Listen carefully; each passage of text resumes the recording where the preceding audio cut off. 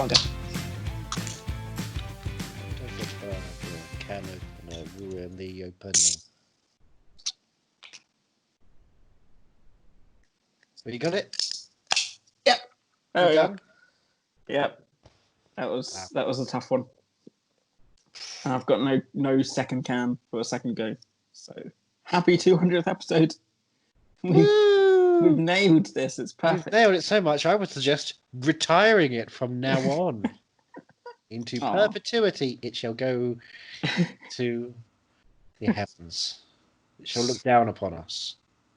Oh, The other side. You know, I'll take that. I will retire it if you'd like after 200 episodes. That sounds please like come in to take it away. That sounds like a good time to retire it. I mean, it would have been a good time to retire it some 100-odd episodes ago. Oh, God, no. Oh, gosh, yeah. Happy episode 200. Happy episode 200. My name is Andrew Jones, and back in the time when there were cinemas, I was a cinemaphile. I am Johnny Ellis, and in all times, in all pandemics, I am movie mad. Are you movie mad, despite any occasion? I am indeed movie mad. Well, that's good, because it's the name of the podcast in which I posit to you that your movie mad credentials are a little bit on the offside, because you, perhaps, haven't seen all the films that you should have seen by now. And one film we should have seen by now is this week's film. In the Heights. If only. But the world was not wide enough for us to be socially distant and then go and see a film. So instead, we have to stay home, stay alert, and wear a mask. I'll put mine on right now. Hello there! What's going on? I mean, how... the shadows? Because that was our plan, to celebrate 200 episodes with you're going to watch The Dark Knight Rises, yes? With In the Heights. But it's a 2-hour, 40-minute production. What are we going to do instead of that? In it, I presume. I didn't see the whole film. There's a lovely, lovely voice. So, Dark Knight Rises is basically this film on steroids. The summer was on steroids. And to me, it was just boring. You sound Welsh. Steroids? It was on steroids. It's okay to be afraid. Whether I took the mask or not. Hello. Go on an adventure. Hello, Bruce. I wonder if Andrew's even still there. Oh, it's just me. Doolittle. From the beloved film Doolittle, which made a lot more money than you made me imagine. Did you ever see Doolittle? Oh, I was in it. I lived it. Did you see Doolittle? No. Apparently I gave a dragon an enema. What? A dragon an enema. Sorry, you heard me right. Time. A dragon an enema. Because I'm Welsh, I have to slay the dragon, and why not do it in the most Welsh way, sticking up the bum? Right, of course. A jacksie. Sure. Yep. Went down to Swansea, if you will. Taking up the bridge end. I have no idea where to go with this. Shoving up Port Talbot. All the way up to Snowdonia. Is there going to be a sequel? Was that Yes. Was that set up? How was it set up? It ends with me looking at the camera and go, I should change my name from Doolittle to Doolottle. Oh my God. And I become an axolotl. I've got cute eyes and a smiley face. Is the sequel going to be called... Sheen when he's in quarantine? Because the first one was called Doolittle, right? Yes. So is the sequel going to be called Dr. Doolittle? And I do not get my doctorate anymore. Really? I am unlicensed. Okay. Cannot be. I was going to say disbarred, but what's the disparaging nature of the doctor? Struck off. Struck off. Yes, beef struck off. Now, what's wrong with a little bit of Doolittle? Everything. What's wrong with a little bit of axolotl? Put Doolittle and Axolotl together, you get the sequel. Okay.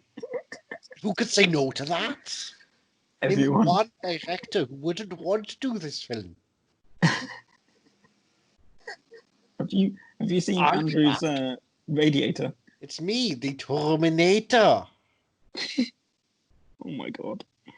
You'll be back. It's me, King George. Dragon Slayer. Have you seen Andrew's Radiator? I don't need a radiator. I've got a massive sweater. I did it myself. A crampen wemden crampen wem. The long run crampen wapen sna. That's Welsh for woolen sweater, you betcha. I The think you should rhymes are still have better a, in English, I but think they you look should better in Welsh. please have a look at the Radiator. Okay, let me just pop it open. Oh, hello! Now step Can't really- inside. I can only talk to animals. I can't talk to humans. I have to go inside. Yes. It's okay please. to be scared. Goodness. Andrew, hey, what's this week's film? We're not watching a film this week. We're not watching a film. documented piece of art. We are indeed. It's a It's shame not we're a book not. right now. We're just celebrating the fact that we've done 200 episodes, so we We can have sit. indeed. We don't even need to watch a film this week. We can just do nothing. I've been waiting to watch this film. We need to watch a film this week. Yeah, nah. I'll tell you what we can watch. We can watch. You like Tarantino. We can watch Once Upon a Time in Hollywood. I've never you seen that one. You like musicals, right? I do like We can musicals. watch Mamma Mia, Here We Go Again. Why don't We we hit that? could. These We should iconic do- milestones. We should just do that every 100 episodes. Mamma Mia, here we go again. I mean, it's on Netflix now, so everyone has no excuse to It is indeed. share with one another. Both are on Netflix, so you can double bill it. Yeah, one of them's on Netflix, and then one of them doesn't exist. Just doesn't not there. How do you feel? We've made it this far. 4 years. It's strange to imagine, isn't it? It feels like only yesterday that That was an episode we did last year.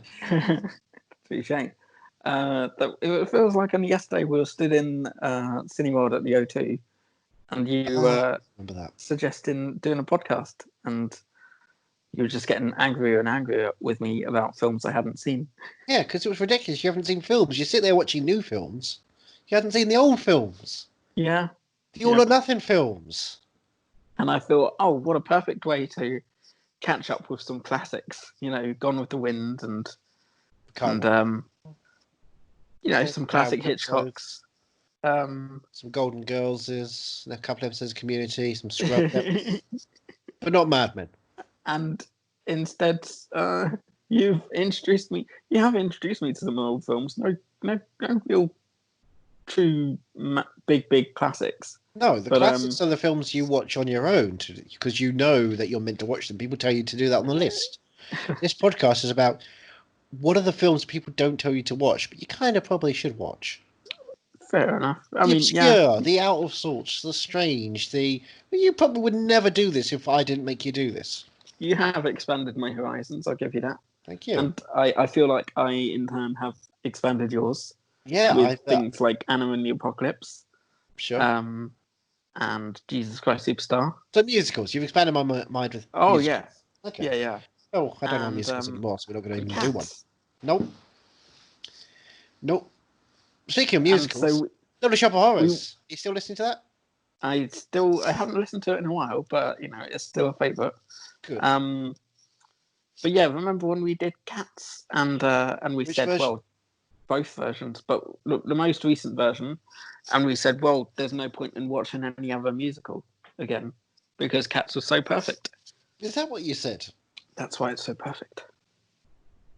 Yeah. Why are we that's bringing what the other you said. iconic Cats movie 9 Lives into this? That's what you said. You said, that was the best musical you'd ever seen. Yeah, because I was watching Hamilton on my phone. That's the best way to watch it. I believe so. And at that point, of course, it was just, someone live streaming a quick production they were doing at home. I think it was It was Lin-Manuel Miranda, weirdly. He was breaking down other people's homes when he could hear the music and saying, look, there's an 8-year-old trying to do the whole song. I think it was Pence recording it, you know. I don't understand. I can't remember his Penny. first name. Mickey Penny. Pennywise. What if it was Pennywise? Well, it was Pennywise. We know that. Do we? It was Pennywise, yeah. Do we? Is Yeah, it yeah, and Pennywise the same thing? Yeah. What is it? What would it turn into for you? For me, I imagine it would probably be a dog. What does that mean? Would it turn into? Well, it's like a you know, boggart in Harry Potter. Yeah. It turns into your biggest fear. What's my biggest fear is what you're asking me.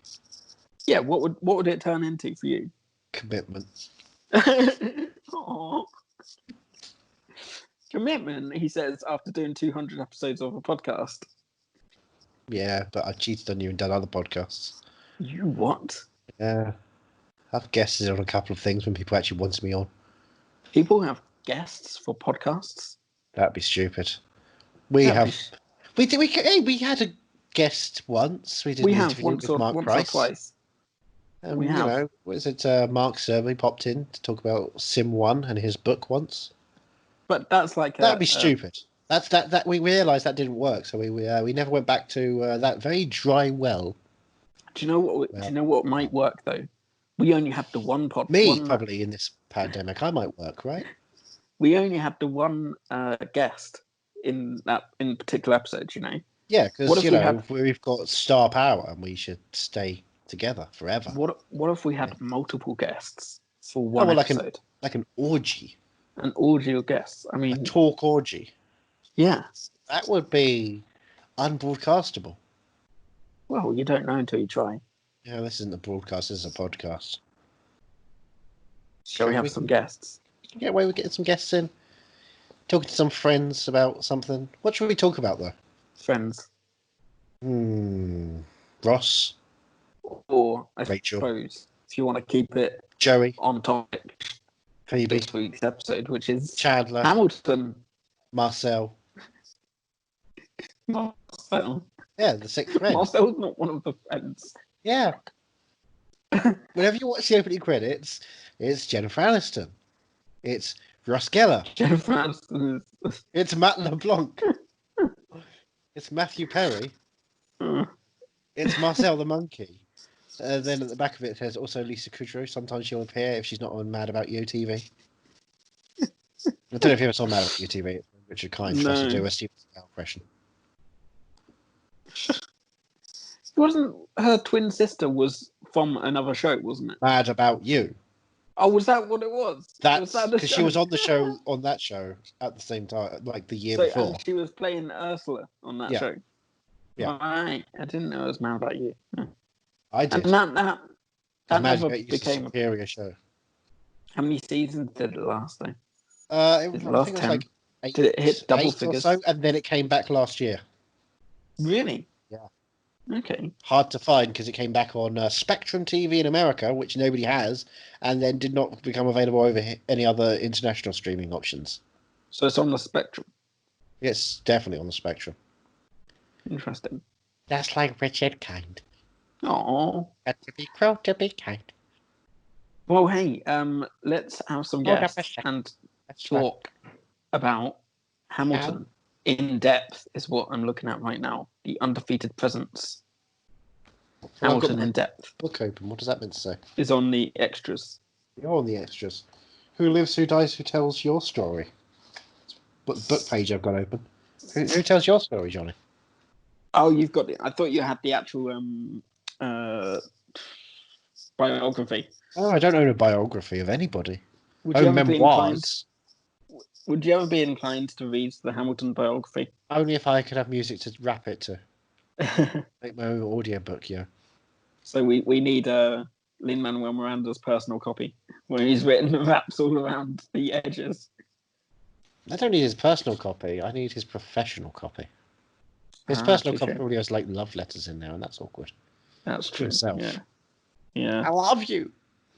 I love rumors. Lin-Manuel Miranda's the one in Big Eyes, right? Yeah, Big Eyes Battle Angel. I mean, I'm not going to be able to watch those now without thinking of him in them now. Of course not. Because he's in there. That's kind Now, of the important part. how do you feel about the fact that I we're feel going to be pretty watching? sad right now because I'm not here with you, feeling you right now. That's true. But Oh. how do you feel about the fact that we're watching Hamilton at home and not in a cinema? Because on the one hand, we're seeing it a year and a half early. But also, you know, we've seen it year and two halves ago or whatever. So it's not the same. But would you, if you had the option, if someone came up to you right now and said, "Look, you can watch it now. We can make it available right now for you, and everyone else, or we'll release it in cinema next year in October as we plan to, and it won't be available anywhere for anyone." Which option would you take? Would you be willing to wait for it? Well, I've been willing to wait for it. I've been willing to wait for it. Wait for it. Because I'd like to have like the communal event. I'd like to hang out with people. I'd like to hold people's hands. Do you think we'll ever get a chance to see it in the cinema? Yeah, I think you've had plenty of chance to see it in the cinema. Yeah. 200 episodes and it's still... Still, you threw it in my face. It still never becomes not funny. Yep, it's like Jimmy Pardo. It is never not funny. Do you want to give up talking to each other for a moment and just talk to people who are more interesting than us? Yes, that sounds... Let's get some friends in here. Let's have a bit of a party. It's episode 200. It really is. There's too many episodes by 195, I'd say. 5 is a good limit for a podcast. A small run. A series. Yeah. And then Christmas bonus. Well, open that radiator and let's get some guests. They're in the radiator, right? Right, well, we're here with Mark Searby, who is the only person who's actually been on an episode before. So you're kind of a returning guest in a way. Well, I mean, I don't want to say that I'm part of the fabric, but it certainly smells like I am part of the fabric. So You've kept us going for 200 episodes. Let's face that. That's the fact here. I'm pleased to be back, gents. Thank you for having me. What have you been doing in your time? What everybody else has been doing with their time, trying to finish Netflix, trying to finish Amazon Prime. Well, I mean, last time you were here with a book about Al Pacino. Yes, that's true. You haven't written another book, have you? Well, I had. Yeah, sorry. Why would you do that? I know, it was ridiculous. Like I hadn't punished myself enough by writing 600 and something pages about Al Pacino. I decided to write 200 and something pages about Rick Mail. But, different people, different generations. This very one much akin to each other, though. Yeah, I guess so. Maybe. I don't know anymore. I have no idea. It all blurs. I feel like Drop Dead Fred is basically the Dog Day Afternoon of its generation. Huh. That's interesting. It's good to use that now. Yeah, do you know what? I am going to use that. Yes, absolutely. Great. Just edit that out of the podcast so then we know that I said it first. Okay. Yeah, do you know what? That's interesting, actually. That is an interesting thought. Yeah, I mean, both of them really deal with a lot of issues that are, more than important in the modern era and weren't at that time. So yes, well done, Andrew. You should write a book on these things. Oh, I should bridge your books together. It may take you a while. Maybe instead I'll just write a musical about it. That's how people get the information out now. Yes, musicals. Musicals. Johnny, you like musicals? I am. I'm a big fan of musicals. That's good. Yeah. Mark, do you like musicals? That's before he starts talking about cats. Do you like musicals? Do you know, it's interesting because obviously you asked me about this the other week, saying, can you come on and talk about musicals? And I'm like, I don't know if I'm a huge musicals fan or not. I enjoy... Yeah. Right, there we go then. That was the end of me being on here for a second time. Never mind. I will say that there are... The musicals that I enjoy, I actually really enjoy. There's no middle ground for me, I don't think. Sure. You don't have like one or two songs of something you kind of appreciate, and then the rest you can give and take. Musicals. Yeah, there's a couple of musicals that like The Sound of Music. I'll be like, yeah, it's on. I can live with it. I can live without it. It's no problem. But my musical taste certainly veers between, oh, it's amazing, I want to be part of this musical, to I absolutely detest all of these people singing. I hope they burn. in a fiery cabaret grave or something, you know. Ooh, wow, that is yeah. nuclear. Yeah, so you know that's mine, but Jonathan's probably completely different to me, which is great. I'm wondering which ones you hate. Yeah, which ones do you? What are the DEFCON 1 musicals to you? I'm scared to ask. La La Land, I absolutely adore. Okay. Oh, the other way around. I absolutely adore that. You just moonlit us. Yeah, sorry, I just absolutely adore that film. Demon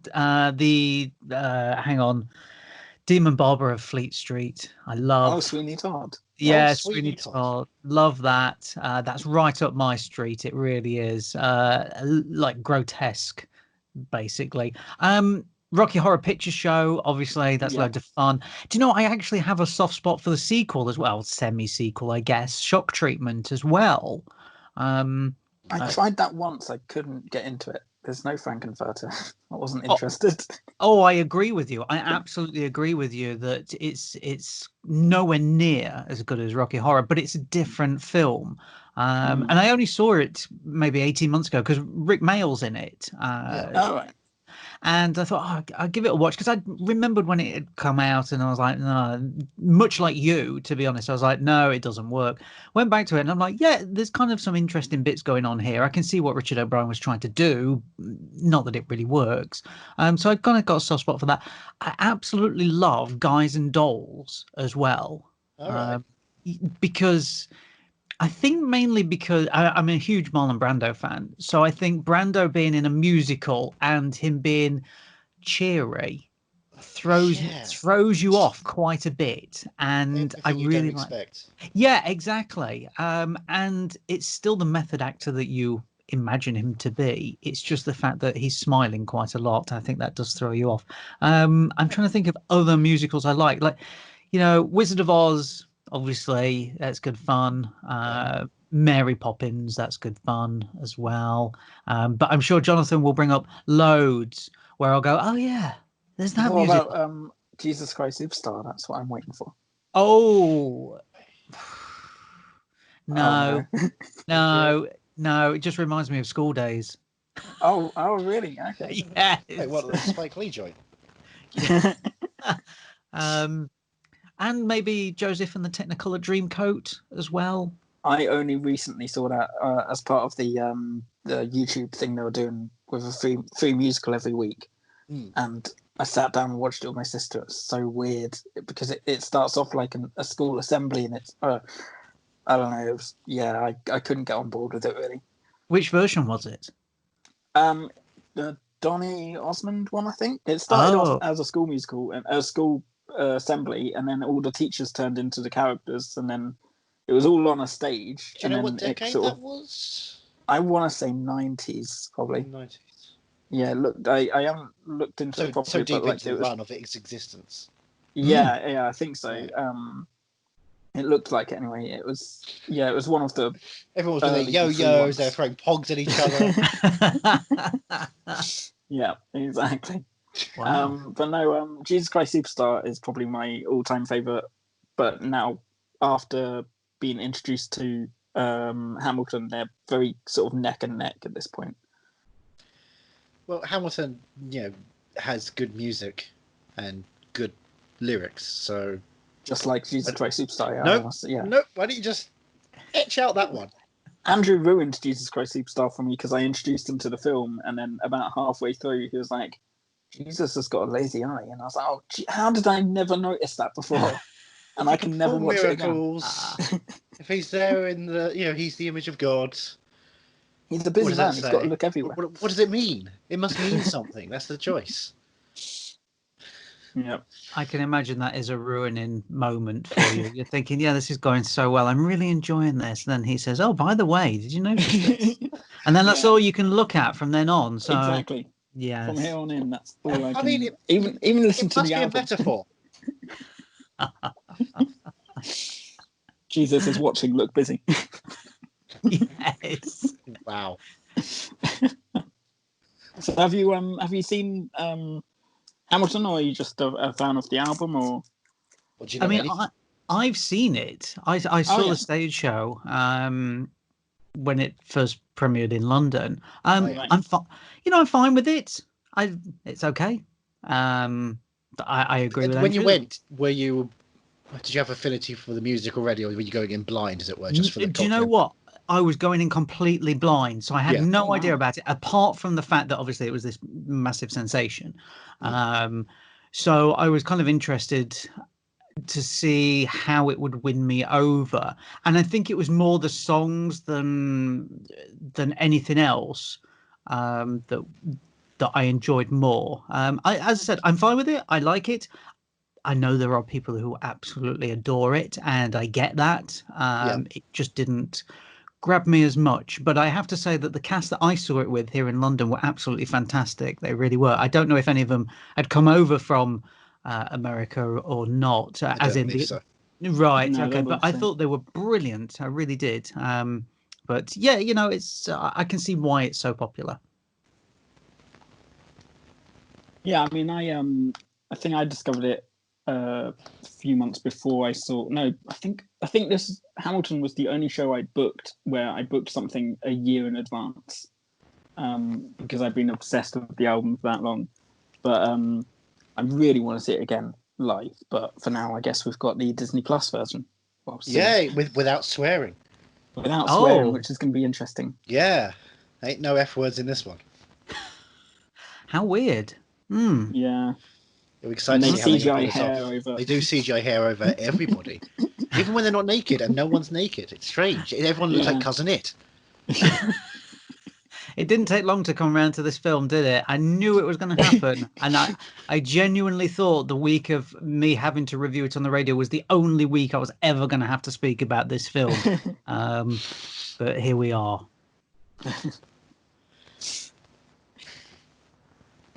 Nobody knows what to say about it, do they? This is the problem. What do you say about Cats? I mean, we've managed to fill up 2 regular episodes about that. Right. Okay. And then a commentary on the film about that. And Johnny won't stop bringing it up, and I try just. I would defend Cats to its dying day. And hopefully it will die 9 times soon. Oh wow! Blimey. I mean, I've seen Cats live. Me and my sister were obsessed with the videotape of it back in the day. I agree that the CGI hair is a bit digital fur dodgy. Technology. Sorry, do apologise. Thank you. It would have been so much better if they just used the costumes that they use in the stage play. That looked better.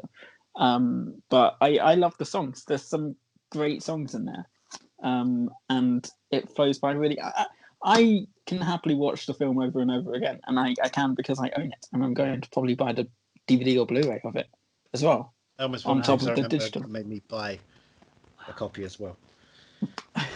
So I own it, and I can watch it again and again. You know what I do? I claw my eyes out instead. Much easier.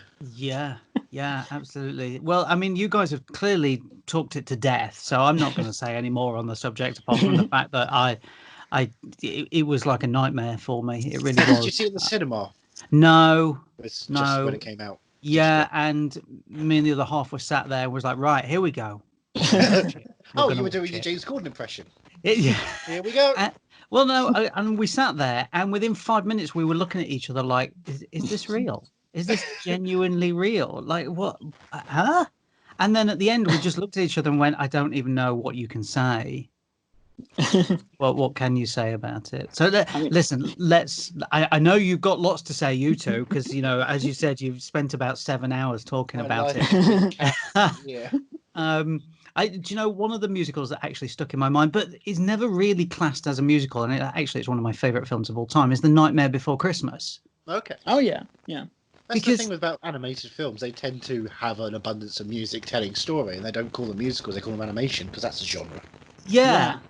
Disney obviously are great at that, because you go to see most Disney animated movies and they've got singing in them, but you don't think of them as musicals, because Disney have this great knack of doing a musical, but it doesn't feel like it's a musical. They're actually telling you the story through singing, but the way that they do the singing is it doesn't feel like they're projecting it. Even something like Princess and the Frog, which obviously has got some Yeah, I completely agree with you, Andrew. I watched it again about 3 weeks ago. Incredible film.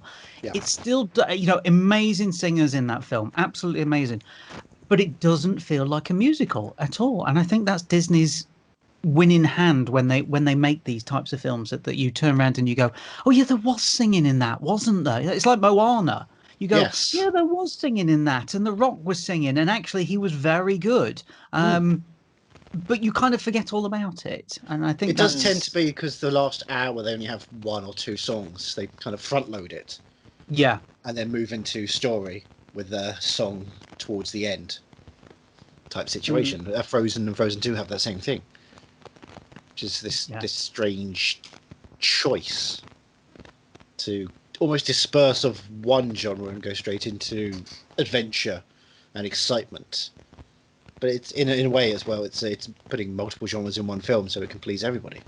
And Disney are great at it. It's their blueprint. That's the thing. You think about all of the people who have sort of done that. Certainly, animation studios as well. DreamWorks do it to a certain degree. They do it pretty well, but DreamWorks really take popular music that's already out there and get the voice actors to sing that anyway. Yeah, that's what I was like. The end. They kind of started. With the Prince of Egypt, they were right. We want to do a big musical animated epic. Fine. Yeah. And that didn't do so well. I mean, it did well enough. They've now got a musical that can't play anymore. Yeah. Hooray for the virus. But yeah, after that they got scared and they wanted to be away from Disney. It was Katzenberg's initiative to try and be as anti-Disney as possible. And then you get the Trolls films, which are there. Yeah, I mean, you saying Katzenberg wanted to be anti-Disney, and that's very prominent in Shrek, because all of that is shots fired at Disney. And to be honest, it works. It really works because it is the anti-fairy tale film that actually is a fairy tale film. They've just gone, you remember the really gorgeous princess that's in the tower? Well, actually, we're going to replace her, and it's going to be a really ugly thing that it's disgusting, but actually it's still got the same storyline. Emotional resonance to the characters because the characters are different. Yeah, I just they had it. They really had it. And I think they still do have it, but I think the fact that they use modern pieces of music. Well, I want to say modern, but that's wrong because they've used classic music as well. Yeah, but slightly more contemporary choices most of the time. Which drag you into a certain mindset of modernity as opposed to a timelessness. Yeah, it's a shame because there are times where I'm like, they could really do something here. I think How about Train Your Dragon films avoid that entirely, and that's why they'll live on in a certain way. Yeah, Kung Fu Pandas as well. Yes, that's true. Actually, yeah. I think about the fact that who's the Australian comedian who plays the piano, and I'm trying to think of his name. Tim Minchin. Tim Minchin, thank you. Yes, who was going to make this film, wasn't he? He was going to make this big musical, and it got binned off at the last minute, basically, and he'd spent years doing it. And I think, that's the type of forward thinking that some studios should have to get somebody in like that, somebody who's good fun, knows how to write lyrics, like Lin-Manuel Miranda. That's what they were looking for. And then to turn around and go, no, sorry, we're not going to do it. We're actually going to get Smash Mouth back again. That was why such not? a shame. I'd been looking forward so much to that because he did his last big sort of arena tour and then went off to LA to do that. And I hadn't really heard of him except for Groundhog Day. He did wrote the musical for that and did Matilda, but he hadn't performed or anything. But he did a tour last year, and it was called Back, and it was just sort of mainly his old familiar songs with a couple pepped in. He's got one about leaving LA, which is kind of heartbreaking, but it angered me that I was kind of happy to be patient and wait for new Tim Minchin stuff if it was going to be in the form of a film and more music and stuff, but then for them to just bin it. This special Back, was it also 20 minutes of David Mitchell and Robert Webb kind of angling around a pub and not doing anything funny? Alas, no. Yeah, it's the fact that he had all of these songs, and they've done most of the animation as well. Jesus. And not actually put it all together, but they've got the sketches and everything, concept art. Yeah. Flashbacks, I assume. Yeah, and for him as well to put all that time into it, and as we know, he's a great musician in his own right anyway.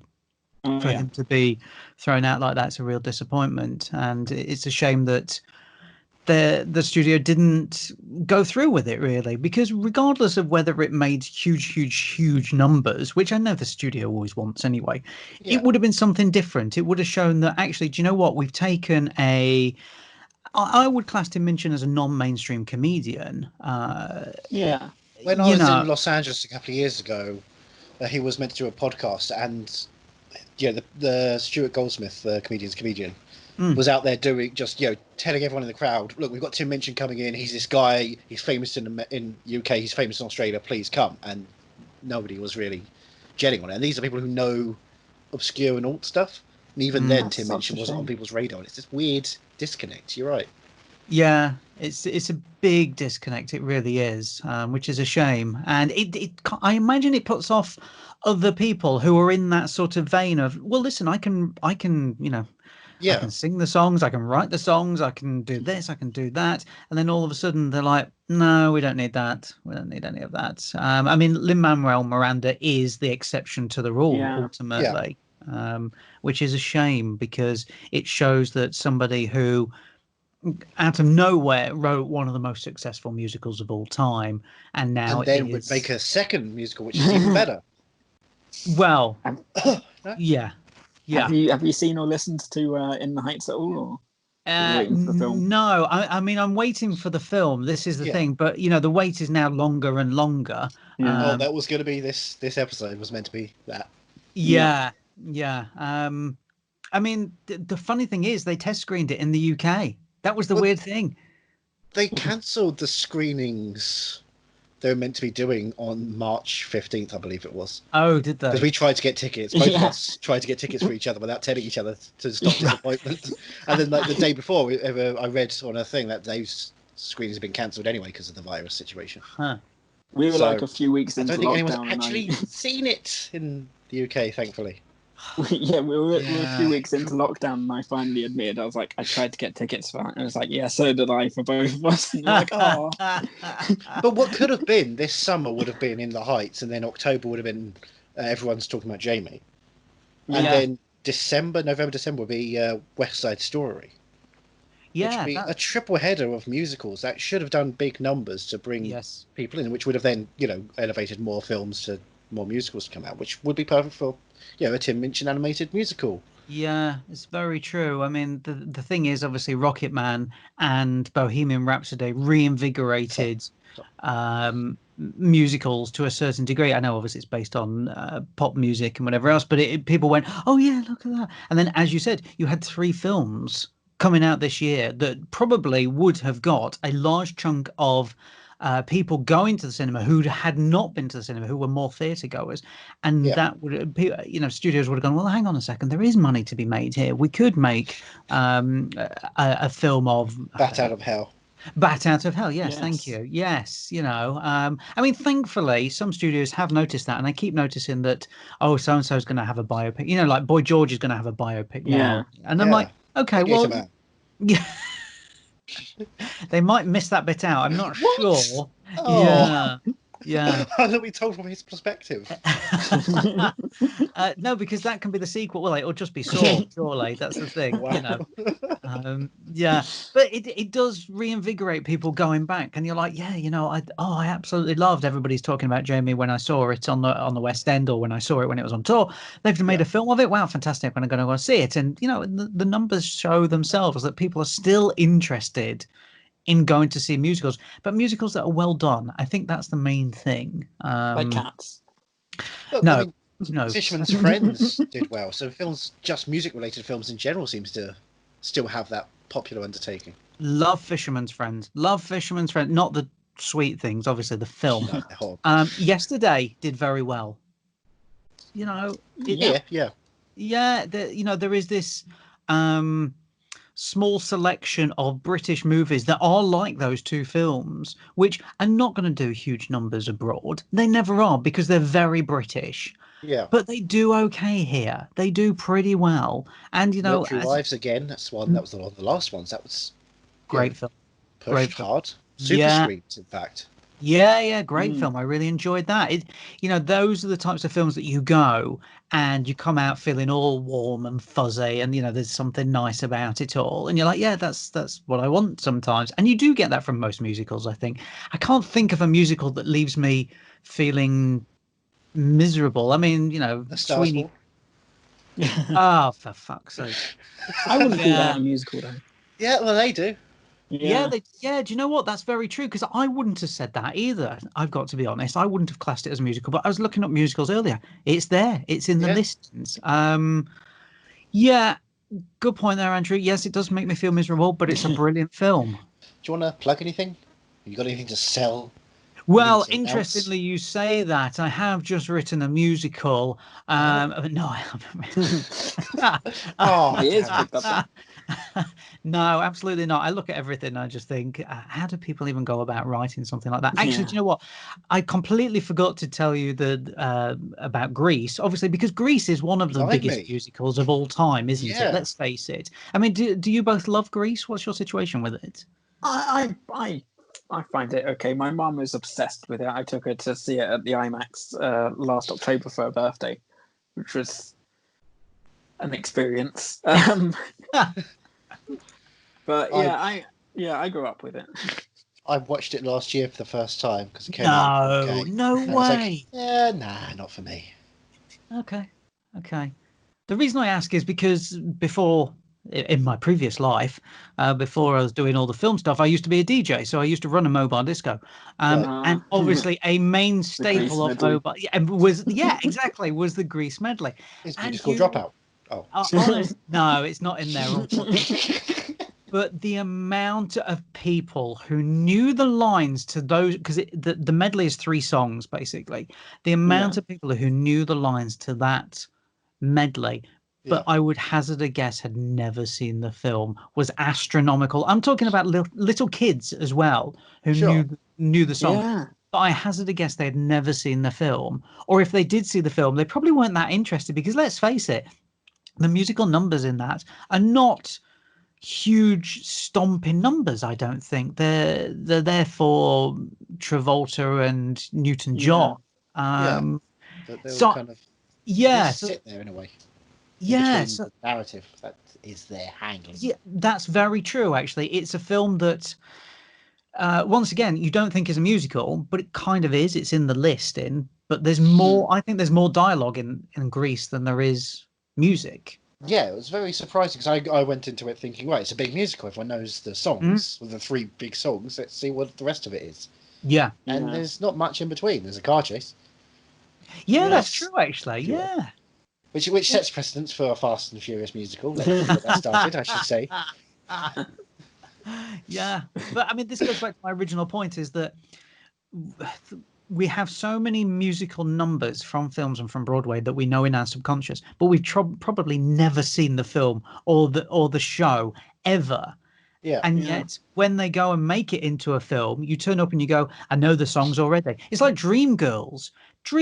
I've never seen the stage show. I went and saw the film with Eddie Murphy, but I already knew. Oh, really? How was he?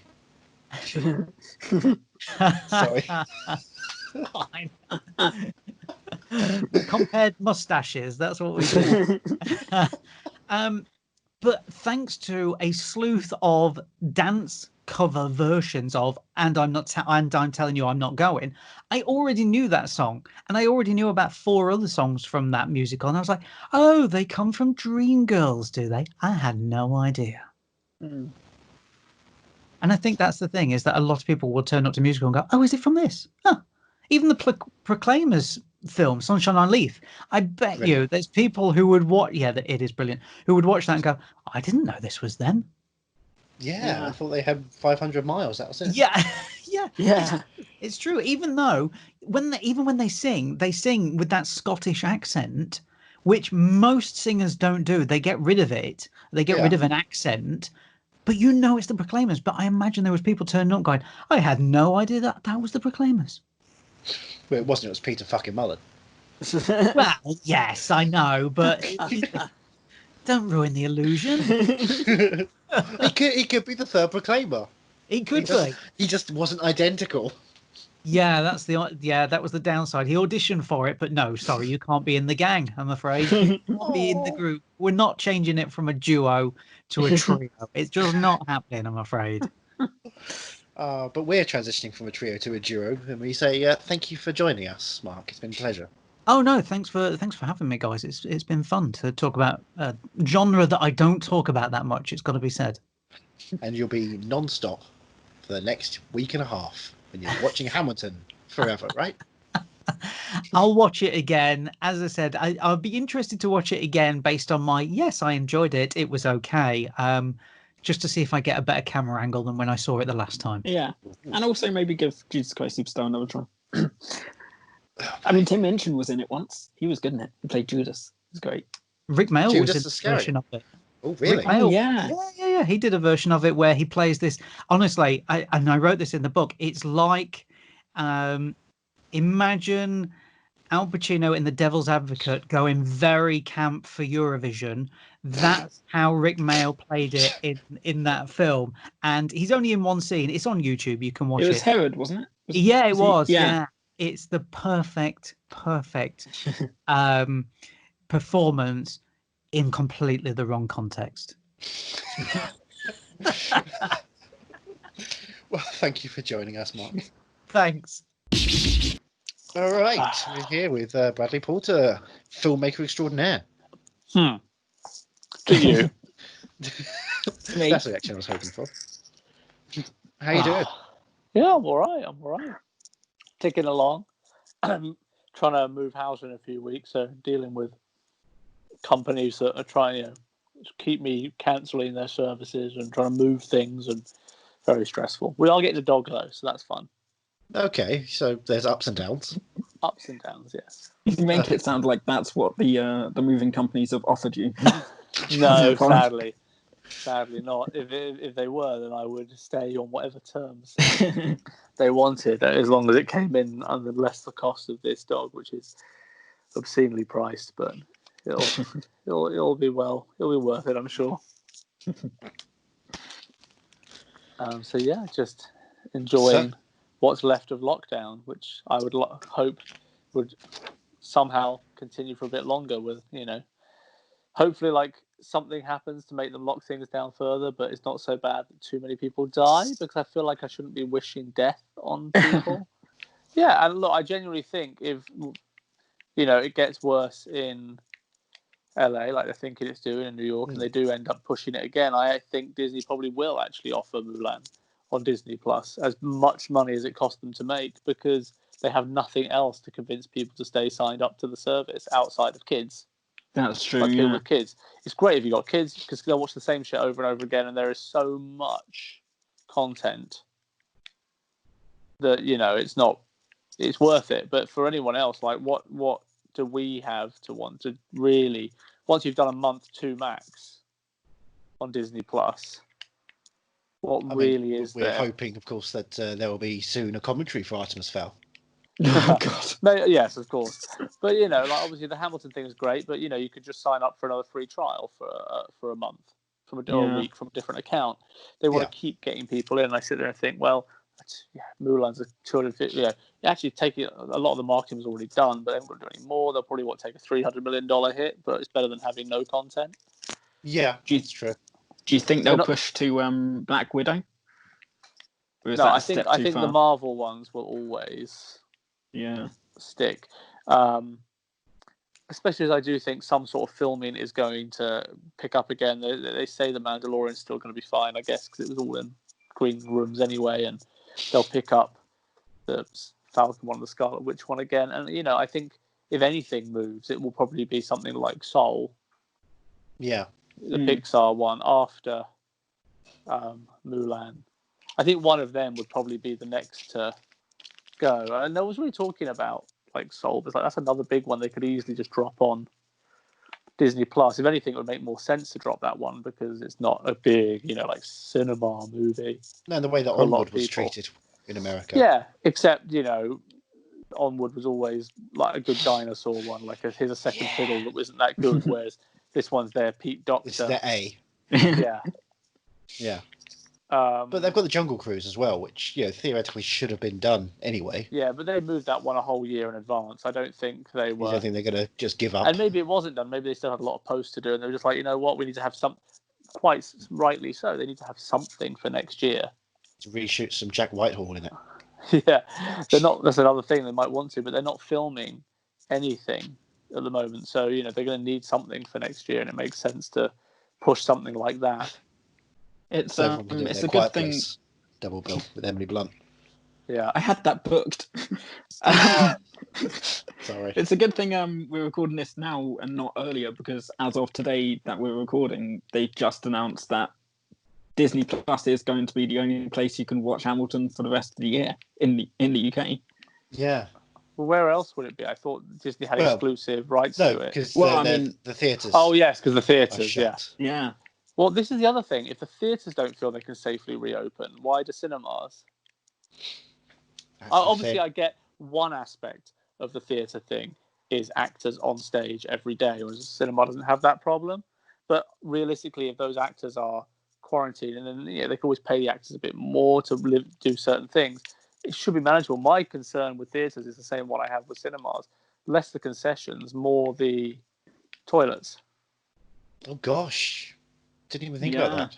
Like my friend Rob, he. I probably shouldn't have used his name, but it's too late now. He has proper small bladder. He goes to this. No matter how much he loves cinema, he will go to the cinema at least twice in a film, and that's a 90-minute film. I can't imagine him. I know I get fed up going to the cinema with him and having to always sit on aisle seats. But he, there are people like that. There are people with Crohn's, like there are people with other things. People who just have a small bladder, and cinema toilets are designed for animals at the best of times. So, I'm trying to think of a good analogy, but you're basically taking something that's designed for people to be like a tin of sardines. Yeah. You're asking them to somehow spread out in there, and not like spread out like they're doing Soho toilets, but spread out normally. And if you put people into Tenet, which, let's face it, there's no way that film's under 2.5 hours long. And there's no way they're going to cut back on their advertising. They're going to need that money, especially. Cinemas aren't going to cut back on cinema advertising. No. So you're looking 3 hours in there, and they're selling the drinks, putting into the toilet. How are they going to do that? Yeah, I saw an FAQ for Cineworld when they announced they were coming back on the 10th. Yeah. Which maybe they have, or they haven't. Who knows at this point? But they said that all their snacks are still going to be available. It's like, well, that's I don't really want to be eating the hot dogs. It's been a while since I've. It's been a while since I worked in a cinema. I really looked into it, but as far as I am aware, it used to be that cinemas would take 10%, about 7-10% of a ticket gross. Yeah. And. Whereas they make all their money pretty much from concessions, and the terms have probably got worse from theatres, from distributors. So that's the thing; they can't not from there, otherwise they won't survive. So it's that thing. It's like masks, but only if you're only in the lobby. Yeah, it's in the lobby, not in the screen, not while you're eating. And it's the same thing with the toys. People are going to need to go. And it sounds juvenile. People need to shit. People need to go, It's an actual thing. Drain the lizard and all that. Nice. But I think it's a disaster waiting to happen. And again, it's fine if you weren't actually selling blockbusters, but things that aren't going to get a huge audience. But opening it up without the possibility of audience is also redundant in its own way. No, but there will be audience. I think it's accepting that a film like Mulan will be worse probably than a Tenet, actually, because you've got so many kids. Yes. But they're going to want to go see these films. They're going to want to do, at least if you open your St. Maud's or the things that's on older films like they think, and ease people back into it, which allows the cinema to get more comfortable with the new restrictions. Yeah. but also allows people, you're probably only going to deal with like 10, 20 people max in a screen each time, but it is going to be a huge problem. And I think the theatres more so. I mean, we've all been to London theatres. Yeah, all of us listening. Yeah. Well, I'm sure, if not, most theatres have toilet problems anyway. Mm-hmm. I mean, I hate going to the theatre and thinking I'm going to have to go to the toilet at some point just for the hassle of it. So I think that's a big thing. It all feels so stupid. I get why people in my industry are so keen to go back to work. You know, there isn't so many of people in film production don't have any income from the government, any support, so they're literally earning nothing. Can't get universal credit because their savings are too high. Can't earn anything. And yes, people earn a lot in film, but they also live within those means. So you can't suddenly say, "Oh, well, you earn loads. You should be." It's like, well, it doesn't work that way. When you got like friends, a couple of kids. My friend's a director, but he's only done like 2 features. One very small, one that did okay. He's got 2 kids. His wife's a production designer. None of them can bring in any money. He only made a small amount off his last film because he was relatively new. They don't have savings, and they can't get anything. So people do need to go back to work, but at the same time, my old boss phoned me yesterday and was like, about something else. Was like, "Oh, when we all go back, I'll give you a shout." I'm like, "I'm not sure I want to." Like, it feels morally wrong at this point. Very dubious in every step of moral, scientific. Yeah, I have a lot of friends working on Jurassic World Dominion.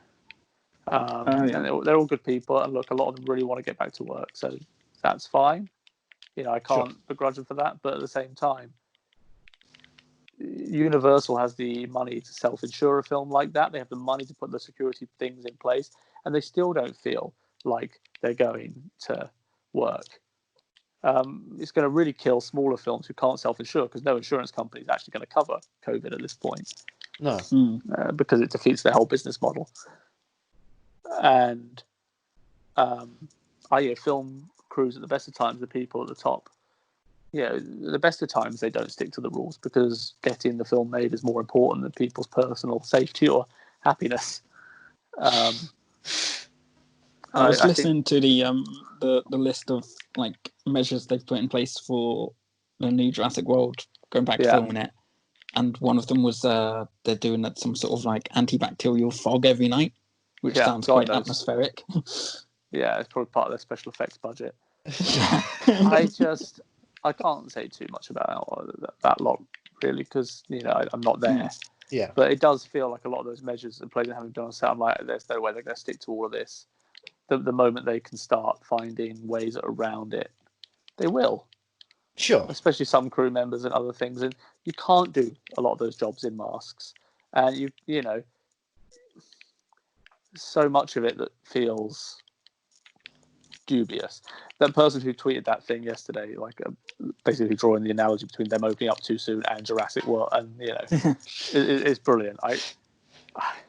I don't know. I think it's not going to be film crews that bring COVID back as anything. It's going to be people at beaches and things like that. But it still doesn't feel right. Do you have anything to plug while you're here? Oh God, no. No, nothing you want anyone to go and see, read about, find you. For my own stuff, it was like, nah. I mean, you can go to my website. What was it? Bradley-porter.com. There are films on there that I made. Andrew likes them. They're good films, upbeat, positive. Yeah, I do. Without wanting to build up too much, I do think when people actually watch them, they don't dislike them. It's just so hard getting people to actually watch them, and I get it. I hate watching short films. I find it. Even when my friends make them and I watch them, you have to be in the mood. But the people whose jobs it is to watch stuff and find people are the ones who don't watch it, and that's frustrating. Yeah, especially when you've been in the industry. I recently watched Miracle on Canary Wharf, and I love that. Oh, cheers! Mainly because I'm an Inglourious Basterds fan, and Denny. Yeah, he was great. Yeah. I love Denny. I need to speak to him actually. I haven't spoken to him in a few months. But but that's it. Like it is frustrating. You've been in the industry for 10 years and you feel like you still can't get anyone to watch anything.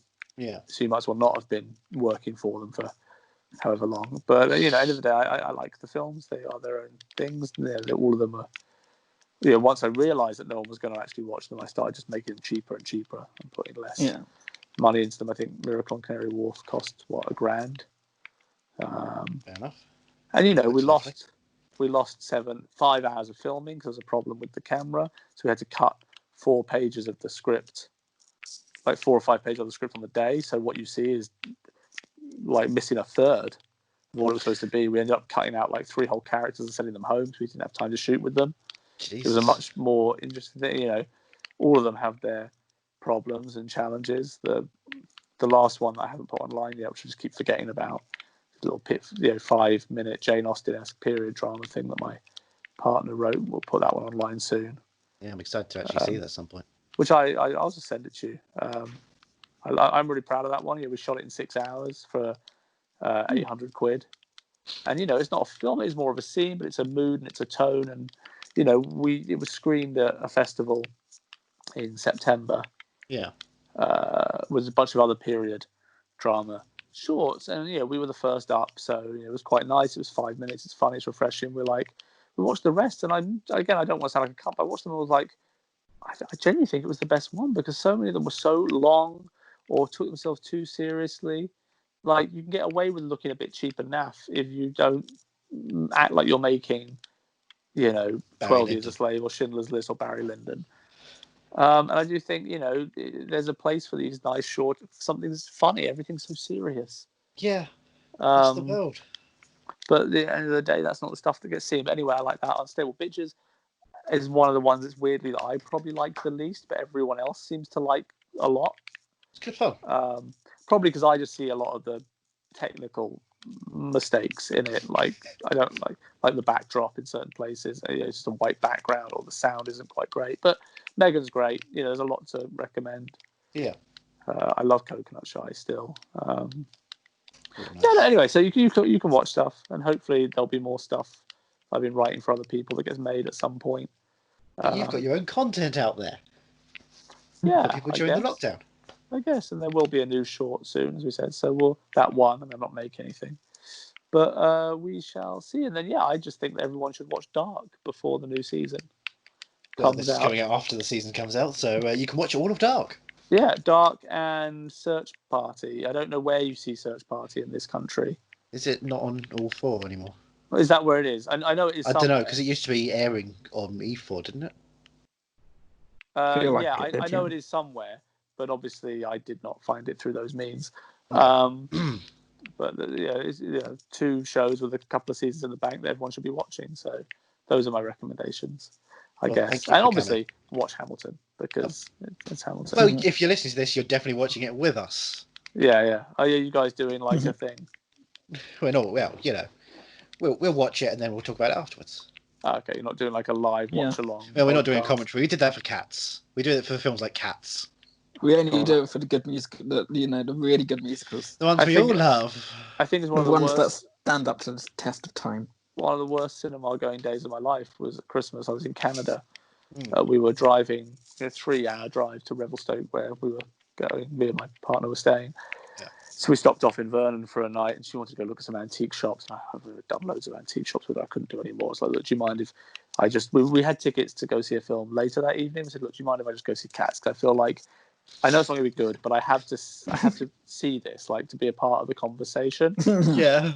And she was like, no, that's fine. So we saw Cats, and it was obviously... I sat there and thought, one of the most incompetent things I've ever seen in my life. And I would defend that film to the end of my days. Yeah, but it's not lazy. This is the thing. I got into an argument with someone the other day who said The Five Bloods was like lazy filmmaking. I was like, in what world is it lazy? In what way can you say that Spike Lee isn't engaged with that film? Like, Cats isn't lazy. Like, Antoine Fuqua, that's a lazy director. Sure. Yeah. Or you feel like they're not really engaged, they're just going through the motions, they're just making stuff. And that's the one thing about Cats, it's not lazy. Choices were made they were going for something. But then to Yes. follow that up with the film we had tickets for, which was The Rise of Skywalker. Mm-hmm. So that was probably one of the worst double bills of my life. Oh yeah. In a small cinema in Canada. The only one I think that comes close was I just shot my first short film. It was 2011, so nine years ago. Pretty much this week, actually, 9 years ago this week. And Congratulations. it was a hellish shoot. We were shooting on film. It was pissing down with rain. We had it lightly. Everything was going wrong. I was so exhausted. I hadn't gone to cinema in ages. I'd been prepping it. I was like, right, I'm just going to go to cinema. I'm going to sit in the cinema for a day. And I watched Bad Teacher, which I hated. And then I thought, okay, well, the next one can't be that bad. And I went to see Green Lantern. Yeah. And I walked out of that one. It was just like such a bad double bill. No. I mean, I've had bad double bills at the London Film Festival, but it's a different kind of bad. Yeah. So yeah, Cats, man. Yeah. It all comes back to Cats in the It end. always comes back. Every musical leads to Cats. I mean, that's the thing. Like, and again, but even in Cats, there's stuff to recommend. Like, even though it's smothered behind all that ugly CGI and other things, there's some great dance work in there. And Yes. I get the feeling that Tom Hooper might be hindered by what footage was rendered. But if he, there are bits in there which shows, he does actually know how to shoot some of these dance numbers. But it's just. But the thing is, it's like everyone knew that Cats was bad. Cats was never going to be good. I watched the 6 Degrees of Separation recently. I'd never seen it before, the one with Will Smith. Yeah. And the whole running joke in that is them all talking about how why would anyone make a film of cats? It's a terrible idea. And of course, one of the people making those jokes is Ian McKellen. in it. And it's true. It's like, because Cats isn't a film. No. Like, Experience. I would actually like making Starlight Express would make more sense, and that's a weird piece of shit. But at least it has a story. Or making Joseph and the Amazing Technicolor Dreamcoat, which when I was a kid I thought was really deep and profound, and then when I watched it again as an adult, I was like, oh my god, this is the dumbest thing, and it's a pantomime, Yeah. But at least there's something going on there. But Cats isn't anything. I don't know why anyone thought it was a good idea. Yeah, Johnny. And look, there's a lot. I'm going to of watch talk Cats instead of Dark tonight. There's a lot of talk about, like obviously it was Leia Michelle this week's been called out for being like a prick, which everyone's known for years. But Tom Hooper's another one of those people. Everyone knows he's awful. Yeah. And yet he keeps getting work, and he will keep getting work, especially if he pulls a Joe Wright after The Soloist and Pangos does another period drama. He'll get the work, and he is a good director, but he's also an awful. Great. But he's also an awful human being, and awful human beings, as far as I'm concerned, shouldn't get another go. Sure. So it's nice to see him humbled in that way, but he shouldn't get another go. Just like Bryan Singer shouldn't get another go for raping children. Definitely not. I turned down so many jobs on Bohemian Rhapsody at the time. People get phones like, no, because I don't want to work for a child molester. Yeah. Like, I don't know how you can. There are other films being made. You can take jobs, and even now, if someone comes up to me and talks about how they worked, and I said, how did you feel working for a rapist of young boys? Thank you. And they get really uncomfortable, and it's great for me. You might not make all the money, but you have the high ground. Well, I do think, I make films because I like making films, and I really like to work with people I admire and respect, and I wouldn't work for those people. I mean, the film was always a bit of a hollow cash grab anyway. I didn't like the idea of working on a biopic where the person you were making the biopic about was involved. Yeah. I did at one point accept a job on Rocket Man that fell through when it got delayed, but having spoken to Dexter, and I was like, it feels like Elton's going to be pretty hands off, and I like the script. But with Bohemian Rhapsody, having been involved with people who had been involved with the earlier iterations, the ones when it was Tom Hooper directing with Sacha Baron Cohen and Dexter when he was going to do it originally, and hearing all the horror stories about what Brian May and the other one, Roger something, were doing, I already knew that this was not going to be. It was always going to be DOA in that. It was always going to be compromised in that sense. But it's just like. So I think life's too short to work for awful people. And I do think it's a bit of a shame how many people.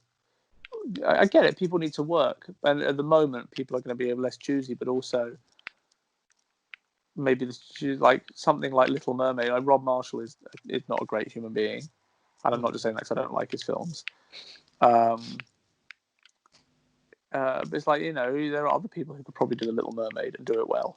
Yeah. Mm. Or when you see something like, who's that guy who somehow keeps getting to make films? Jeff Wadlow. Sure. Yeah. And you just sit there and go, he hasn't made anything that anyone would consider good. True. Memoirs of an International Assassin. Yeah, is that him? I know he did that. Yeah. A couple of awful horror films. Sure. And he did Kick-Ass 2, and he did Truth or Dare recently. It's like, why do people keep hiring him? Fancy Island was the other one. Fancy It's Island, like, yes. Under budget, maybe? Yeah, but it's like, okay, the film comes under budget, but it gets bad reviews and they do okay. But it's like, there are other people who could probably bring that in under budget, but make things that get good reviews, or maybe haven't had the opportunity to find out if they get good reviews yet. Yeah, that is a good question. Why keep hiring that dude? Sells it in the room. It's got to be that. But maybe, but it's like, why even let the guy in the room? You've seen his other films. You know what he can't do. But he's made other films, and that gives them safety. They know that he can successfully lead something all the way to the end, even if it's crap. But there are other filmmakers out there who've made good films that aren't working. Yeah, but they're usually women, and that's a problem for most people who. No, I mean, the thing is, you can't make joke reasons as you want. There are actually no legitimate reasons, even if, other than we like this dude. But ultimately, why are they making decisions on who they like and not based on? There are people out there they might like who haven't. Well, you're making, especially the Blumhouse thing, where their films are so cheap anyway. Like, just take more risks. There are so many great horror short filmmakers out there. People doing television, like, take one of them and give them $2 million to go and make Truth or Dare. Yeah. So anyway, I've gone off on a bit of a tangent, but Jeff Wadlow shouldn't be making movies. But we shouldn't all be making movies right now. We should be staying home and watching Hamilton. No, you can make films within your home. My friend Rob did a great little thing on Zoom where he scared the shit out of his friends by going into his attic, and it was very effective. And I've watched a little bit of that thing on iPlayer with David Tennant and Michael Sheen. It's quite amusing. Staged, yeah. That's quite good. And the Mythic. Have you watched Mythic Quest, Andrew? I did a review for Mythic Quest. You can find that on VoDZilla.co. Yeah, I loved Mythic Quest, and that quarantine special they did was fantastic. Within the constraints, it was better episode of television than the Parks and Rec one. Of course, the Parks and Rec one had the emotional impact.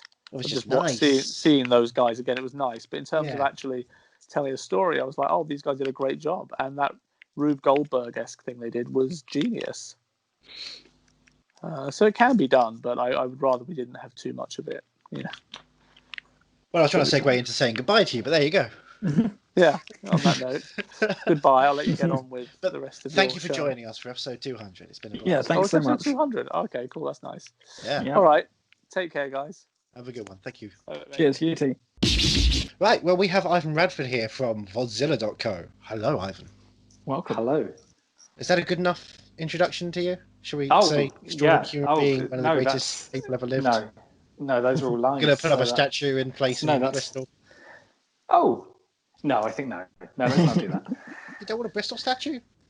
No, I'm okay. You're giving them away. I deserve it. No. They've got an empty space, I'm sure. Yeah, it's waiting. I think the empty space is already an improvement. Can't argue that, I suppose.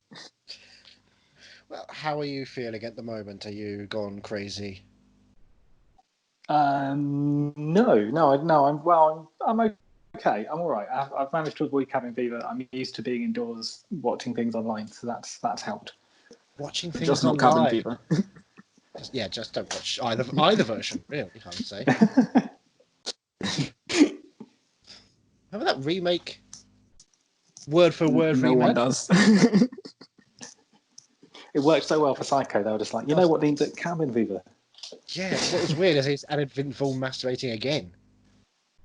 I mean, I haven't seen the remake of Cabin Fever, so I don't know if that's in there. So it could well be in the film. I don't know. Hey, Vince Vaughn's got nothing else to do these days except for work for Mel Gibson. So Hamilton. Yes, It's coming. Hamilton. It's here. Disney Plus. Yes. Do you? I mean, I'm Are still you a Hamill fan? in shock. I am a Hamill fan. Yes, absolutely. Yes. When did you find out about Hamilton? What was your interest to Hamilton? I remember there's a lot of people talking about Hamilton, and then there was definitely a period where you kept singing songs from Hamilton, or at least telling me about songs from Hamilton. No. I remember watching it was some kind of football tournament, if you remember when football tournaments were a thing. And I remember being in a pub between you and Nathanael Smith, a fine man who lives up in Scotland, and you were both on either side of me talking about Hamilton, which you'd both been listening to religiously, repeatedly, and I had not heard any of the songs, and it was it just made me want to see it even more. If anything, I think the fact that you had not heard about it emboldened the both of us to continually annoy you throughout football. To which I was subjugated to the idea of watching football without having prior knowledge that football was involved in our conversation and the evening. So you deserve what you got. It's a fair trade. Yeah. But I avoided listening to any of Hamilton before I saw it on stage. Wow. In case it spoiled the experience of hearing the songs. If it would be like if you saw all of the set pieces from an action movie before you saw the action movie. I didn't want to see the songs from the musical before I saw like watching any trailer for a blockbuster these days. Yeah. So I didn't want to see any of the songs or hear any of the songs before I heard them live for the first time on stage. And when did you see it on stage? Was it the first couple of weeks, or were you? It was. Let's see. It opened in about November, December, didn't it? December. December. Yes. And I booked tickets for January, thinking that we'll go when the tickets are actually available, because they all disappeared as soon as booking opened for November. Yeah, sorry about that. Sorry about that. Yeah. I knew it. So I went in January and figured it would be a good pick me up during a month that's normally a bit glum. Sure. And did it pick you up? I loved it. I thought it was great. I came out on an absolute high. It blew me away. I thought it was amazing. Blew us all away. Thank you for getting there. One of us had to. So, have you gone back to listen to the songs and the recorded version after that?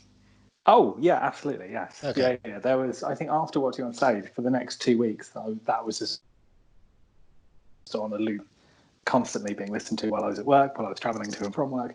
And then since then, I mean, I'm always. It is, and I don't know. I think my last listen to it was probably a couple of months ago, but it's at least once a month it comes out at some point. And it's you brilliant. drop It's quotes fantastic. Whenever you can, in any conversation you can. If I'm in conversation with people who know it and will get it, yeah. Really, you don't do like the me to you, annoying you for years situation. No, and I also live with someone who hasn't ever seen it, so that means that at home I don't. I know. It's a major obstacle in our relationship, but we are working through it. I mean, July 3rd. Yes. So Disney Plus, will that be the way to go about it? I'm very much hoping so. Yes. You're gonna Clockwork Orange it? Oh bloody hell. I don't think you need to. That's what's so good about it. I think in the first song, it was as soon as the first song ended, I saw it with an American friend of mine. As soon as the first song ended, I leaned over to her and I said, "I love this. This is brilliant." And they said, "Where's the step?" But I don't see why, when it comes to Disney Plus, hordes of people won't immediately be drawn into watching it. It's too compelling. I think it's a perfect platform in many ways. Although it would be nice to have it in a cinema and have a communal experience of watching it like you would in the theatre. It's also just having it accessible out there is such a powerful, valuable thing as a piece of the only other as a piece of culture is the complete cut version, because this will be cut. There will not be Southern motherfucking Republican Democrats. No. Okay. Yes. Sure, I can see why they would. there'll be hair to cover I can see why they would do Miranda's that. butt. Yeah. You know, it's Disney Plus. The question is, does Bastard I wonder get if so easily? Son of a whore. These are things. Where does Disney draw the line? We have to find out.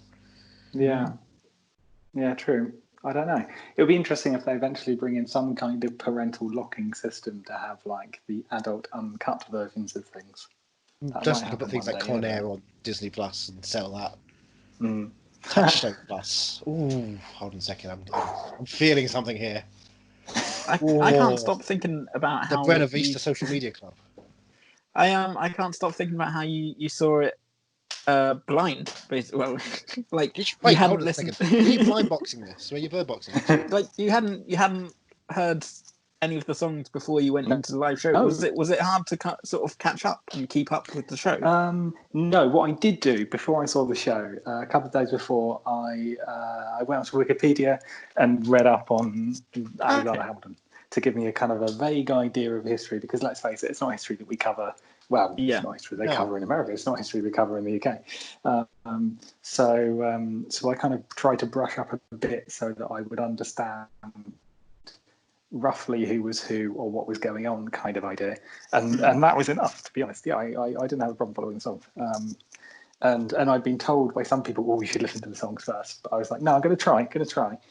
Yeah, and yeah, I'm often like that with musicals. Like I won't listen. I won't listen to the sound. Like I've been wanting to listen to Book of Mormon for ages now, but I haven't been able to see it yet. Yeah. So until I see it, I don't know anything. I went to live for that one. That was a gorgeous experience. And again, I think you, Andrew, you saw that about like 3 years before me. I had opening day. Something ridiculous like that. I had to be there. But and again, I was the same. I spent until I saw it on stage, I didn't listen to it. Yeah. But yeah, even though I had Andrew calling up every day, I'm not a good person to know, I don't think. But musicals in general, what's your feeling? Musicals, theatre. Do you go a lot? Did you go a lot before times? Absolutely, yeah. Before Hamilton and after Hamilton, I've always gone to the theatre. Always loved musicals. They're just great fun. They express emotions and feelings in a very engaging way. That's kind of feels very from the heart. It's very hard to do a musical that isn't completely sincere. Even like the most sarcastic musical, even something like The Book of Mormon, is on a level extremely sincere and heartfelt and endearing. Or even something like Avenue Q. There is a layer of that is sincere and open-hearted. Like there's something that I like about musicals. I think that are very sincere. They're not a pureness. Yeah. Plus, singing is fun. Singing is indeed. Fun. Let's continue by singing now.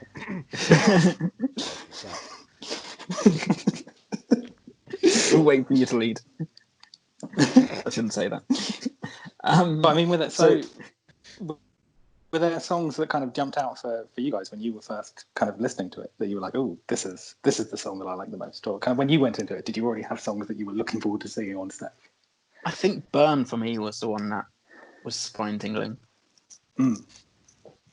Just the raw emotion. Yeah. Cool.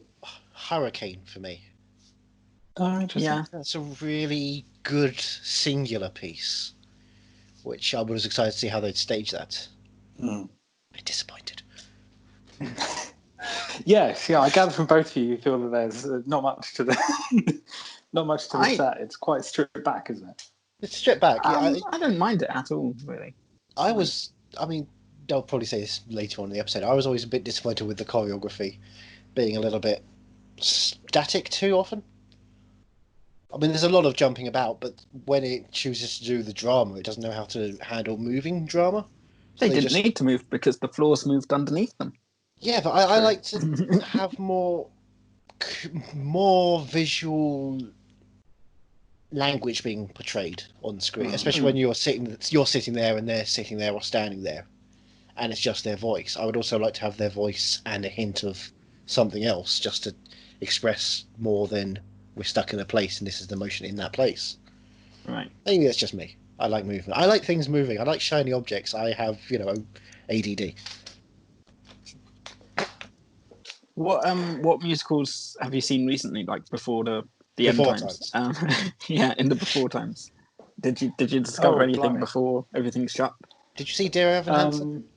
I have seen Dear Evan Hansen. Yeah, I Lucky think fucker. that is the last musical I saw on stage, and that was great. I loved it. I think my last was Come From Away, which my I sister had wanted been to see banging that. on for about a year.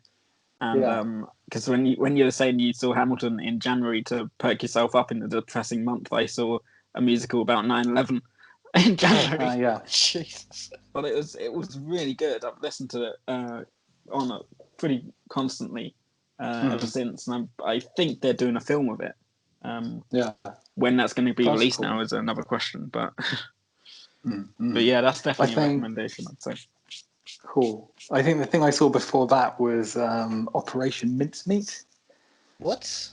Yeah, I've not It's even like heard of that one. I think it's called Operation. I'm pretty sure it was after the World War II operation, and it was a musical that was very big at the Fringe, and kind of came to London. And I'd seen some people kind of recommending it and talking about it, and so went to see that at a very small run off the West End in London. I was going to say it's probably probably would have been not quite black box, but not. No, but it was but it was a very small theatre that I cannot remember the name of for the life of me. But I've seen a few things there and it's really nice. And that was hilarious. That was really really funny. It was kind of like about 4 or 5 people in the cast, and I cannot remember any of the names off the top of my head, which is a shame. But it was excellent. And then they did I think they did a second run somewhere else shortly afterwards as well because it was so popular. But if you ever come across that, absolutely worth seeing. Really, really funny. I'll definitely add it to the list now. Are there musicals that have kind of pinpointed you through life? I suppose there are. I mean, I grew up with stuff like The Sound of Music and things like that, which are kind of always lodged in your brain. And then, something like Avenue Q. As someone with a BA in English, that absolutely resonated. I mean, what do you do with that? I mean, no idea. I think I saw that about the right Q in there. Yeah, exactly. So I think that's that kind of resonated with where I was at that point. And then Matilda, I really really loved. And I think I used to listen to Naughty, the first main track for Matilda in that musical. I used to listen to that going to work as a way to kind of get me inspired and ready for the day. That was a nice kind of empowering number. So I mean, there are songs like that stick with you and you go back to for particular reasons. I did love Matilda. I wish I'd seen it again. Really good. Yeah, same. Did you ever catch Groundhog Day? Oh, I did. Yeah. That worked really well as well. I took Andrew to see Groundhog Day, and we both were sort of a bit disappointed by the end of it, but I've grown to love it now. Yes. I do often listen to there's a solo he does towards the end where he's just like constantly committing suicide, which is just heart-wrenching. Yeah. That number, when I saw that, I was like, I cannot believe they're doing this on stage. Yeah. That felt really bold and dark. I didn't expect them to do that I didn't expect them to have a song about that. And it was right I after, thought that would be like a plot point, not a whole set piece. And it was right after the solo by the girl that he got with, and she's just singing about how she's always used, and it was just of all she's the always characters I didn't think think of all the characters I didn't think she'd get a solo, but no, it exactly, does work after a while. Like I said, the first time we both were a bit nonplussed about it.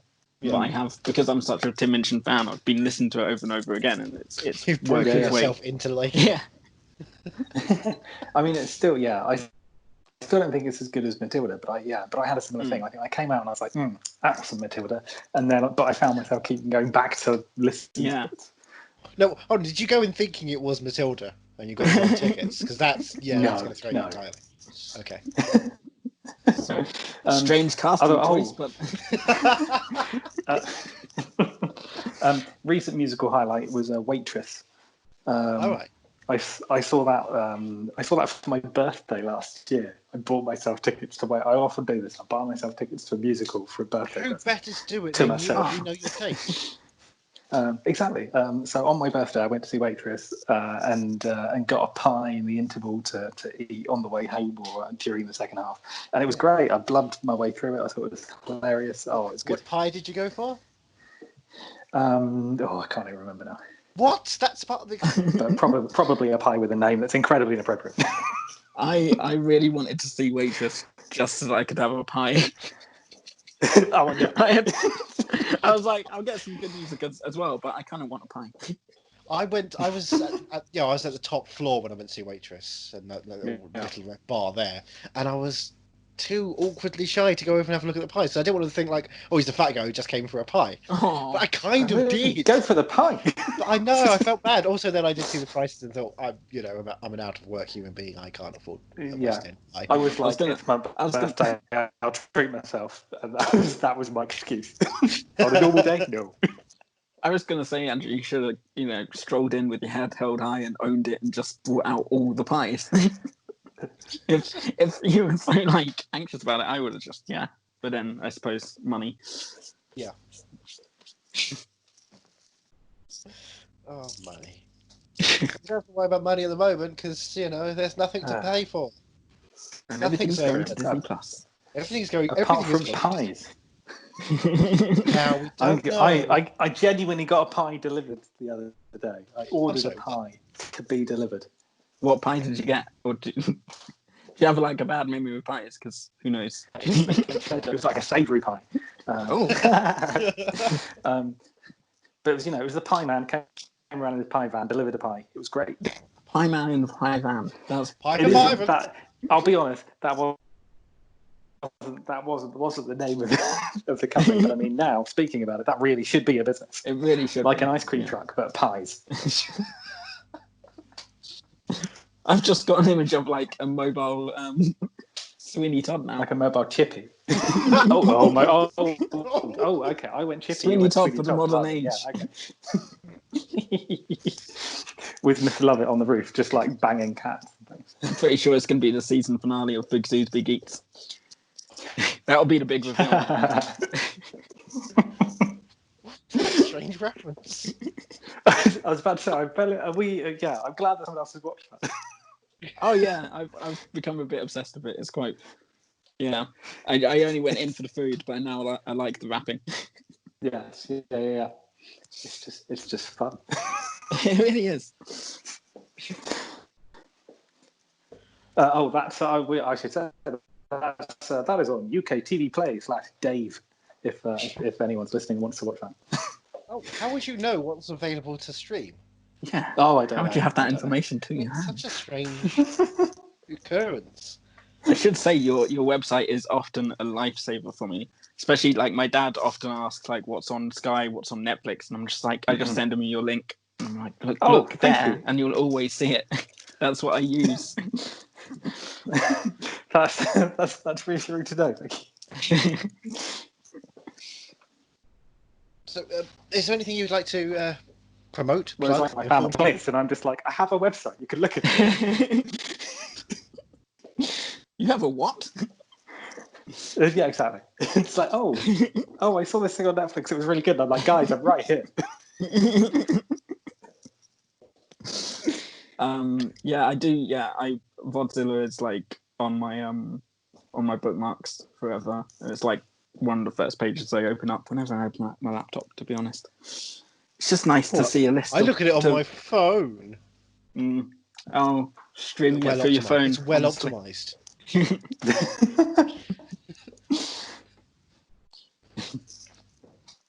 So what else is coming up on VOD purposes? Oh my word! The end of July. Do we know what's available? What can we watch during the time when we can't go to the cinemas, although cinemas are open? That's a good question. Besides Artemis Fowl. I was going to say, have you seen Artemis Fowl yet? We have done the episode oh my on God. that one already. I haven't listened to it yet. No. Let me guess, neither of you liked it. I'm Irish and I didn't like it. Yeah, it was a mess. Yeah. Oh, Although, speaking of films that are out on digital, I believe Andrew Katz is out on digital. Oh, it good. is, yeah. So I think we should do a fourth episode on Katz. What, watch it in 4K again? I don't know. I have now seen Cats, and yeah. Oh, you're so lucky. But you can listen to a commentary if you'd like. It was. I genuinely got that bookmark to listen to at some point. It's yeah. I mean, it's a public service you've done there. that no one asked for, but at the same time, I asked for it. I begged for it. Things Johnny did. It was certainly it was an experience. Yeah, I think it was about 15 minutes in that Aileen, my girlfriend, and I looked at each other and just kind of like, yeah. Well, 15 minutes in, you hadn't got to Mungo, Jerry, and Rumpelteazer yet, so I understand. No. What was Mungo, Jerry, and Rumpelteazer? Mungo, Jerry, and Rumpelteazer. They're what is it? They're a very something couple of cats. There are a couple of notorious cats. Oh, yeah. Of course. How could I forget that? But it wasn't Mungo, Jerry, or Rumpelteazer. Most of the time, people leave it at that, which is a real shame. Here I am. We're meant to talk about Hamilton, and I'm dropping in Cats lyrics. This has gone very well. Cats is a great musical, right? It is a great musical. Yes, we're talking about not a good musical thing. Yes, true. I saw Cats when I was a kid. I loved it. Did you get to sit next to the aisle when they walked among you? The cats walked among you? I don't think I did. We were sitting like near the back, somewhere near the top, you know. You weren't brave. Spent my life in the nosebleeds. It's. I remember we got the double box set cassette tape thing, or double cassette tape box set even, and used to listen to that when we were driving. Well, when my parents were, I wasn't driving, I was a child. When my parents were driving, we would listen on long journeys to Cats. Like 4 cassette tapes worth of the musical soundtrack. That sounds perfect. Oh, it was. I mean, Magical Miss Mistopheles is a banger, as the kids would say. Yeah. When I took my sister to see it for her birthday, and we were appalled at the fact that the Rum Tum Tuggers song had turned into like an R&B hip hop kind of thing that they thankfully scrapped pretty quickly after that. That batch of shows. I did find I had Rum Tum Tugger stuck in my head after watching the film, which was quite surprising. That wasn't a song that I used to remember. But, would you find the next it week was curious? Yes, very curious cat, really. That's nice. I love how all of these interviews have ended up talking about cats in something. When we talk about musicals and cinema, you can't avoid it now. It is the ultimate cinematic. It is musical. there. It is exists. Undoubtedly, unquestionably there. Do you know what I've been hating? All the memes I keep seeing where it's like, oh, you know, Cats came out and then everything turned to shit, and it's like, no. Cats was the last good thing we had. No. David Bowie passed away, then Cats came out. Rise of Skywalker came out the day before Cats, and that doesn't get all the blame. Yeah, the musical numbers weren't really good enough. enough to survive Corona. Yeah, Rum Tum Tugger in Skywalker was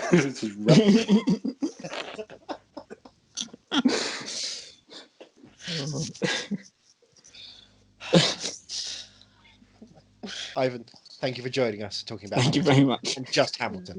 It's been a pleasure. I love Cats so much. It's been such a landmark cultural moment. It's transformative. It's really it's a huge historical milestone. It's it's brilliant. I think it resonates with a whole new generation of people. It retells kind of the history of a nation from a perspective that's so underrepresented. I think it's a monumental achievement. The lyrics are incredibly witty. I'm already thinking about Andrew. So much exposition and detail in from all of the songs. The cast are remarkable. I think the fact that it was as successful in London as it was in America, I think really speaks to like how it can resonate around the world. Remember that scene at the end of Captain Phillips where he goes to the doc nurse and then he just bursts out crying, and it's the catharsis of the end of everything. This is me as soon as I hit stop record. Just so you know. But I think all of that. And then I think the kind of like Jesus Christ Superstar Judas role that you've got of the character. Oh my God. It's just it's great. Better. Jesus Christ Superstar is one of my top musicals. So there you go. Didn't even cue that. And that one up.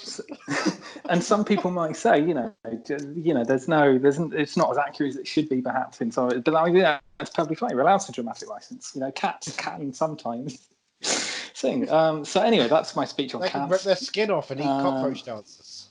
Yeah, and that would be enough.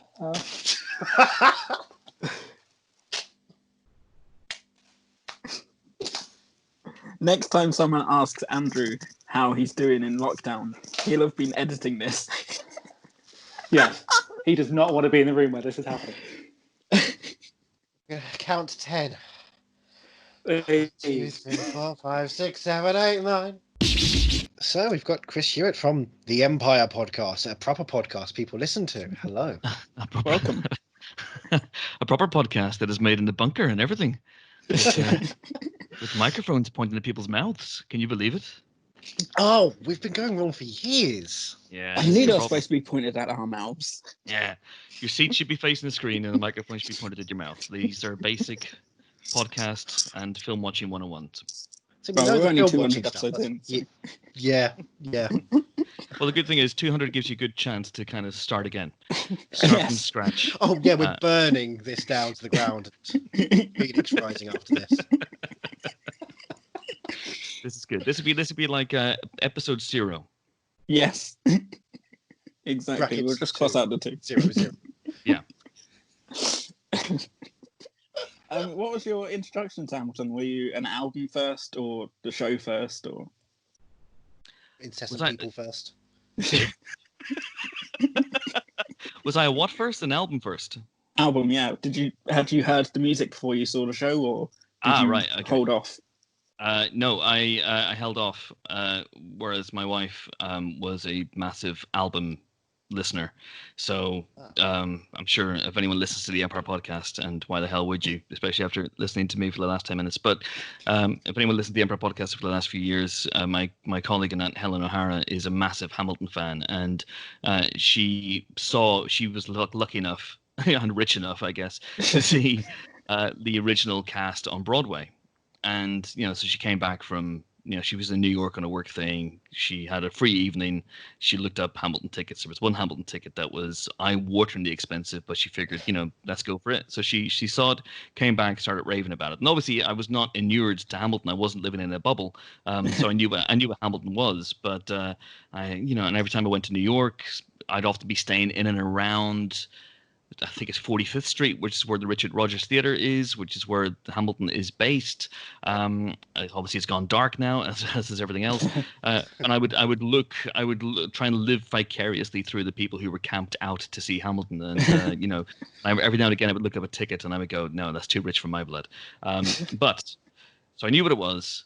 Helen was banging on about it. I was very, very excited to see it one day. And my wife got the soundtrack album and started listening to it, and so I'd hear a couple of songs every now and again, but my thing is I do not want to go into a musical, and this doesn't just pertain to Hamilton, this pertains to all musicals. I don't want to go into a musical knowing the songs.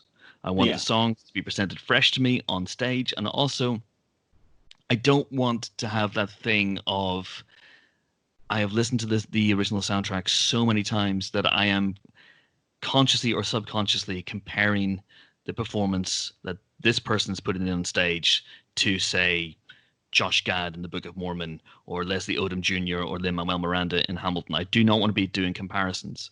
It's inevitable after the fact, but that's what I did not want to be doing that. So that's a 25-minute answer to your question. I am a Hamilton stage person first.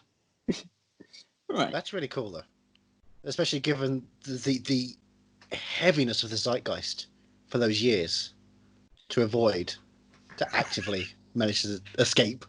I think there's a diss in there. I think you're trying to diss me, but you're trying to tiptoe around it. I'm happy you're here, but also, Blinkered is the word you're looking for. I live my life in a bubble. Yes. When you have a mask on, it's very hard. You don't have a lot of peripheral vision.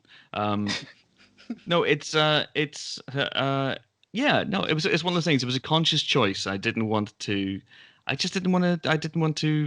experience the play until I could experience the play.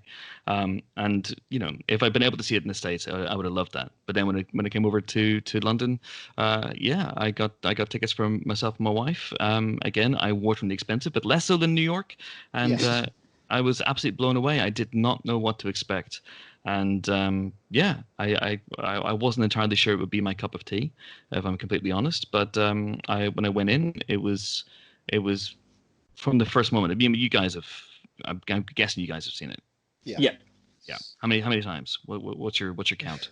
Just the one. So I think we both went. The first preview night. Oh, the first preview night. Yeah, Lin-Manuel Miranda was sat a few rows behind me. It was quite exciting.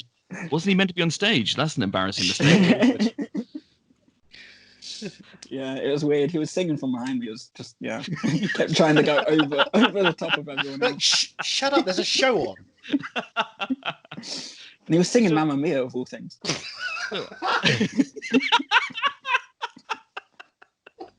was very strange. Yeah. At the most emotional bits, like people are dying on stage, and he's going, "Mamma Mia!" It's like, come on. No, it was exclusively the Pierce Brosnan song. Oh my god! SOS. But in the style of Pierce Brosnan? Oh yeah, of course, yeah. So I mean, he attempted. This tone deaf caterwauling is coming in from behind you. It's like watching Cats. Precisely. It's like, what can you do though if you're in Hamilton? And you're watching Hamilton, and it's a really moving, emotional moment. A major character is dying on stage. I don't want to say whom, in case people haven't experienced a play. But Philip, let's say Philip is dying, and then all of a sudden you hear SOS being barked out behind you, and you turn around, and it's Lin-Manuel Miranda, and you want to say "shut up," but you can't because he wrote the play. So what are you going to do? Only people who go to the play realize that SOS is actually what kills Philip. That's the big twist. Yes, because they excise that from the soundtrack album. Yes. Yeah, exactly. you're going to see it on the Disney Plus version. They'll have it all in full, and you'll get that. Finally. That's why it's plus. They're adding things that weren't on the soundtrack album, including. For select few viewers, Lin-Manuel Miranda will come round to your house and sit behind your sofa and bark SOS into your ear at a pivotal moment. You can hire him through Cameo. Yes, but you have to pay extra for that. That's Disney Plus, which does make a Disney negative. But I think ultimately that would be a good thing. I would pay extra for that. I would pay the extra. I think it's $6.99 for Disney Plus. But if you buy Disney Plus with the Lin-Manuel Miranda cameo, it's £5,000 a month. But I'm happy to pay that. Now, is that just for Hamilton, or will he pop up for anything else you choose? So if you're fancying the Apple Dumpling Gang. No, he will do anything. He will. But the thing is, he must bark SOS. Oh, so if you're watching Old Yeller, it's kind of perfect. Perfect for Old Yeller.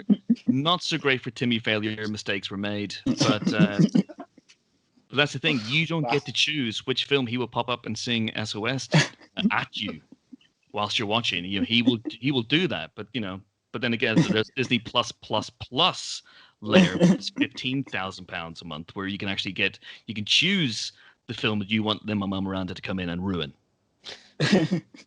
Or you can get a 10-minute Zoom call with Jeremy Piven. I mean, at this point. Is Piven on Cameo? Yeah. Oh my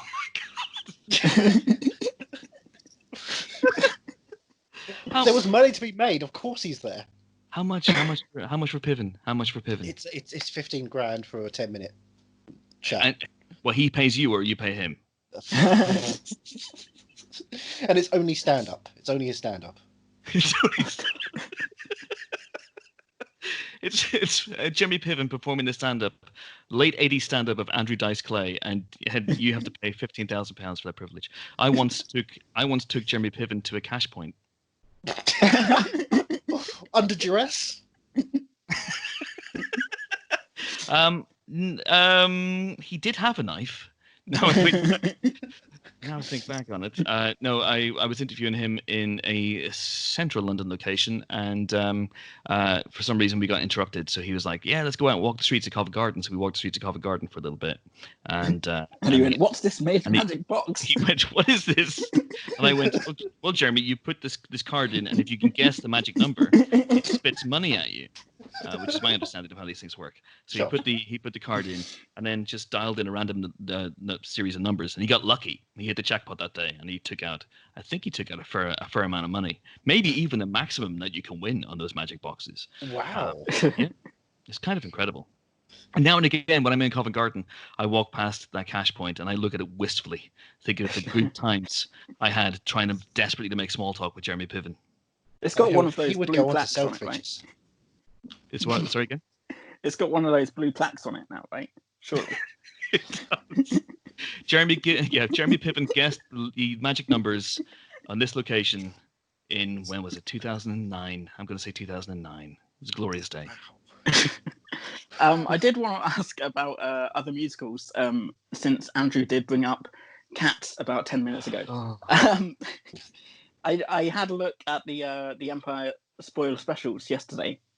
Just to double check, and there was no Cats spoiler special. So when are we to expect that? Have you seen Cats yet? No. No? Oh, you lucky man. No, but if you do click the button at the bottom of your screen and pay me £15,000, I will do so. So you guys, you saw Cats in the flesh, right? You've seen Cats in the fur. Yeah, we've done 3 episodes on it now. We did an episode on the stage play, which I showed Andrew, and then I dragged him to see it on opening day. And we did an episode then, and then we did an episode, commentary episode. Oh my god! Together. I knew about the commentary episode, but I need to go back and check out your episode about the horror that is the stage show. Yeah, I'll forever defend it. I'll forever defend Cats. I think you really should spend the rest of the day watching it on loop. I will give you 45 seconds to defend it. I know this is your show, but I'm making the rules. 45 seconds. I'll say that the digital fur technology doesn't really work. Okay. Is this the stage show? Yeah, on the stage show there's technology. The stage show and the film are basically the same thing, but the film tries to put a story around it, but it doesn't really work. I like the stage show just because it's a collection of great songs, for me anyway. And it's just nice, the cats walk around you at one point, which when you're a child is scary. But last time I saw it, I was like, when you're an adult, when you're 39 years old, it's terrifying. I think it's got some great songs in it and catchy songs. I can listen to the album on loop quite easily. It's right next to Hamilton. Oh, Jesus! I mean. Shouldn't be drinking at that point. It was a sentence. There's no question about that. Yeah, it's a life sentence. It feels like it, doesn't it? Cats is just 9 life sentences. God. Oh my god! It was it was unforgivable. Oh my word! It was a present from my wife as well because she wanted to go see Cats, and Nicole Scherzinger was in it as well, and we were all excited to hear Nicole Scherzinger sing the song. You know the song, the song from the Cats. That's one of the moments I don't like. You don't like that moment? I don't think that goes. I think it goes on too long. It's like, all right, get it over and done with. Come on. I mean, by that point, the whole thing's been going on for 2 fucking hours.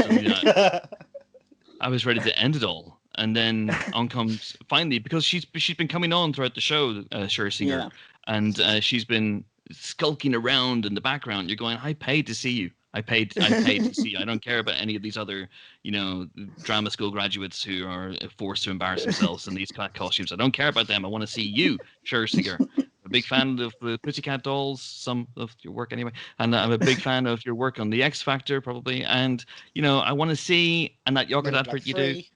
Absolutely, I just want to see You do your thing. And then she comes on right at the end and she sings a song. And it's a very good song. She hits all the notes and it's good. And then she slinks off stage. And then that's it. And she pretty much turns to the audience and goes, "Thanks for coming." Well, she dies. She doesn't slink off stage. She goes to the Heaviside layer. Well, she ascends, doesn't she? Yes. Is that death? Yes. I thought she won. It's death. I thought she won the rebirth. Oh, Dear. That is the competition. Oh, Life is the competition, and winning is to end it. And you clearly have been a judge on this situation.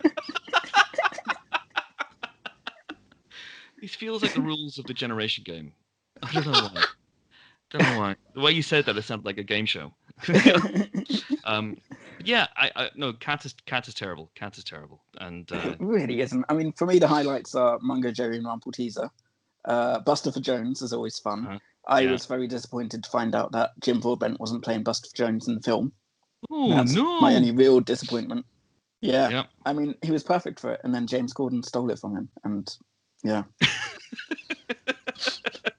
Tied him up, I heard. Tied him up. Yes. Sent him to Growl Tiger. Yes. Ray Winston just collected him on a raft. It is a shame Ray Winston didn't get much more to do, but alas. Yeah. That's an accusation you can label at a number of movies. So, other than Cats, obviously, what other favorite musicals do you have? I'm an edgy guy. I like to go for the musicals no one's ever heard of. So Book of Mormon. Off the radar. Yeah. Have you heard of this? It's no, I'm just writing it down now. The guys behind the popular television show South Park have teamed up with the team behind the popular musical Aficionado to do this musical. It's quite edgy. It's quite controversial. Thought-provoking, great songs. No, I love Book of Mormon. I am not a huge musicals guy, or wasn't until a few years ago. Hamilton has kind of changed that. Even though I was in a musical at school, Seminole Fagin in Oliver. Oh. I don't remember this character, Seminole Fagin. No, he was added for you. It was added for me. He was covered in semen and. It was just an interesting little quirk. It was just a layer that I was playing with the character, and a pretty thick layer. A pretty thick layer. So he was. That was funny. So that was a fun one. So I do like Oliver, but yeah, Book of Mormon for me is great. I really liked Avenue Q. I saw that in New York a few years ago. I went to see that on my own because there was a cheap ticket on Today Ticks. Nice. And we've had loads of fun watching stuff like Guys and Dolls and whatnot. But I'm not Mr. Musicals. Chicago, I've seen a couple of times, that sort of thing. But yeah, for me, Hamilton is where it's at. It's incredible. It's absolutely incredible. I've seen it 3 times now. Not with Lin-Manuel Miranda sitting a few feet behind me, barking. I mean, things. most can dream. Oh my, that's incredible. I mean, how did this happen? How did you manage to sit in front of Lin-Manuel Miranda? Were you blocking his view? Was he angry? What happened? Get out of the way! I needed my big hat. Okay. I was a big fan of Cat in the Hat at the time. I needed to express that. I needed my big hat and my cardboard cutout of Andre the Giant. Exactly. Otherwise, I wouldn't enjoy the show. I was sat downstairs on first night of previews, and he turned up in one of the boxes at the back. And I don't think I noticed him at first, but then I noticed sort of everyone stood up and turned around and started clapping, and I was like, "Oh, thank you." Oh no, there's someone. Oh, it's Lin-Manuel Miranda. I got very confused. Now, are you sure they were clapping for Lynn? Because the day afterwards, John Hamm came. They might have been rehearsing for John Hamm's arrival. Yes, that's what it was. They were ham preppers. Yes, the famous ham preppers. Wow, that's amazing. So what did he do when people applauded? And was this during the show when they applauded, or was No, it's just before, as everyone was setting up. How before the play that goes wrong starts. Yes. Goes up. It was sort of like that. But Lin-Manuel was just sort of he wasn't really. he kind of nodded his approval and sat down. I think that was pretty much all he did. Yeah. Wow. But, He there was didn't excited chatter. He didn't do the finger guns with anyone, did he? He didn't like go. No, I tried to do it with him, but he didn't do it back. And I thought, first he doesn't applaud me, and now he's doing this. Just so you decided not to applaud for the rest of the show. Yeah. That's amazing. That is genuinely amazing. I've interviewed him, but I've never had the opportunity to sit several rows in front of him. That's incredible. I'm very jealous. Very jealous. It's on my CV. It should be. It should be. I would hire you. I would hire you based on that. I'm holding you to that. I'm going to contact Empire now. I have no power of hiring or firing. I should absolutely point this out right now. But if I did, doesn't matter what the job is. It could be a firefighter. You could be massively, woefully underqualified. I would hire you based on the fact that you had sat in front of Lin-Manuel Miranda. That's amazing. Well, and we are, of course, announcing that Chris Hewitt is running for Mayor of London. His first interview. Yeah, my big ticket is I will hire you. I don't care what your qualifications are. I will hire now you. I feel less special. Yeah. Well, I'll hire it. Listen, by definition, you weren't alone that night and sitting in front of Lin-Manuel Miranda. There must have been at least several dozen people who sat in front of Lin-Manuel Miranda. So therefore, I will also hire them. That's my criterion. I guess it's not. So it's not suddenly a competition. Like I get hired no matter what. Oh no, it's alongside like 12 other people. It's like Dave. Are you like Jesus? Is that what's going on? I didn't want to confirm it. I've confessed to a lot of things in this podcast, but I wanted to keep the Jesus thing on the down low. But yes, while we're asking, yes, I am Jesus. Well, you are a bit of a superstar. I am. My hair is getting very, very long, and yeah, Jesus Christ Superstar. That's another one that's passed me by, that one. Anyway, but yeah, I will hire people. It's a bit like the movie Dave. If you want a job, you have a job. I will find a job for you in my new administration. I mean, it can't get worse than now. No, it can't. But yeah, Hamilton's good, isn't it? It is. It is indeed. Yeah, I'm just excited about my new job now. What do you want your job to be? What do you see yourself doing in my administration? I mean, I'm scared of thinking what you'd want me to do in your administration now. Okay, well, here's what I want you to do chiefly, okay? I want you to sit 10 feet in front of Lin-Manuel Miranda at all times. No matter where he goes, I want you on him, but not actually on him. I want you in the vicinity of being on him at all times. Yeah, I want you to stick to him like a socially distant limpet. I'm definitely up for that. Yeah. I'll bring a water spray as well in case he starts singing SOS again. Stop. Not to stop him, he just needs hydration. Yeah, of course. It's very important he hydrates, especially for a singer. Especially if he's doing it in Pierce Brosnan style. That's pretty heavy on your throat. Oh my God. Pierce Brosnan he doesn't hydrate. He doesn't hydrate. Well, Pierce Brosnan doesn't drink water conventionally. Is what I've learned over the years. He absorbs water via osmosis. He spits his feet in the sea and it just sucks up into him. Pretty much, which is why they try and keep him out of the sea in all the Bond movies. In Day Another Day, when he's doing the surfboard, it's just to make sure he doesn't fall in.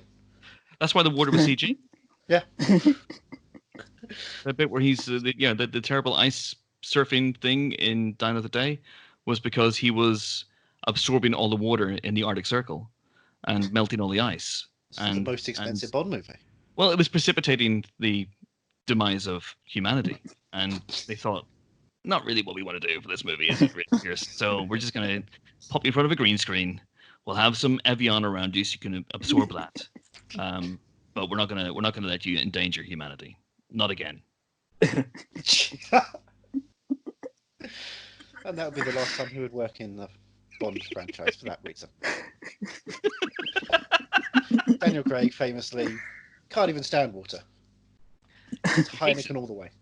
Hates it. The famous scene in Casino Royale where he emerges from the water in his tidy blueies. Yeah. The water is real. He is entirely CG in that moment. He can't abide it. And the bit at the end where he is in Venice, and trying to save Vesper Lind. That is just that's pure hand sanitizer that he's swimming in, because he can't abide water. He just can't abide it. Hates it. Again, Also, he's an alcoholic. Yes. Well, I wasn't going to say that. It's legally indefensible, and Helen's not here. We're fine. well, yes, that's a good defence. That'll stand up in any court.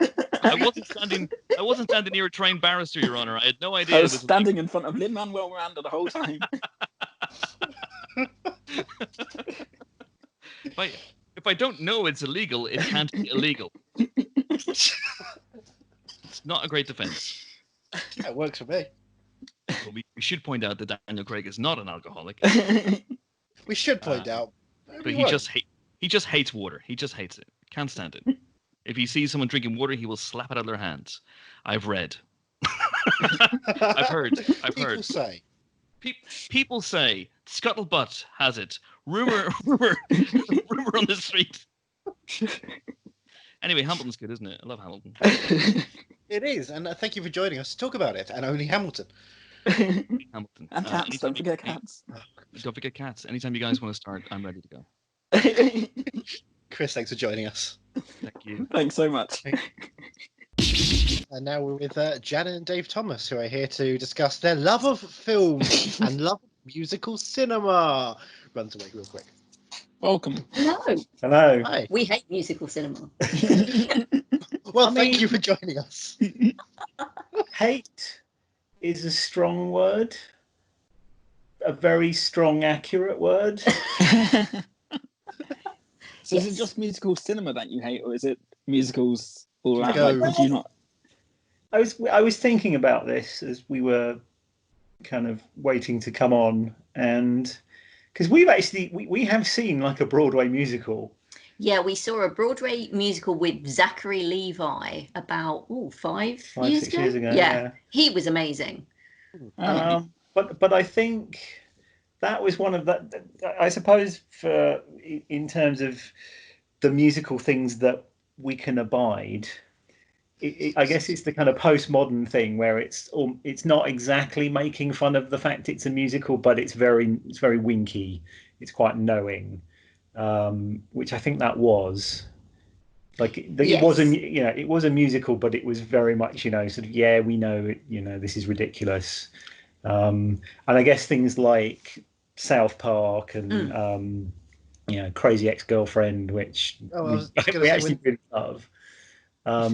It's sort of it's doing the musical thing, but it's also really kind of ripping the piss out of musicals as well. So, and when TV shows do those singular episodes, do you find that's okay to watch, or do you think, why are you doing a musical special really just to rope in viewers? It depends if it's good. Yes, because obviously there's the Buffy musical episode. Yeah, there are actually 2 musical episodes of Xena. Okay, and that's 2 minutes in. One of which is sort of a plot-driven musical, which has some of it's by the guy that always used to work with Sam Raimi all the time, pre-Danny Elfman, who did all the Evil Dead stuff. And I'm just blanking on his name. So he wrote some of the songs, which are okay, and then they had a sort of an outside composer to come and do the kind of the really plot-driven, heavy emotional ones, which are really terrible. And so that's the first one, and then the second one, which they did kind of towards the end of the run, is basically just them doing like covers of, classic rock songs. Right. So it's got that. Joe LaDuca, thank you. So they do kind of war. What is it good for? There is an absolutely hilarious one where Jay Lagaya, the New Zealand actor who's playing this evil warlord who's got like a crush on one of the main characters, they do Always Something There to Remind Me, which you have to find on YouTube because it's hysterical. With all of his kind of lieutenants and henchmen kind of singing in the background. So yeah, I guess But yeah, exactly as you say, like a big Hollywood musical. That's the thing where I'm just kind of like, no, I cannot. I just can't be doing with the moment when the music starts swelling. And Yes. Yeah, I think that idea that when you do it for comic effect, I'm willing to go with it. When you're deadly serious, no, Yeah. just you've lost me. Though we were saying the one exception Okay, all right, here we go. Give to that rule is Kenneth Branagh's Love's Labour's Lost, and how he weaves the transition from the Shakespeare dialogue into classic songs by Cole Porter and the like. Yeah. It just works. But then also, that's because it's Shakespeare. It's already quite arch. You're already kind of one removed from the fact, that this it's already very artificial. Yeah. Purely because of the language already. So I think the two things actually weave together much better than, we were just having a conversation and then, it's the classic like Monty Python Holy Grail thing, I just want to sing, and the music comes stop up. that. Yeah. And no singing. So yeah, there's something about it, and it's a shame to dismiss an entire genre, but there is something about it that just like there actually aren't that many genres that I would just have no truck with, but that's kind of probably the one that I'm the most kind of this isn't going to work for me. Yes, I'm kind of refusing to accept this. Oh gosh. Well, there are musical films where the singing isn't part of the narrative, like John Carney's stuff, particularly Sing Street and Begin Again. Yeah. I love those films. They're just brilliant. Okay. Yeah, fantastic. Weirdly, I hate Once. Couldn't watch Once. Or that was on my list.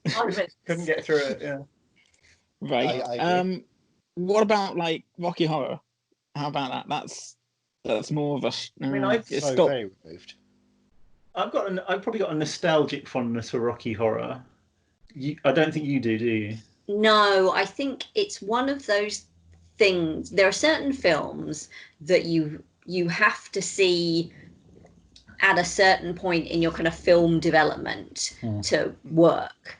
That I think by the time I was watching it, I couldn't really appreciate it for what it was, because it, I knew so much about it before seeing it that kind of distanced me from a film which is very much an experience. Yeah, and I guess I saw it very much, as you do when I was just kind of getting into that kind of midnight movie idea. I was probably like at my grandparents' house. I was probably staying up late, just seeing what was on TV, and it would have been on Channel 4 or BBC 2, and just like, what the hell is this? But it having that kind of just weirdness that you sort of end up watching. I think as well, there's probably something to do with the musical style, because something like Rocky Horror, which is like a rock and roll musical. So it's kind of, they're kind of rock and roll, catchy rock and roll songs, as opposed to the big Hollywood, classical. Because interestingly, with us being, locked down and searching for entertainment to watch, and having got Disney Plus to watch The Mandalorian and Clone Wars, so we've been kind of working our way through all the animated stuff, which I hadn't actually seen as a kid for the most part. I'd seen a couple, but that just wasn't my bag, right? Yeah. So, the rare occasion that I could convince one or other parent to take us to the cinema, it would be like a Star Wars movie or Indiana Jones or something. So I don't have that real nostalgic fondness for most of the old Disney movies. And the really old ones, just that musical style where everyone, like the entire choir is singing like high falsetto, just puts my teeth on edge. So no Phantom of the Opera then? Oh no, my mum loves that, and I think that there is an element of that as well. My that dad idea likes that that rebellion against the things that your parents liked. Yeah. Yeah, probably. I mean, I actually quite like Michael Crawford, but just not in that. Well, Yeah. I was thinking. For me, I was thinking more Gerard Butler. Gerard Butler version. Yeah. Yeah, my mum loves that, and it's just that idea that it's around the time that I realised that my mum had no taste in film. Right. Yeah, because my dad's actually got quite good taste in movies, but he probably does quite like a musical. Oh, like West Side Story or something like that. Well, see, again, West Side Story, I actually don't mind. Okay. But I think there's something sort of strangely off, because that whole thing is music. Like that's more of an opera than a musical. So again, there's less of the transition between the speaking and the singing. I think that is that weird disconnect. How did you feel about Les Mis? Yeah, that's what I was just about to say. Yeah. You had that whole thing with Looper, didn't you? Yeah, we saw. So you remember when Les Mis was coming out, and they had that kind of 5-6 minute kind of trailer promo thing, where they're all talking about making on set live singing stuff. Yeah. And so they were running that like as a trailer, basically. Oh God. We got it before Looper, so we gone to see Looper. And I have to admit, I don't think I'd had the best day anyway, so I was probably in a little bit of a weird mood. But that came on, and I'm like, I feel sick. I want to, like, I've been really looking forward to seeing this movie, and I actually want to leave the cinema, because these clips and them talking about doing Les Mis is making me really quite anxious. So you really didn't enjoy Looper when you watched it that time? No, I had to watch it again, like much later. Actually, sort of warmed to it because I was like so furious at Hugh Jackman, just invading my cinema space with his singing. Yes. But, and I like Hugh Jackman. I don't even have a massive problem with Hugh Jackman singing. You know, his Oscar warm up is brilliant, but you know. There's just something about that, and so Les Mis is kind of the thing that I really wouldn't get on with. Yeah, it's just like the thing with Cats. We said to the BFI, I didn't bring this up, Andrew. They should screen it as the surprise film LFF to test the fire evacuation procedures of the Odeon as well. I was at the surprise screening at LFF, and I was bitterly disappointed, especially just the way they introduced. It was Uncut Gems, right? And then the director came up and said, "Who likes musicals and who likes Cats?" And then walked off the stage, and I was like, "Oh my god, this is great! I'm going to be sat in an empty cinema watching Cats on my own, basically." And then it turned out to be Uncut Gems. I went in with great expectations and watched Uncut Gems instead, which I do love now. But because I watched Uncut Gems the whole time, thinking, "But it's not Cats, is it?" I wanted Cats. It's not Gems, it's not Cats. That was the poster tagline. It's not Cats. Opens Christmas. Those are two very different films. That would be an amazing double bill. I think both would stress me out, but for Uncut Gems is kind of like a balm, a soothing balm after the fact, really. Wow. Yeah. I will defend Cats to my dying day. And that Well, so with Hamilton, are you very excited? Are you going to be watching it the day it releases on Disney Plus, or are you you've got Disney Plus about it? Mandalorian. We're definitely going to watch it. I'm definitely. I like Lin-Manuel Miranda, and the things that I've seen him in, like Moana. You know, he's great in that, and they sing. Yeah, you know, okay. And I've seen him do his kind of rap singing-y thing. I'm sure it's got a proper name. I quite like it, so I'm interested, and I'm hoping it's going to be at least partially funny, so that kind of gives it a bit of a pass. I don't know, I saw the trailer for In the Heights, and I just thought, oh god, this is like the kind of musical I would hate. So that was going to be my next question. Where you had no excitement for In the Heights, you weren't planning to see it at all, or?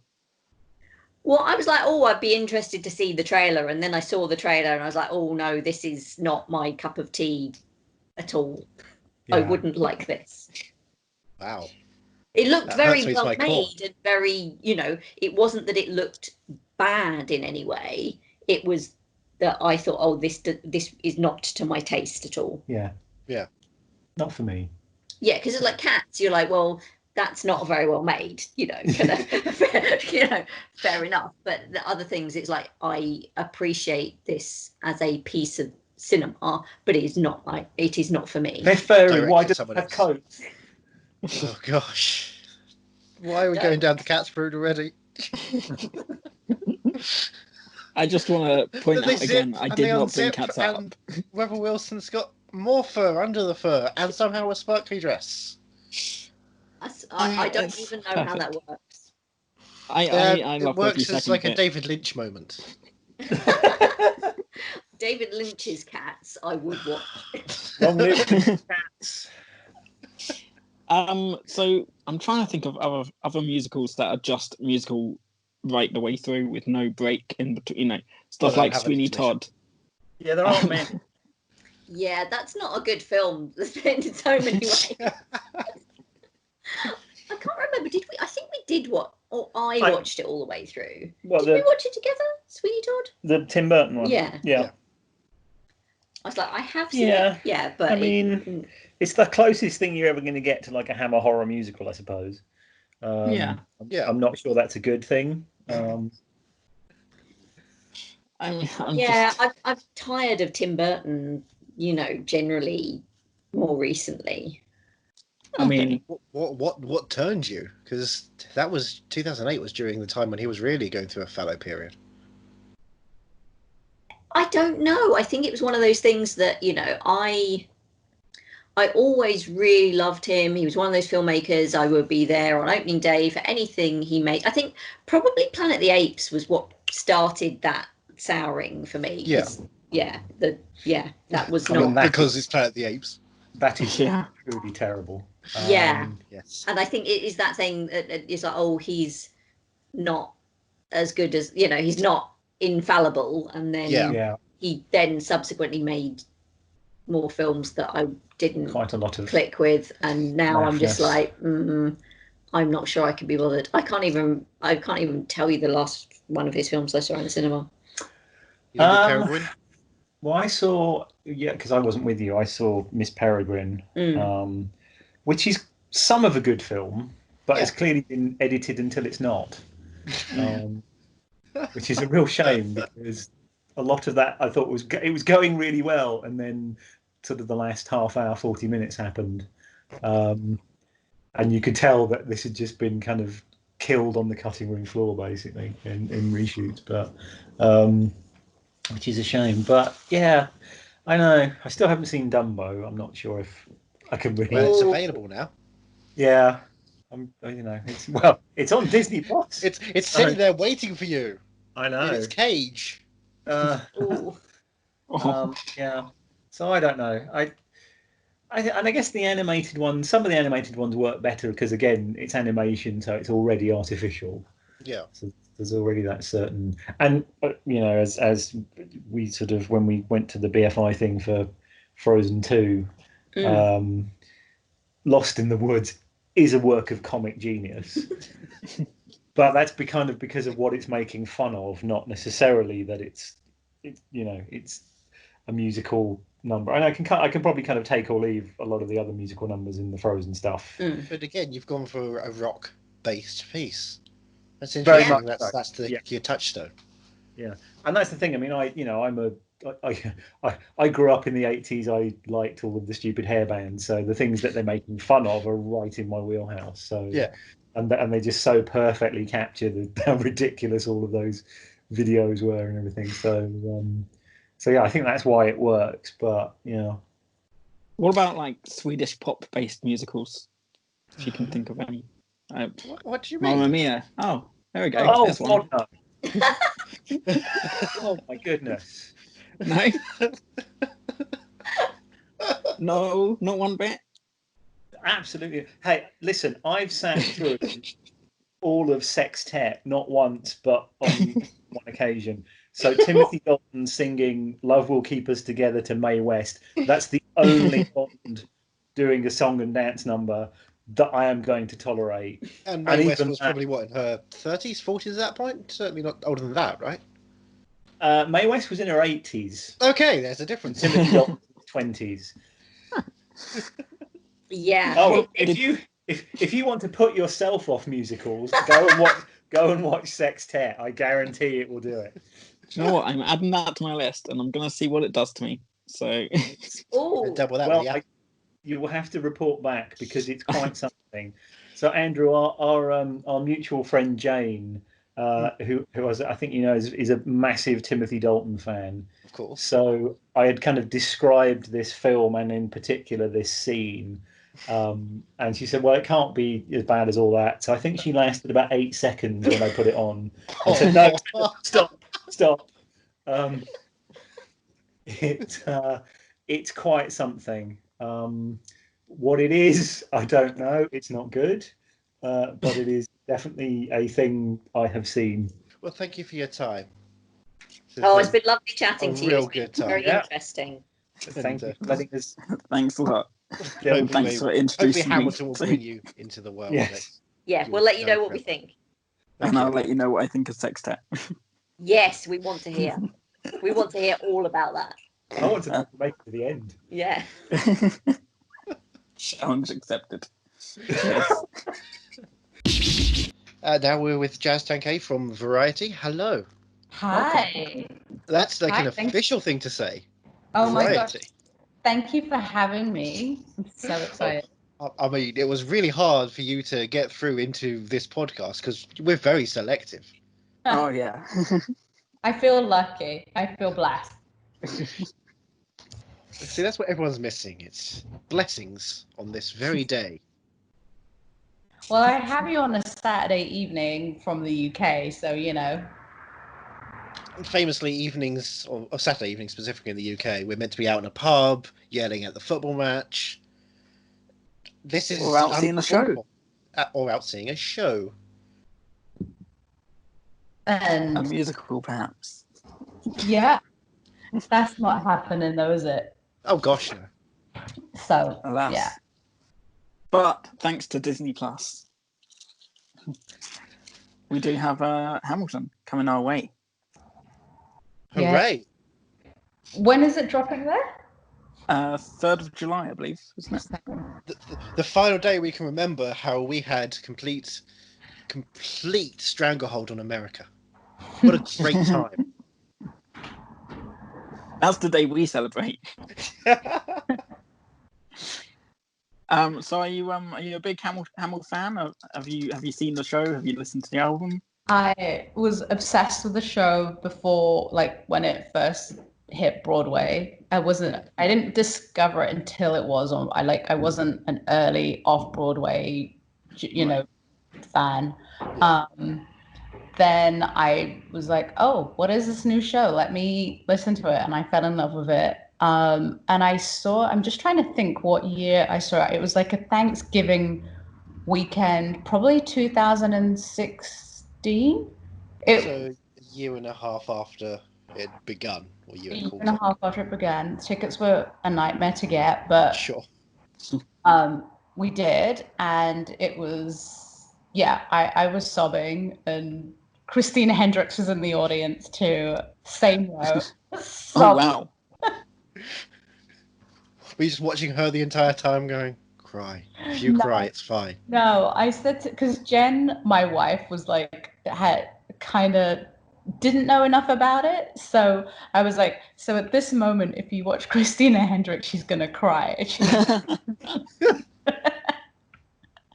And I was like, if she's not moved by It's Quiet Uptown, I don't know what is going on. And then bam, it's like the tears. I was like, yes. So yes, no, I've been a fan for a long time. I did actually love Lynn back in The Heights too.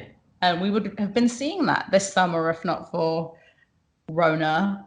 Yeah. Absolutely. Yeah, that would be what this episode was going to be. We were all going to cram into a cinema tight together and enjoy at the Heights. Sweaty and high-fiving and breathing on each other. Oh my god, singing all the songs. Absolutely. Yeah. So, yeah, no, I have the books, I have the soundtrack, I have the T-shirt. That's the kind of musical fan I am. Right. Did you get them when you were at the show? Were they official material, or did you collect them over the last few years? Everywhere you can online. So the soundtrack I bought before I saw the show. Right. The T-shirt I bought at the show. In America, the playbill is free, so you don't have to pay, like, what is it in the UK? £3, £5? I think it was about £5 for the right. crappy one. It's gone up. So I got that. I got the book, like the photo book, and then the paperback, the big massive coffee table book thing I got after, because that came out like later on, and I ended up, everybody knew I was obsessed, so when it came out I ended up getting like 2 copies for my birthday. I was like, great. At least you're on brand. That means On brand. Totally. Have you got the book that it's based on, that Lin-Manuel famously read on holiday? The Ron Chernow book. Yes, I have that too. So how is that as a read? Because I've been kind of tempted, but I don't know if it's like too sort of heavy. I've been waiting to go on holiday to read it, and every time I go away on holiday, I never bring it because it's massive. If you've seen it, it's like War and Peace. So it's just sitting on the bookshelf, just as a I have to have it book. In the same way that I have like Wicked by Gregory Maguire, which I read. So oh, that's got a worn spine at least. Yeah.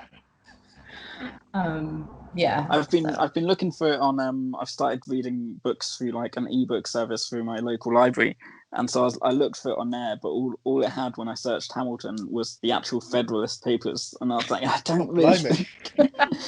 don't think I want to spend my night reading the actual Federalist Papers.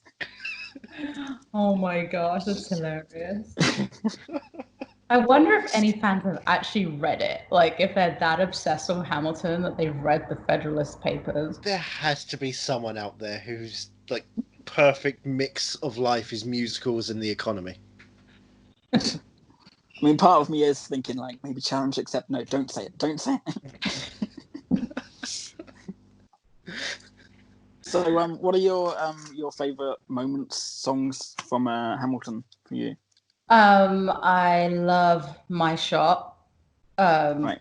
Love it. That was the first song I actually loved. Dear Theodosia, I love. I was like, if I had a child, I would sing that to them every single day. It is heartbreaking, yeah. And It's Quiet Uptown. I love Burn. See, Burn I didn't love until I saw that on stage. Like, it was so weird. Do you find that though with musicals where you listen to a cast recording, you're like, I don't quite know about this number, and then you see it on stage and it's like, oh wow. I think I kind of had that with Burn myself, in that like I wasn't a huge fan of it when I listened to the album, but going into the musical, it was what I was looking forward to seeing, because I could hear the like just the raw emotion, and I was like, I can't wait to see that on stage. But yeah, I can't argue with that. Burn is probably my favorite of them all. And Guns and Ships I love too. Oh yeah. I think. Sorry, go ahead. I was just going to say, there's a lot of the war ones that I feel don't get shouted out enough. Guns and Ships in Yorktown seem to be like, they're the big cool ones, and everyone's all about, It's Quiet Uptown and Bird, and everyone's crying. Guns, blow, explosions, kaboom! Yeah, no, I think I liked Guns and Ships more after, was it James Corden did the carpool karaoke with Lin-Manuel Miranda? Oh, yeah. Oh, dear. I think it's really sad how, like, different songs in that show just, So, those are my favorite ones. How do you feel about it coming to Disney Plus as opposed to movie theaters now? Yeah. Do you know what? Right now, I think I'm really personally, I'm just dying for a musical thing. So I'm very happy that it's actually going to be on Disney Plus in like 2 weeks' time. Yeah. I mean, the only thing you lose is like the 70-foot screen and like the surround system, because I don't have that fancy setup here, but I'm happy to have it at home. I already warned my wife, and I'm like, hey, my neighbor downstairs is just going to be so annoyed with me, like, days. I was like, the second it drops, I'm going to watch it. It's like, so everybody's warned. I mean, it is a slight benefit that it's easier to put on a loop for a week. Now it's on Disney Plus, as opposed to going to see it in the theater and then going back out and wasting precious few seconds booking another ticket to the next screening and getting ads and trailers. Yeah, exactly. Right. Was that the plan that you guys had? Oh 100%. Yeah, for sure. That was my plan. Yeah. I probably would have done like a Friday night screening, a Saturday night screening, a Sunday night screening of like, just planning a social. Like, oh, you want to see Hamilton? Okay, well, I can't do it on Friday night, but I'm free Sunday. Oh, you're planning around other human beings. That's where we were making the mistake. Okay. See, I'm thoughtful that way. Like, see how many people I can indoctrinate into the cult of Hamilton. Would you start dressing in costume? What? Would you start dressing costumes and going as characters, different kinds of characters each time? No, but it's been a temptation for Halloween that I've never followed through on. So. So maybe this year, if you're all stuck inside still. Maybe. There'll be no shame. No, see, there's no shame in doing it at home, but it's like when you go out. So. As soon as you cross the threshold, you suddenly it's too far. But this is Hollywood, so I guess if I walked up Sunset Boulevard in a Hamilton outfit, nobody would like bat an eyelid. You might be able to make some money out of it. Get some money? Yeah, exactly. Yeah. I don't know if that's still legal, but. Oh, it's not about legal. It's you do it and then you run quickly before anyone catches you. Yeah, but with coronavirus, nobody's going to want to come near you. Oh, that is true. Yeah. Oh dear. Another industry lost to the virus. Oh, I know. What did you see it on Broadway? Did you get to see it on Broadway or? No. We saw it in West End. Okay. When was it? Like 2 years ago now? 3? December 17? Yeah, that sounds about right. Oh. When it first people were coming over from America to see it here because it was easier and cheaper. Oh my gosh! Wasn't it like £60 or something? Like ridiculously cheap. Yeah, I think so. I think mine was like 70 or 80 on the floor level. Yeah. Yeah. But Lin-Manuel Miranda was meant to do that for the first year, right? And then because of what happened yes, like he was meant to open the show at the Victoria Theatre, right? And then I think because of everything that happened in Puerto Rico, he did the benefit show there and didn't go through with London. Because I had tickets to see it in London. I had like second row seats for like £60 and it was a bargain. Oh, I had no clue about that. I never knew about Lin-Manuel Miranda possibly being in it. I'm kind of disappointed. How dare he, quite frankly, care about someone in some other country or part of a country? Oh. That kind of speaks to Hamilton in general as a show and a community. We obviously, when Mike Pence went and watched it, they had that big speech about love and passion, caring, and immediately it was like, oh, it's gone political, and how dare they? And yeah, exactly. And now we're going through another pretty tough time in this world, and everyone, Hamilton is one of those things that we that we seem to respond to and quote with and use as a rebel yell. Right. But hasn't theatre always been political, though? Like, I don't think it's just Hamilton. Like, but it just seems to me that's the one that this generation has circled round on. Yeah. As that's our identifier for this last 5 years of the world has been. But this was a revolution. Thus, do we explore that? Do we use and literally quoting? Oftentimes, the whole rise up is what people would scream. Yeah, it's this strange era. I feel like this is. I mean, it's beyond zeitgeist, I would say. Yeah, I think like that's what's interesting is seeing like how many people who are using quotes from Hamilton are actually aware of where it's come from. Like if they know the origins of it, or like just. That's always that would be interesting to see. When you're talking second, third, fourth degree of separation. Right. And they're like when they find out what it is. It's like, wait, they're just on stage rapping. That's nothing. How dare they? Right. It's like people who say like, immigrants, we get the job done, and it's like, okay, but that's from Hamilton, right? You know that. Yeah. And like, oh, it is? Yes. What happens to them after that? They have to rethink their life. We've been quoting something that was in the mass culture. Well, it depends where they fall politically, right? Like, if they're in the Pence camp, it's like, oh my gosh, get a priest.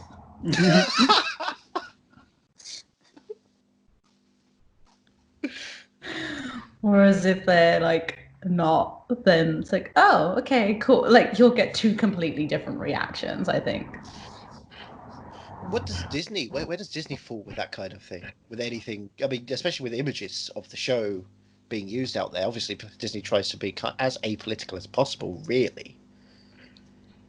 And now that's going to be on their system. Yeah, I mean, I don't know. It'll be interesting to see. Well, I didn't see if there was any backlash to Disney having when they acquired the rights to Hamilton, right? Did you see anything on that? There was general just conversation about censorship was the main situation because of the language in the show, but nothing more than that. I know. I didn't even think of the censorship. That what are they gonna do? Like, because it's a family-friendly like platform. Yeah, they're allowed violence, obviously, because those pirates films get pretty dark. Yeah, but there are a couple of F words in there. How do they move around that? I wonder. A bastard son of a whore. That's a bold opening. I'm very intrigued to see how they're going to handle Southern motherfucking Democratic Republicans. Is that right? Is that the line? Yeah. That is exactly the line. Yeah. Oh my gosh, I'm just trying to think. Hamilton censored now. Southern mother, ho ho! Yeah. Just put Mickey in there every few minutes. We'll be fine.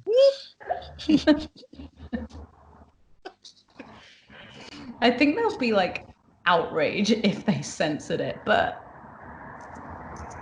they Lynn did say when they were talking about it I saw a small snippet of an interview back in February when there was mention about it coming to cinemas that he doesn't mind it being censored, and it probably will be censored so it gets to more people. So I think that's kind of like that is a definitive thing that we're going to have this cut version, albeit briefly.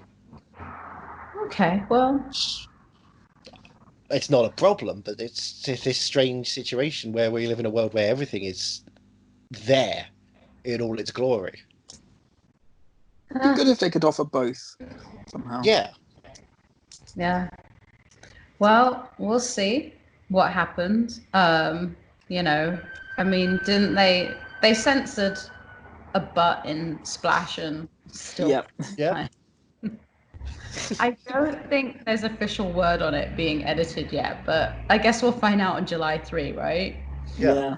Looks By the like time it, yeah. everyone's listening, they'll know and everything. They're screaming at the podcast. How, bleeping, bleeping, bleep, or however they chose to sense it. Oh my gosh. What will happen when kids grow up on Hamilton? Like a 3 or 4-year-old rapping the lyrics. How cute's that going to be? Oh. Imagine the first word being Alexander. Achilles Mulligan! Oh! Screaming as they're walking down the road. Unaccompanied, obviously. It's a lockdown. So this child's got out somehow. Begging parents to be in the room where it happened. Yes, a Hamilton for a new for the next gen. Oh god, that's going to happen soon. There will be another musical that will turn the next tide, and we're going to become the old fuddy-duddies. I know. Oh! Well, I still remember when Phantom of the Opera opened, and I was like, oh, okay. You're like old. I mean, Cats is due a sequel any day now, I think. How are you back on Cats? Oh You can never leave Cats. We can never leave Cats. Cats is...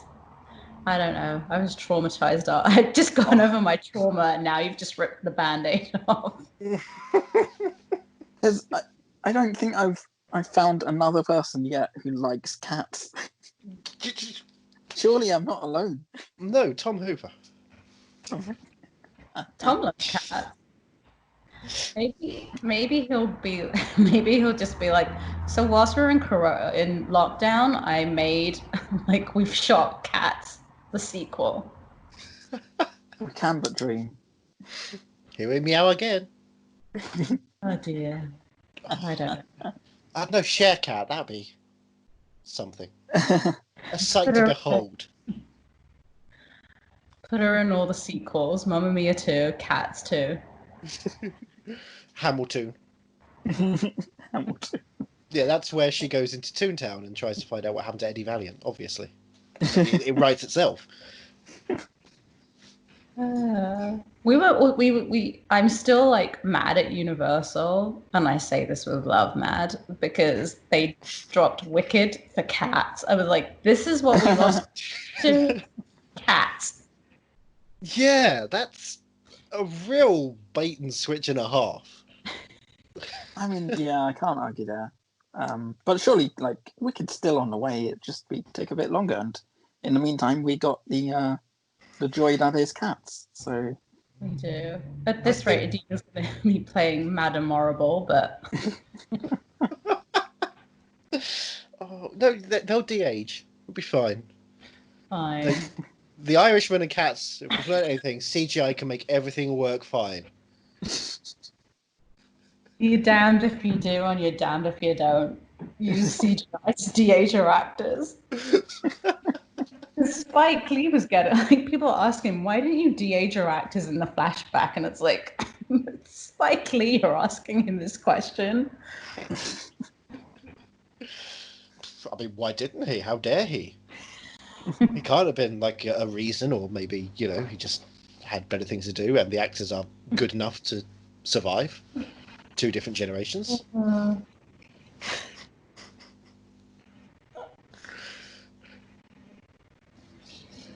Oh my gosh. So yeah, we have Hamilton. I haven't actually visited any of the other musicals that Disney Plus has right now.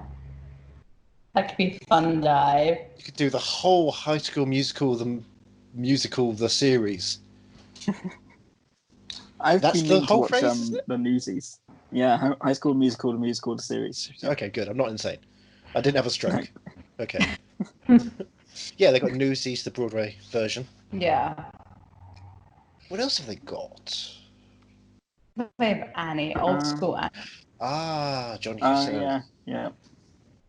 What else do they have? Do you guys? I'm sure you've slightly different content, right? I think we got pretty much all the same. Yeah, maybe a couple of things, but I remember I used the American, I used the VPN to watch all of The Mandalorian because we were getting it weekly back in March when we first... Yeah, was it March? When it opened over here.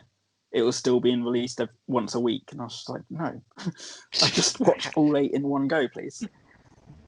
Was it worth it? The joys of VPN. Yes.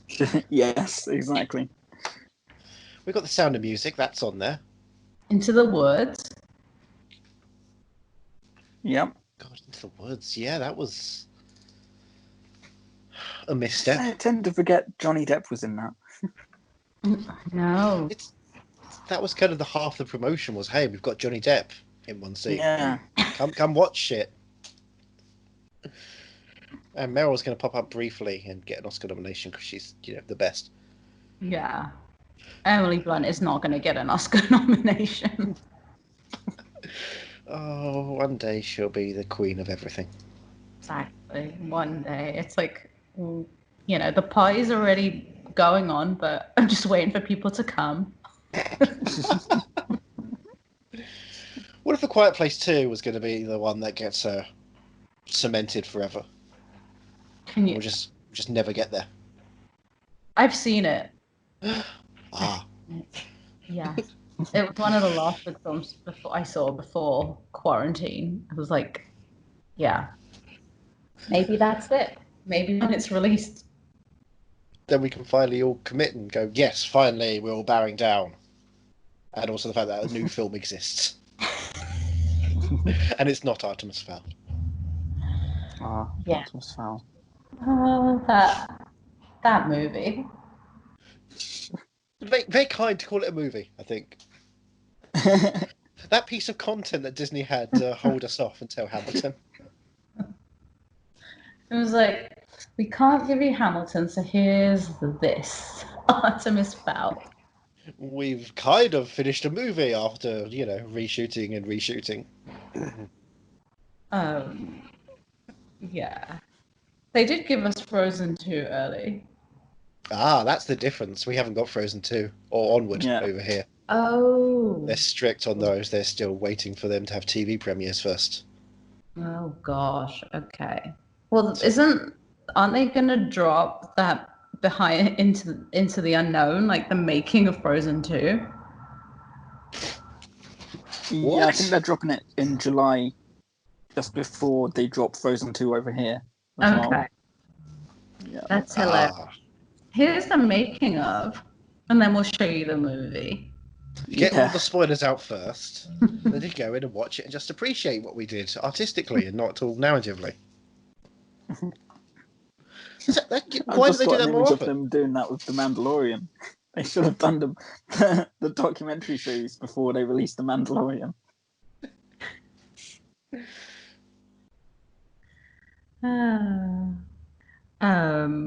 What else do they have? Sound of Music, if you want to go old school. Yeah. Yeah. Mary Poppins. I really, all I've been watching on Disney Plus really is The Simpsons. I did go back There's a musical episode. There are. Surely there's many musical episodes. No, there's one that's specifically a musical episode. The only other thing I've really watched on there was me and my sister watched George of the Jungle to revisit our childhood and immediately regretted it. There's a song in that. Have you tried it in your adult life? It's horrible. It's painful to watch. Oh gosh. Okay. I know. I don't know how I liked it when I was a child. I just Brendan Fraser is the best. I mean, he's just a great talent. I dare you to try it, honestly. We're doing dares now. That's what lockdown's doing. It's basically we're doing film jackass. Okay. Yeah. Then what was Cats? What was Cats? Was that the film Jackass of the World? Where we all dared? Sorry, Jazz, I'm still... It's been 6 months, I'm still reeling. I remember Jackass. Jackass was so good. But yeah, let's do the Jackass the films, like, you know, dive into Disney Plus and be like, that movie was really good when you were a kid. Like, you loved it. When to revisit as an adult, what the hell was I thinking moment? Yeah. It's, yeah. Although I am kind of tempted to go onto George of the Jungle 2 now, just to see how much worse it could possibly get. Again, what if the sequel is better? Hamilton. These are things you don't know until you try, or you know, someone listening commissions me to do. But I'm willing to do it. I will do it for a day. I think I'm gonna stick to The Simpsons. Like just yeah. You know, I don't know if I want to dive into Herbie Goes to Monte Carlo. Oh, but he's going to cause a lot of ruckus there. You know it. You just have to find out what kind of ruckus. Probably vehicle related. Oh, there's no point if Lindsay Lohan's not in it. Surely. You live your life by Fully Loaded. It's so funny you said Lindsay Lohan. I'm looking at The Old Parent Trap. I'm like, I forgot it.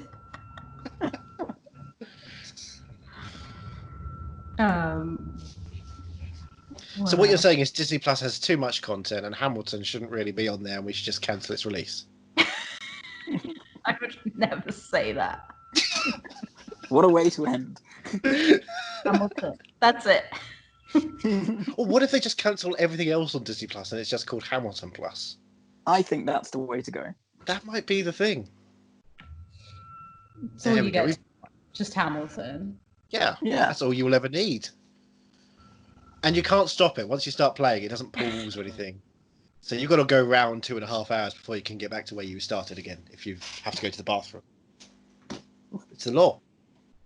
I know. That's going to be interesting to see, like, what people, like, when you're...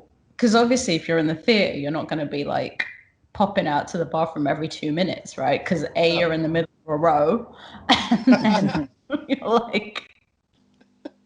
So you're sitting there till the interval or the end, and then, like, you're not going to be pulling out your phone unless you're one of those people. Do you know, like, even if they can't go to a theatre at the moment, they should also be shunned in lockdown. Exactly. So it'll be interesting to see, like, people, how they watch this. Like, are they going to live tweet along with Hamilton? Like, what are they going to do? That will definitely, you'll see a lot of people doing screenshots of them watching it and just being like, look at me, I'm doing it right now, and nothing else. I wonder what they're going to do for the interval part. Will it go straight in, or will it have like a card? A 15-minute get popcorn. That's just what it break. Just have the sounds a of little New pop-up York window outside. to order popcorn. Oh, yes, some ice cream tubs as well. Yeah. Yeah. Oh. I miss going out. I don't know if you can tell. Well, until we can. We've got Hamilton on a loop now. We do, and I think it's about time we get ready to click play. Hamilton. The great thing about the editing is I can then suddenly click play as opposed to then have to wait 2 more weeks. 2 whole weeks. Jazz, thanks for coming and talking Hamilton. Thank you so much. For having me. You're just a gem. You're an absolute diamond. That was fun. Thank you. And now we've got Sarah O'Connell from what is your thing called? It's a show. It's on. Oh, I know this one. It's called The Sarah O'Connell Show on YouTube. That seems. How'd you come up with a title like that? The Jonathan Ross show was taken, and the film Taken was taken too. So I just, I went through every possible option, and that was the last one, really. That was the last one. Yeah. How long did it take you to get to that point then? 4 minutes. I only Googled 3 things, but that one was available. So it took you 4 minutes to do 3 Google searches. Yeah, I was watching the TV. I got distracted. You know how it is. Oh, there's a whole thing going on. It wasn't just an entire. Oh yeah, focus. no. I mean, I was multitasking. Right. Okay, Yeah. but you're saying that the creation of your show is Hmm. through some sort of background half-hearted attitude. Yes, Cool. Content is quality. I should say so. But I highly recommend it. It's the Stephen King novel, which turned into a small mini-series and 2 films. Indeed. Or one film if you watch them back to back. Do you watch them back to back? No, it's just hard to see the telly. Well, it depends what way you're facing. Ah, that's the problem. Someone's always got to be left behind. Very true. Unless Usually if you're sideways to the telly, you can do it, but you just get neck ache. Yeah, but if you're sideways through the telly, you're having to deal with Paul Giamatti whining all the time. That's true. I'm sorry, Paul Literally Giamatti. I thought I was saying his name right the whole time. Marty. I don't know. It's never come up if any ever read it. Sarah, you've only ever been on Reddit? Yeah, basically. And Ask Chiefs. I should probably ask Paul. You think? Have you had him on the show yet? I haven't had Paul, no. Okay. Paul Giamatti, you are out there because you've got nothing else going on. You are listening right now. Get on the Sarah O'Connell show on YouTube. Yes, please. That'll do it. I mean, our listenership's not big, but one of them has to be Paul Giamatti because, I mean, what else is he going to do right now? Well, he might hear this by accident, and in which case he's very welcome on the Sarah O'Connell show. And if you hear it on purpose, you're also very welcome, I believe, right? Oh, yeah. And But also not was actually. here on this great podcast of yours. Yeah, we can take him or leave him, I think. Yeah. As long as we get Paul Giamatti or Marty onto the Sarah O'Connell show, our job here is done. We'll shut down the whole podcast after that point. Yeah, well, that's kind of the end game, isn't it? That's your final move. That's the finale. That's the summation of everything this has been leading up to. We started 200 episodes ago. We started with a notion, and that was to create a podcast just so Paul Giamatti would come onto a YouTube show. Makes sense. It's an elaborate 200 move chess game. We always think at least 198 episodes ahead. So if you listen to episode 3, Con Air, you'll definitely notice that's when we click in. I noticed a subtle hinting of it. And the lovely thing about your podcast, if you don't mind me saying it, is that when you get to the show and the topic you're talking about, if you then work your way backwards, you can see how it led up to that point. Now, I do mind you talking about it. I think you should know your place and talk about your own show instead. I don't know very much about fish at all, but I'm happy to talk about my show.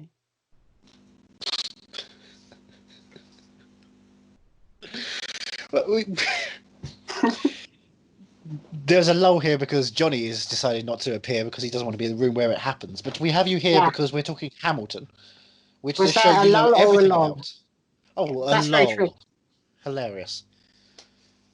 But yeah, you're here to talk about Hamilton. You know every line? Yeah, I mean, there's only one word, Hamilton. I can spell it and stuff. So then I've got an interesting relationship with Hamilton in that I technically don't have one because I've always wanted to see the show and I've heard amazing things about it and stuff. And people were listening to the soundtrack, but because I kind of wanted to see it so much, I've actually actively avoided listening to the soundtrack at all, so that when I see it for the first time, I'm also experiencing, the storyline and the acting and all the good stuff that comes with it. So I'm literally going to be going into the situation fresh. So when people have actually played any tracks, you've managed to avoid it? You knew instinctively, this is something I've not heard before? Window. Yeah. Every time? Yeah, well, the thing is, too, because I haven't heard it, I don't know if I am hearing it. Sure. And so I sometimes you just listen to Theatre FM very often. I don't think they play it on Theatre FM anymore. So, like, Smooth Sounds of the 70s. And that's where they'll play it. It's iconic 70s music is Hamilton. Yeah. It's that, Crosby, Stills and Nash, Neil Young, David Crosby, Stephen Stills, all separate. And Alexander Hamilton. Although I must add at this point, I have, because the trailer was released in the early hours of the morning, I have now seen part of it through the promotional juggernaut that is the Walt Disney Corporation. I've heard of them, but have they done anything substantial? Yeah, they did Pete's Dragon, they did Rescuers Down Under, they did the sequel to Maleficent. Ooh, she's the mistress of evil. I know, right? I don't know if I can support a brand who supports her. It's a difficult thing, but It's a real ethical situation. I think so. But if they are rescuing people down under, I guess kind of like it's a yin and yang situation. And of course, The Rescuers was the first digitally animated Disney classic production, where it went from being hand drawn to their new pioneering Robots. software that they had at the time. How do you know about animation? I've got a degree in it. The third degree? First one. Oh, congratulations! You Yeah. are a pioneer. Thank you very much. And I also watched a documentary called, I think it was called Waking Beauty on Disney Plus the other day, which really goes into the history of Disney and their evolution through the studios and the sort of grandmasters of animation that used to work there, to transitioning over to digital and working on Who's Framed Roger Rabbit, Beauty and the Beast, Lion King, and stuff like that. It's very interesting. I've heard of some of those films. Mm. Are they available to stream anywhere? Yeah, so they're all live action films mostly.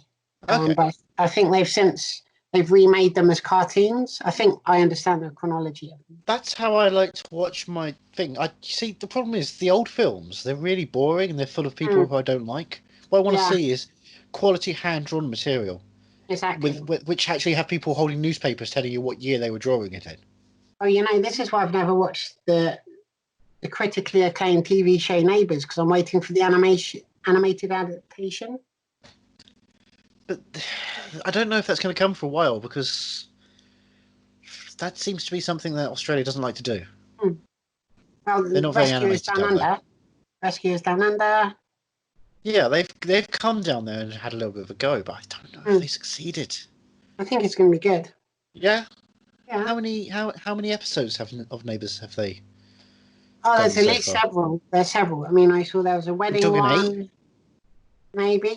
Oh, I don't know if you're going to be able to see that in your lifetime. There's perhaps tens of episodes. Tens? We're talking double figures. I think so. So, I mean, I can just watch the previously on Neighbours thing and then just catch up that way. How many neighbours are there, though? Well, it depends. If you live on the end of the street, just the one. Yeah. And likewise, the other end of the street, really. So there might be multiple episodes about one individual neighbour. That seems too many. Yeah. Person in the middle has two neighbours, but the others just have a neighbour each. I see. I'd like to have no neighbours. Is that a possibility? Yeah. Okay. Yes. How many neighbours do you have? I don't know. I genuinely have never spoken to one of them. So you haven't spoken to one of them, but the others? Just by some bizarre accident, we've never crossed paths. I think they work nights or something. I don't know what they do. But yeah, so I have several neighbours. Okay, right. And are you going to animate them?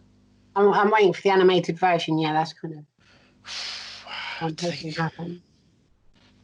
I'm not. I don't think that's a good idea. Oh. Genuinely, I don't think animated neighbours is going to work. No, why not? I mean, cause at some point you're then going to have to be animated.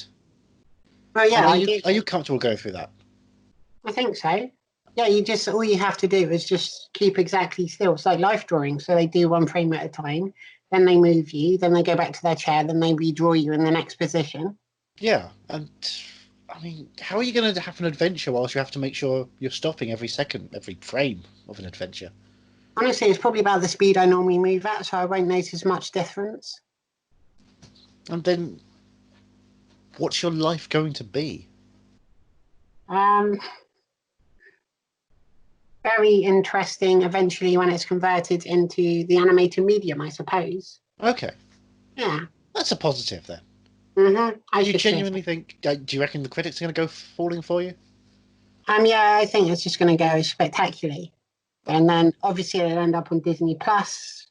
Okay. About it. Are you a very Disney ball person? I do quite like Disney. Okay. What do you like about him? So I like the fact that they're creative and they can do a single film which combines. It can have drama and comedy and character development and romance, and it can have dealing with grieving for your parents dying, and then have like a musical number and all this stuff going on, and the artwork and the research that goes into it, where they actually go to the places of research and stuff like that. It's all amazing, and I just think it's art brought to life, and it's like amazing. So I just really like watching Disney things, really, if they're good. If they're good. Yeah. Well, where do they research? I've seen this film Zootropolis. Now they establish a world full of animals that exist with a sentient and hierarchical class system. Where do they go to find that? They just go to a zoo and then just say Tropolis a lot when they're walking around the zoo. That's what I did wrong. Mm-hmm. I went to a zoo and said suit. Yeah. Came home with a great new wardrobe, but blimey, disappointing. They do sell some lovely wardrobes at zoos, don't they? So many of them. The only problem is there's a lion in there every flipping time. Yeah. I suppose anything's really a wardrobe if it fits your clothes in it. Everything? Is a house a wardrobe? Oh, yeah. Oh, okay. Now, is a closet a wardrobe? Yes, very much so. Is a television a wardrobe? A very complicated one, but the box it comes in can absolutely be adapted to a wardrobe. And in fact, you can put it on the floor and make it a floor drobe even. You can hang stuff over it. No, I think you're going too far with floor drobes. They're not going anywhere, they're just there.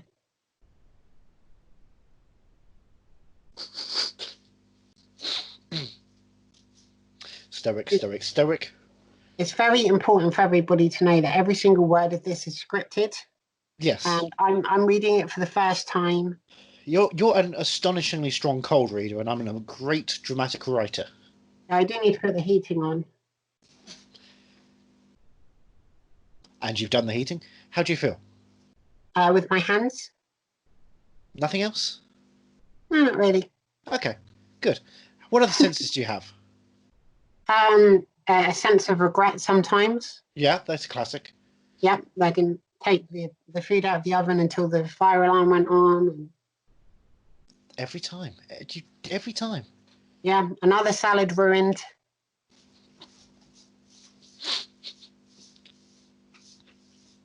Any other senses? Got a Sixth Sense, which is on DVD. Oh, congratulations! You got a proper version.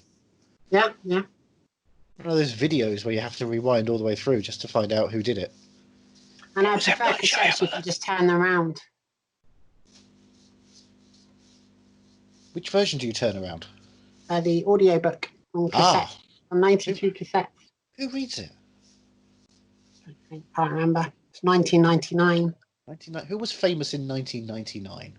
Mandy Moore. Ah, probably her. She's got that kind of voice that makes you tense and scared and uncertain. No, she's doing great. She's doing really well. Yeah. This is her. Exactly. I think in the years to come, historians are going to look back on this conversation as perhaps the ultimate tribute to Hamilton. The ultimate tribute to Hamilton. I think so. Just this? Just that last bit, yeah. No, sorry, justice? Are we going to do it justice? I think so, yeah. Are you looking forward to sitting down and watching it at home? I can scarcely look backwards to it, can I? It should be good. So it's coming out really soon, isn't it? And yes. I'm actually really intrigued to learn more about just because it's based on a true story from what I understand. Mm-hmm. And it should be interesting. And I hear the music's amazing. It's got a really good cast. And it's on the aforementioned Disney Plus. So it's basically free if you've already subscribed. Yeah. Which makes it much cheaper than the opposite except version. Except for the money bit where you have to pay for it. But yeah, what? It's free apart from the money bit. I don't pay money. Oh. I do other favours. Do you just have 97 email accounts or something? I've been collecting free samples for everything. Yeah, I know. I'm surprised you don't ever spill them. Oh dear. I just did. Perfect. Would you have rather seen this in the theatre, I'm assuming, would be the yes. Yeah, I'd love to see your podcast in the theatre, to be honest. Thank you. You see, Yeah.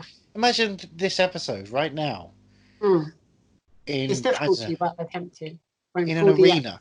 Let's talk, let's say, 45,000 seater. Yep.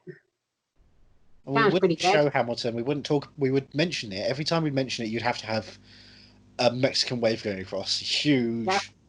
A beach ball being thrown. I feel like this is the kind of vibe. Nice. Yeah, that'd be good. A sandcastle being built on stage. Maybe one of those gigs that you go to where there's a DJ performing for an hour before. Would you like to be that DJ? No. I'd like to watch that. That's the kind of experience I'd like to have. Where would you be seated? Normally I don't get the tickets quick enough, so I'd probably be at the far left-hand side where you're sort of sideways onto the stage and you can see the surprise guests waiting to come on before they've come on, you know? Oh, I remember exactly. Yes. Yeah. But yeah, I mean, I would love to see Hamilton live, which is the best way I think to experience theatre. But I love the fact that they filmed it as a stage production rather than actually turning it into a film. So if I understand correctly, it's a Broadway production of Hamilton, isn't it? It is with the original cast from back in the day, yes. Now, they are working on a film version at some point as well. They are. We will have to go through that rigmarole. Well, that's good, because that means I will then have something to compare it to, having seen the original. Oh, you're going to watch the movie version? Yeah, probably. I quite like those. Okay, well, why wouldn't you wait until the animated version of the movie version comes out? Well, everything's animated technically, unless you pause it. Okay, so... Animation is just moving pictures. But would you rather go and watch it all composed together or go to a museum and run really fast down a bunch of still frames?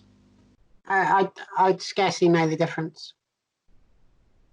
You'd still get sweaty and out of breath either way. That happens just sitting down. I don't know what that is. Oh, I think you've got to see something, Sarah. I know. Oh, no. I should probably get more than one chair in my house so the other people sit elsewhere. Oh, wait, are you sitting on their lap or are they sitting on your lap? Yeah. Or is this a shoulder situation? You've got a devil and an angel. A bit of both. It's hard to tell anymore. Everything's become one at this point. It's like being in space. I don't know where up and down is. And well, you look at the stars, surely. That's true. I can't see them because they're normally blocked out on the telly, but... Well, that's because you haven't got the channel. It's Stars Play over here. Very true. Yes. Actually, do you have that? I think it's an Amazon Prime Video extension. Certainly is. It is indeed. So you can watch all your favourites like Mr. Mercedes. Can. And Castle Rock. I need to finish watching that. I'm halfway through season 1, but I kind of want to watch the Misery episodes. I tried to watch Castle Rock and I was very disappointed. I like guitars. Yeah. I like music. I like musicals. Mm-hmm. What's your favourite musical? What's my favourite musical? Well, thank you for asking, Sarah. You're the first person to ever ask me in my entire life anything. I can only apologise. I'm going to interview you, I think. Wait, am I on an episode of your show? Yeah, basically. Whilst Clyde. I should gas you up for a second and pretend I'm someone important instead, because you're only having a good time. 200 episodes in, this is spectacular. Yeah, this is the kind of quality you get 200 episodes in. Oh yeah, I think so. So your favourite musical all time? Oh, my favourite musical and my favourite musical movie are different. Will that get me in trouble? No, not really. Oh, okay, because I wasn't sure. I did see the police coming by. My favourite musical... Sing with them, or do they perform by themselves now? They are alone together. Yeah, makes sense. And they only communicate through one type of communication. I bet you can't guess. A lot. They put on red lights. Yeah. Yeah. My favourite musical, I would say, Mm. keep going, is ... Haven't seen that. Yeah, it's fantastic. Yeah, It's my favourite character from EastEnders. I don't know if you've ever seen EastEnders. Oh, yeah. Dot Cotton. Mm-hmm. It's her. It's the story of her opening a laundromat. That's it. It sounds pretty spectacular. Oh, let me tell you, Act 1, the laundromat opens, and the washing goes in the tumble dryer. Tumble dryer. Act 2, tumble dryer. Things get hot and steamy.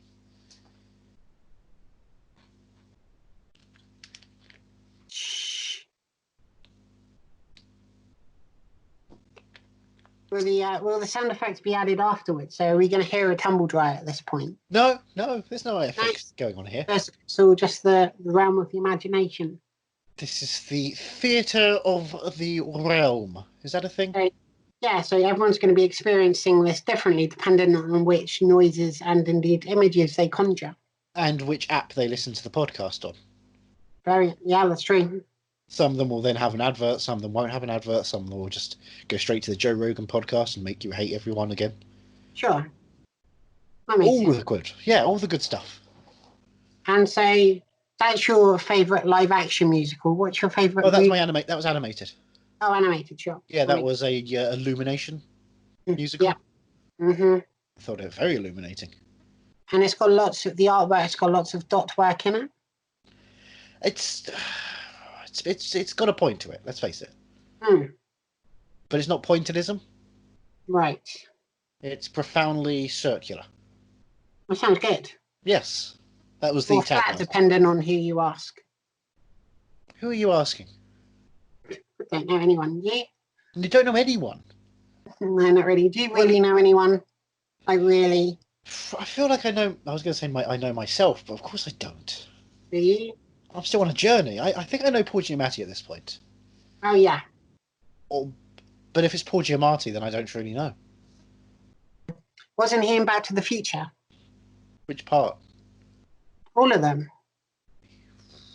I've not seen all of the Back to the Future films. Paul Giamatti McFly? Was that the bit you wanted to work to? Yeah, that was the whole... That was the bit you wanted to work to? 20 minutes that was, yeah. Working up to that. See, it's like I was saying, if you go back to the beginning of this episode, like literally right now, then you'll see the entire build-up, which is what happens in all of your episodes. That's what happens in the Back to the Future films. Exactly. They explain podcasts at the start of every movie. Mm-hmm. They bring it full front when you get the opportunity to then watch the movie again with a podcast commentary from Paul Giamatti McFly. So what are your favourite musicals? South Park. South Park. The movie. Bigger, yeah. Longer and uncut. That's your favourite live action. That's my favourite live action, obviously. Yeah, obviously. But if I was going to go for something that actually you could only watch in a fake theatre, as they call it, a fictionalised recreation of a theatrical experience, I would say Hamilton. Hamilton, wow. Yeah, okay. It was a movie where Luke Skywalker gained a lot of weight. Do you mean Gravitas? Yes, thank you, sorry. He held a lightsaber for 2 years. And then threw it over his shoulder. Let me tell you, I think a lot about his gravitas. Yeah. Thick. So I guess with it being your favourite musical of all time, and that's quite a statement because Grease 2 exists. Are you... I've never witnessed Grease 2. I've never witnessed Grease 2. I've seen Grease 3, and Grease Proof. Yeah. What happens to the second one? Grease Proof is the sequel to Bulletproof. Yeah. I assume it's still in the same universe because everyone's got slick back hair. Yeah. Especially Damon Wayans. I don't know. I don't know that I've actually had the pleasure of watching it. I read the novelization and that was it. I miss novelizations. As someone who doesn't read them. You tend to get them free at film festivals. You might tend to get them free at film festivals. Oh. I think people just like you. Yeah, what's that? I don't know what that is. But thank you. It's weird because I've known you for a long time and I don't. Yeah. And we actually... we're Let's go mortal again. enemies, we should mention. Pardon? We are mortal enemies. This is like a Highlander situation. It pretty much is, yeah. Yeah. What are your favourite novelisations? Well, there's so many, isn't there? Well, there's a lot of films. Let's see. Well, my favourite novelisations are the ones where you just get like a chapter of it. Okay. Like a teaser to the book or the film or something, and you'll get it like on the front of a magazine. They're the kind of best kind. Yeah, pretty quick. Hmm. Like a trailer. Yeah. I do like that. I don't like reading too much. Don't know about you. It's really annoying, actually. Because there's so much media to consume these days. There's Netflix and Amazon Prime and all the stuff on TV and stuff. I thought I'd buy that magazine TV quick, but it didn't get me through the programs any quicker. Oh, that's a shame. I know.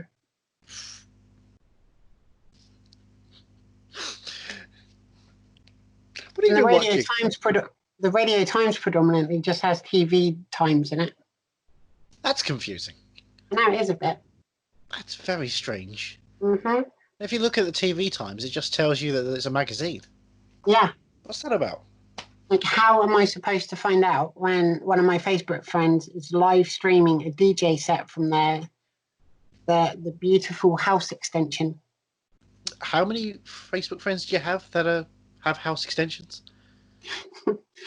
There's seemingly quite a lot. There's several people that will just randomly go live on Facebook, and then they'll just... It seems like they're just playing Spotify or something, and they might have a disco light or something going on. Then you just listen to whatever it is they're playing.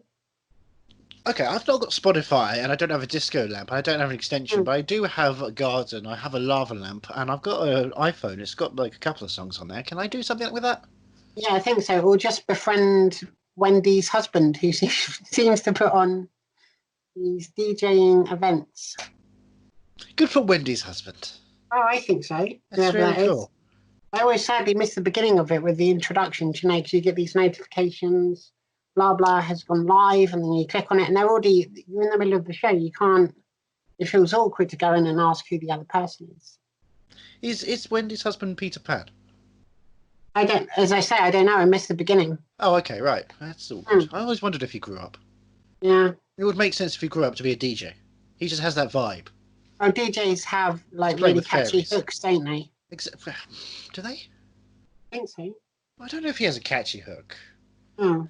I thought of him as just, a bit of a flyboy. You think? Pretty chill. Yeah. Well, Sarah, thank you so much for joining us and extolling us with the virtues of everything you know about Hamilton, which I think you can say you could fill a whole book. I could fill a whole book just by sitting on it, but I don't know if I necessarily could without reading you the internet.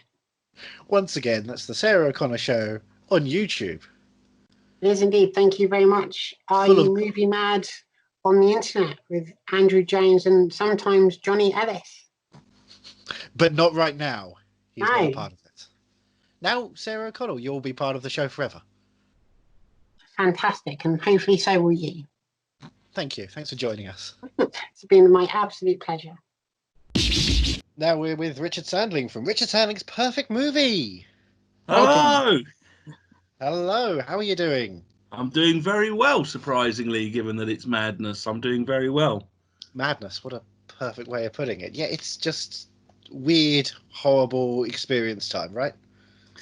Yeah, I mean, I'm quite lucky in that I've sort of been training for this my entire life by never really leaving the house or having anything to do.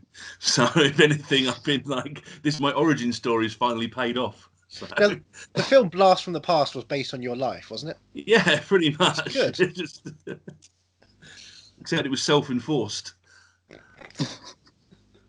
You are both Christopher Walken and Brendan Fraser. Like if they could put the two of them together. So. That's what it says on all my dating apps. Oh dear. So you're looking forward to Hamilton coming out? Obviously, like everyone, I am completely aware of exactly what Hamilton is. Sure. And have listened to all the songs, and I'm excited. How many songs? Hey? How many songs? Let's get a definitive number that you definitely know. There's easily 12, isn't there? There's easily 12. Yeah. 12 songs in Hamilton. If we don't take into account the incidental music where the leitmotifs sort of meander throughout the piece, Of course. 12, I would say. That's a good exact number. There are no decimal places. It's not even a fraction. No. Well, I thought with music, it's hard to have fractions in music. But not impossible. I mean, time signatures are kind of fractionable. Yeah. Got the beats per minute, but yeah. So have you only listened to the album? Have you seen the show at all in any capacity, or? I mean, I'll be completely honest with you. I have never seen the show or heard the music or anything about it. Hamilton is just something that people talk about.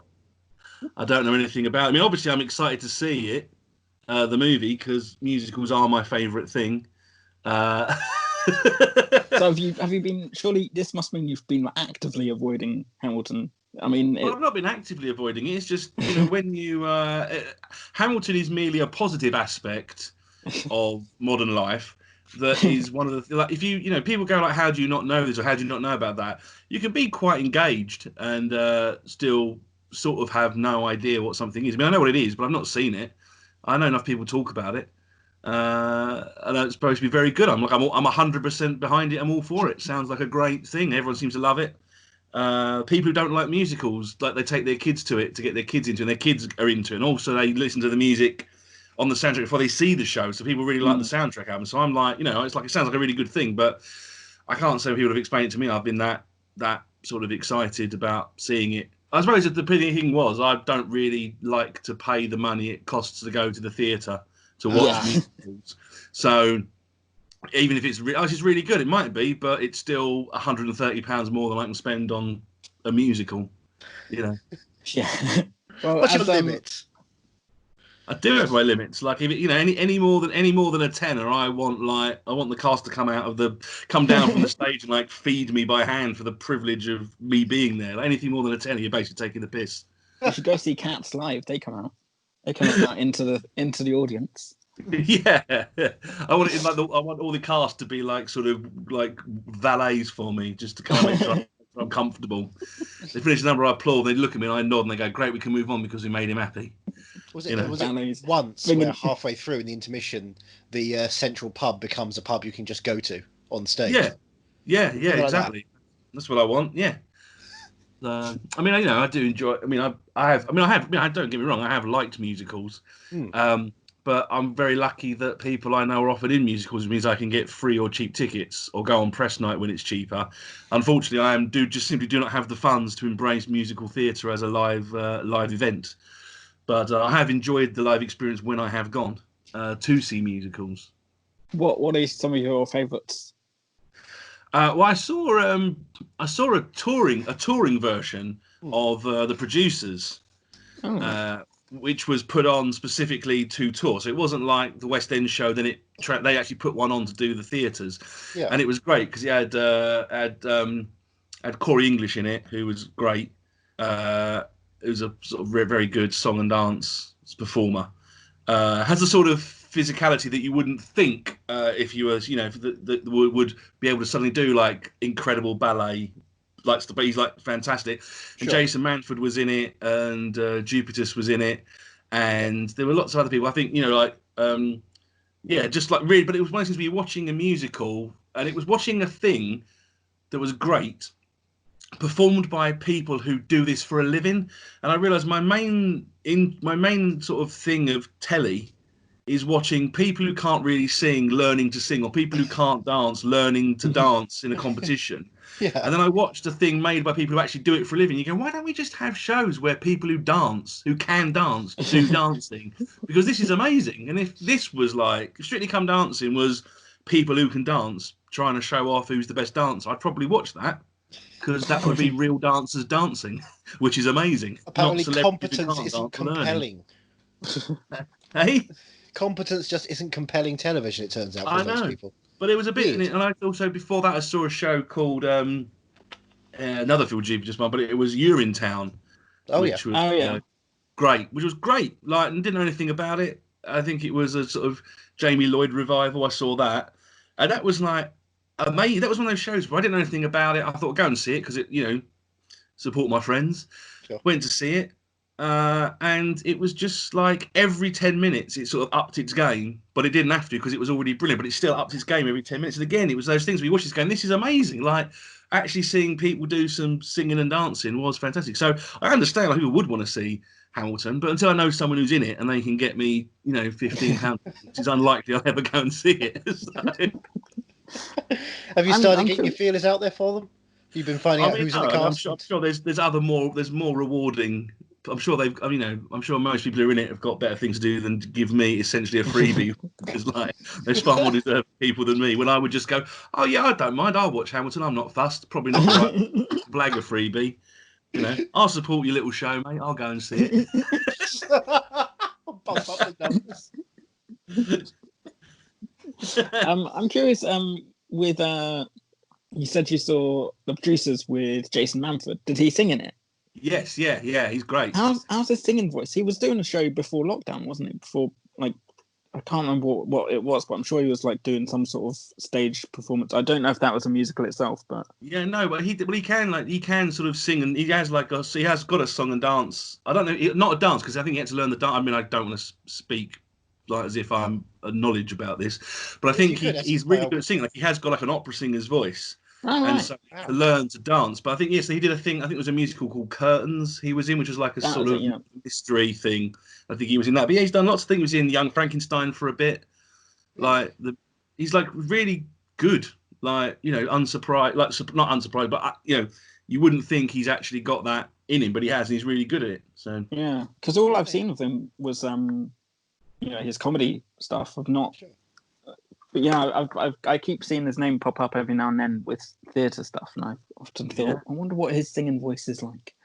Yeah, it's good, and also especially the producers, it's there is that mix of singing, but also kind of character narration-y type singing, which I like when it's done like that. I don't like the sort of Andrew Lloyd Webber faux opera where everyone's just sort of tunelessly singing dialogue at each other and giving away. I am here, you're going to the shops, let's get some cheese, I'd like some pea. And you're like, just speak it, mate, speak it. Either up your game and make this a song, or speak it. Don't waste my time with all this middling crap. Yeah, see, that's the kind of musical I love, the Andrew Lloyd music, the Andrew Lloyd Webber, where it's constant singing, no matter what you're saying. I kind of, that to me is pure musical. So Jesus Christ Superstar, Phantom of the Opera and stuff, but you don't have any love for those. You're allowed to like that. Oh, thank you. I mean, you are allowed. This is not one of those internet things where you should feel embarrassed to voice an opinion about something you like. I feel like I'm going to get cancelled. Yeah. Well, I mean, I don't imagine that saying you like Andrew Lloyd Webber musicals for the continual singing is something that's worthy of being cancelled over. I think there's other things. There's other things you need to be. That you get cancelled for other things. What about movie musicals? What are some of your favourites? Well, I've always been a fan. I mean, I'll be honest with you. I do like. Well, I mean, there's musicals. I mean, I'm a big fan of films with songs in them, like The Blues Brothers, which I don't know if that technically counts as a musical, because I do like that, but I don't know if that really counts as a musical. Sure. Obviously, I do like I do like the classical ones, not the classical ones, but the classic era ones, like Singing in the Rain and On the Town, those sorts of ones. I'm a big fan of My Fair Lady. Really like My Fair Lady. And I do like the sort of the South Parky ones. I mean, I haven't seen Book of Mormon because can't afford to, but I do like all their theatre. I do like their TV and film musical stuff. Yeah. So, and Little Shop of Horrors, obviously, because I'm a psychopath. Do you have a history with musicals? I mean, you are a performer. You do stand up. You've performed plays, haven't you? Oh, well, the weird thing is because I mainly do it was comedy, so I never had to do any singing, and I've never trained, darling. You can't, you get raw talent, natural, raw talent.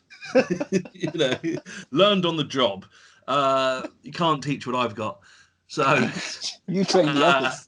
You can catch it, but so I never. That sort of school, you do like school plays and things, but generally speaking, I don't even really actually do that much theatre. I do some like site-specific stuff and like character stuff, but like actual plays, I don't do that many plays. And only comparatively recently has anybody been thinking of seeing me for musicals. So I've had auditions for lots of music. I've nearly been in some musicals, but I haven't made it. So actually singing and dancing isn't really something I ever have any real like performance history with.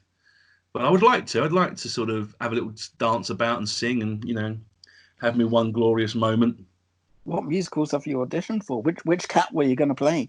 The cat. Well, obviously, like, lots of panto and things like that, which I never sort of quite get into. I don't think if there was an actual musical revival that No, usually what it is they turn up and they go, you go for an audition, they go, we want to see you. Can you bring some sheet music and bring like a song? And I'm like, I don't have it.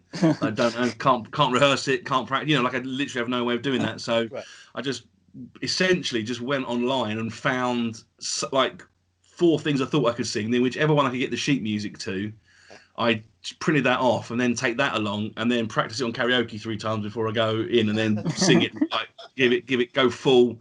Don't hold back. I usually audition with "To Dream the Impossible Dream." Yeah. For a Man of La Mancha, but as I like to think of it, from "Cut an Unstoppable Sex Machine." I don't think I know that one. Would you be able to give us a couple of bars? Yeah. They go, "Can you come and sing this?" I go, "Okay," and then I sing that, and then everyone, you just sing that a cappella, well, with like a slight piano accompaniment, and then you just hope that they like it. I go, "Just sing that," and they go, "Thank you very much." Then you leave, and then you don't get it. They're too connected to it being part of the Honda advert from many, many decades ago at this point. Oh, yeah. Well, pick a song from musical. Like, I don't really know anything about musicals. So, I mean, sometimes if I can, I sometimes do. I'll sometimes throw in with a little bit of luck from My Fair Lady, because I can Alfie Doolittle it up. Oh yeah. Anything that involves me being able to lean into my Essex Cockney accent and largely perform rather than actually sing, I'll usually choose anything like that. God, could you write a musical just so you could get the leading role like that? Not have to work your... I mean, I could. It seems like an awful lot of work, Sure. For massive self-indulgence. I mean, I'm not saying I won't. I'm just saying I think there's other less convoluted self-indulgent things I could do to get myself popular. Oh, I'm a bit sad now. I was hoping you would storm the West Cliff Pavilion with your brand new... I know. I could do the... Yeah, I mean, I suppose... I mean, it doesn't really matter, does it? Because, I mean, I suppose I've got plenty of time, because there'll be no theatres left. By the time they can open the theatres, they'll all have been shut down and gone into liquidation. So you have to it's largely a moot point. This is the death knell anyway. Why not just dig its grave for it? It is. I mean, it is. I'm just going to. I'll bring. It'll be like new musical theatre. Yeah, you're in a competition with but people don't understand it. For audiences who never watched it, that's the way to bring. That's the way to bring audiences back to the dead West End. Oh, I guess that was something we watched. Is that good? I can't tell, but we watched it. Yeah, it happened. We let it happen. 3 stars. It happened. Time out. Yeah. Just from the pure admin of putting on a show, I have to give this 4 out of 10. Oh, it couldn't even get half marks. That's brutal. So with this being released onto Disney Plus and like streaming has been so prevalent during lockdown, what have you been doing to keep yourself busy? Like, have you been watching anything?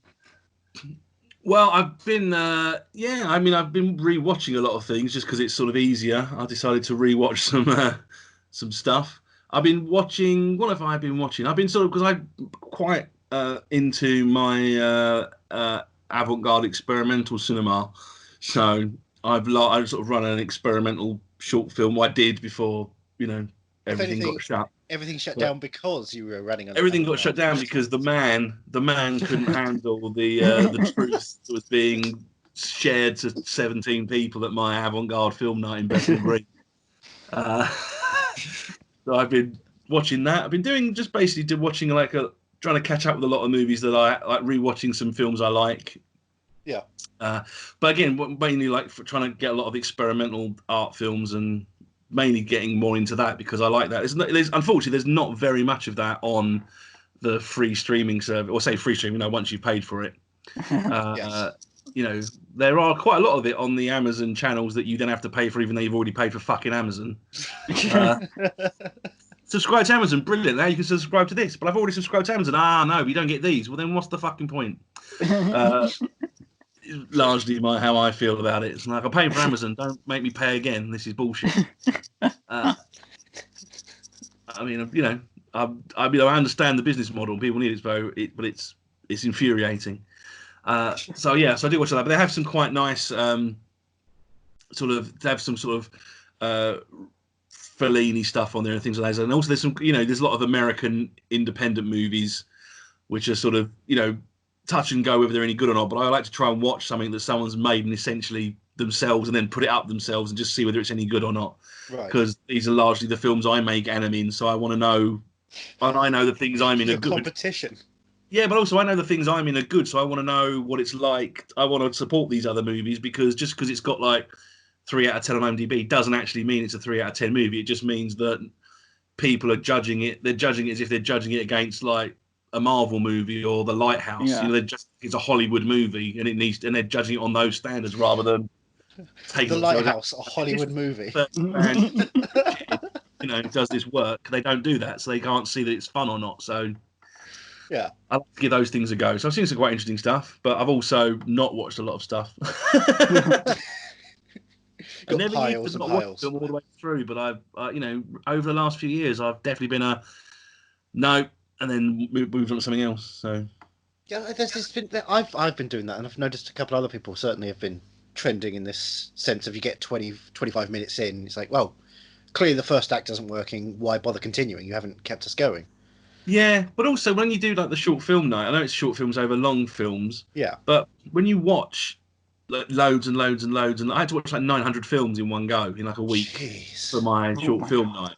Yeah, experimental films as well. So well, actually, quite a lot of them were linear narrative because nobody reads the brief when they submit to film festivals. They go, you just send my film anyway on the off chance it's good enough. Don't do that. Yeah. It infuriates people who do it, and they put your name on a list to make sure they never put your film in their festival ever again. So don't do that. Don't do that. Fulfill the brief, or don't waste everyone's time. That would be my advice to anyone making a film. Don't waste everyone's time because you infuriate the people who run the festival. But you get a real good sense within like 10 seconds whether the film's going to be any good or not, because you go, no. Like I can tell from like font. I know it sounds like harsh, but I can do that now. I can if the first shot isn't good, I go, this is terrible, and I immediately I'm usually, and I would say I'm 95% correct because of how much I've seen. So I watch these movies and I'll give anything a go, but I can tell I'm like, this is going to have to really up its game because the way it's just started and the credits and the music, I can tell this is a terrible film. Have you ever seen a film with credits? Have you ever seen a film with credits written in Comic Sans? I don't know. I think I might have done, but I don't know recently if I have. I'm not against it because that's obviously a choice. Do you know what I mean? Like there's certain things which, it's not like I have fonts that you shouldn't have in credits. You can just tell. It's the combination of font, colour, and music. Yeah. The fact that you've even got credits, like, don't waste my time. Like, I don't want less the story is about credits. Less the story is about credits. 90, I don't want to be 90 seconds in. I'm bored. I haven't even started the movie yet. I mean, obviously, technically, the film starts when the credits start because that is the first thing you see on screen. So the credits are part of the movie. But also, like, start the movie. I don't care. I don't care who the DP is. Tell me at the end how nice the film. I don't care. Yeah, I say put the credits in Wingdings. Make it a struggle for people. Yeah, if you care enough about it, you'll find and crack the code. Exactly. Well, no, but I just think you start it, so I'm immediately invested. Like, don't give me any reason to turn off. That's the thing I always feel. And a lot of films do that. They don't, But yeah, so I mean, I try to be supportive. It sounds like I'm not being supportive, but I am trying to be supportive. It's just there's lots of obstacles to enjoying your film. Usually, the biggest obstacle is that people don't actually understand what slow burn means, and they just have nothing happen for hours, and then you just go, "You don't understand. It's moody and it's paced." No, it isn't. It's just boring because you don't know what you're doing. That's not the same thing. Not doing something doesn't make it moody, and people having arguments is drama. I'm curious, since you're a fan of avant-garde, what avant-garde films would you recommend for someone like me who is terrified of avant-garde? Well, I mean, it depends. Obviously, there's quite a lot. I mean, you probably have watched quite a lot of avant-garde movies as a sort of gateway, because there's quite a lot of mainstream films have elements of that. Yeah.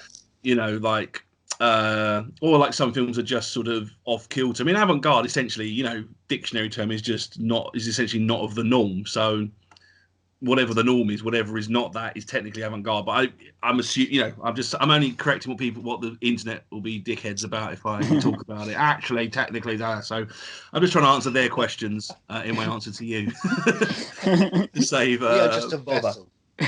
Yeah. Well, there's some. I mean, I would say one of my. I mean, there's films I think are just really, really good that are not too bewildering or wacky. A lot of like the Czechoslovakian New Wave stuff is very good.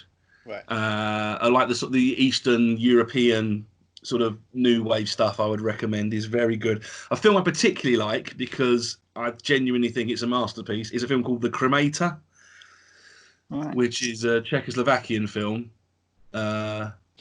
And it's very, very... It's basically a film that when you're watching it, it actually is a slow burn, and you don't really understand. Because I remember it was on a list that came up of shocking films, do you know? And you sort of go, it's rated 12A, and it's black and white, and it's like the 1959 or something. How can it be shocking? How can it be like up there with like Driller Killer and stuff like that? So then I watched it, and then it just sort of ended, and I just remember like sort of being a bit shell-shocked when it finished, but not really sure why, because it had genuinely slow burned and slow built and moved to a finale. It's basically just about this guy who's runs the mortuary and the Nazis take over, and how he just sort of has to work out whether he should or shouldn't be a Nazi, but out of like social manners, because it's what all the sort of middle class people are doing, is they're all becoming Nazis because it's just a way of like being part of the in crowd rather than any racism, which makes it weirdly more disturbing. When you said about the social norms of being a Nazi, I did think, because I've told Andrew this myself as well. But you having that problem? I used to think that "Hello" in German was "Heil Hitler," because that's what everyone said at the beginning of the conversations in German movies, in World War II movies. Which made your year abroad very awkward. I mean, just imagine if I'd made it over there, still with that belief. I mean, you're doing it now, aren't you? That's what you're going to do next year when lockdown comes. Oh, yeah. I work at a hotel, so any German guests that come in. Don't mention the war. Oh, we can't say that. That's important. Oh, no. But no, that does sound quite interesting, and it sounds less scary than I thought it would be. So I might give it a watch. Yeah. What kind of streaming services are there for like what ones, like, because you said there's a few on Amazon and stuff, but what ones kind of are the best for experimental stuff? Yeah. Well, I suppose it's mostly Amazon, just because people have, like, there's a few films on there, but also there's channels will up. You can, like, the BFI has a channel on there, an Arrow Video, which so you basically could watch. You can subscribe to all of those. There's other channels as well, but you can subscribe to those channels through your Amazon account. But you get a few things on Amazon, like there's a few sort of Fellini movies and some stuff like that. There's a few like Werner Herzog-y type things on there. So you can watch some. There is some stuff on there if you can find it, but it's the algorithm does not make it easy to find anything you want. So. Yeah. But don't worry, because if you want to watch Jack Ryan, they've got you sorted. Well, if you want to watch people who possibly were sort of a bit famous in the mid-90s play cops or secret agents who are now retired and or have wives or children they need to protect or save or like get back, whilst also taking down Mexican or Russian gangsters, you're fine. But if you just want, a bit of art, you're quite limited. Cinema. Now that I've got your attention, would you be coming back? Now they're opening up again, are you ready? Well, I mean, yes, but I don't know. The thing is, like, I'm not. Again, I just can't afford to go to the cinema as much as I'd like to, because where I am, they don't really have a sort of value pack deal thing going on. Yeah. They've just started doing one now in Basel. They had done one, so I've got to do that. But I do like. It's £4 to go to the Canvey one, the Canvey Movie Star Cinema, which I'm a big fan of. Right. But yeah, obviously we'll go back to the cinema because there's a lot of films you need to see on the big screen. But I just don't know if when they open, it'll actually be right to go back. I'm very reticent to trust the judgment of other people not to be disease-carrying, scumbags. Sure. You've been to a film festival before, haven't you? Yeah, I mean, I'll be honest with you. Social distancing rules in place in the cinema is kind of my dream situation to be going to the cinema, where people can't be within 6 feet of me. It would be like the perfect thing. Like, that's all I really want from a cinema, is nobody else in there. Basically, I want to watch it in my lounge on a bigger screen. That's really all I want to do. With curtains drawn properly. Yeah. Yeah. So I mean, obviously I will go back, but I can't imagine I'll be in a rush. Unfortunately, for all the films, just because I just don't know. I've really being on lockdown. I've really taken to being indoors. I really like not going out and doing anything. The lack of pressure. I mean, I've gone shopping. Other than going shopping, I haven't been anywhere. I just go shopping when I have to. I've just been in. I go for walks and that, but not really. You tell people you've gone for walks. They don't, freak out. So that's what I put that on my CV and under, the things I did during lockdown. But we all know I didn't. So I mean, I will go to the cinema again, but I'm not in it. If people are like desperate to go back to the cinema, but I'm not desperate to go back to the cinema. I'm afraid I'm going to wait till there's a vaccine before I do anything like that.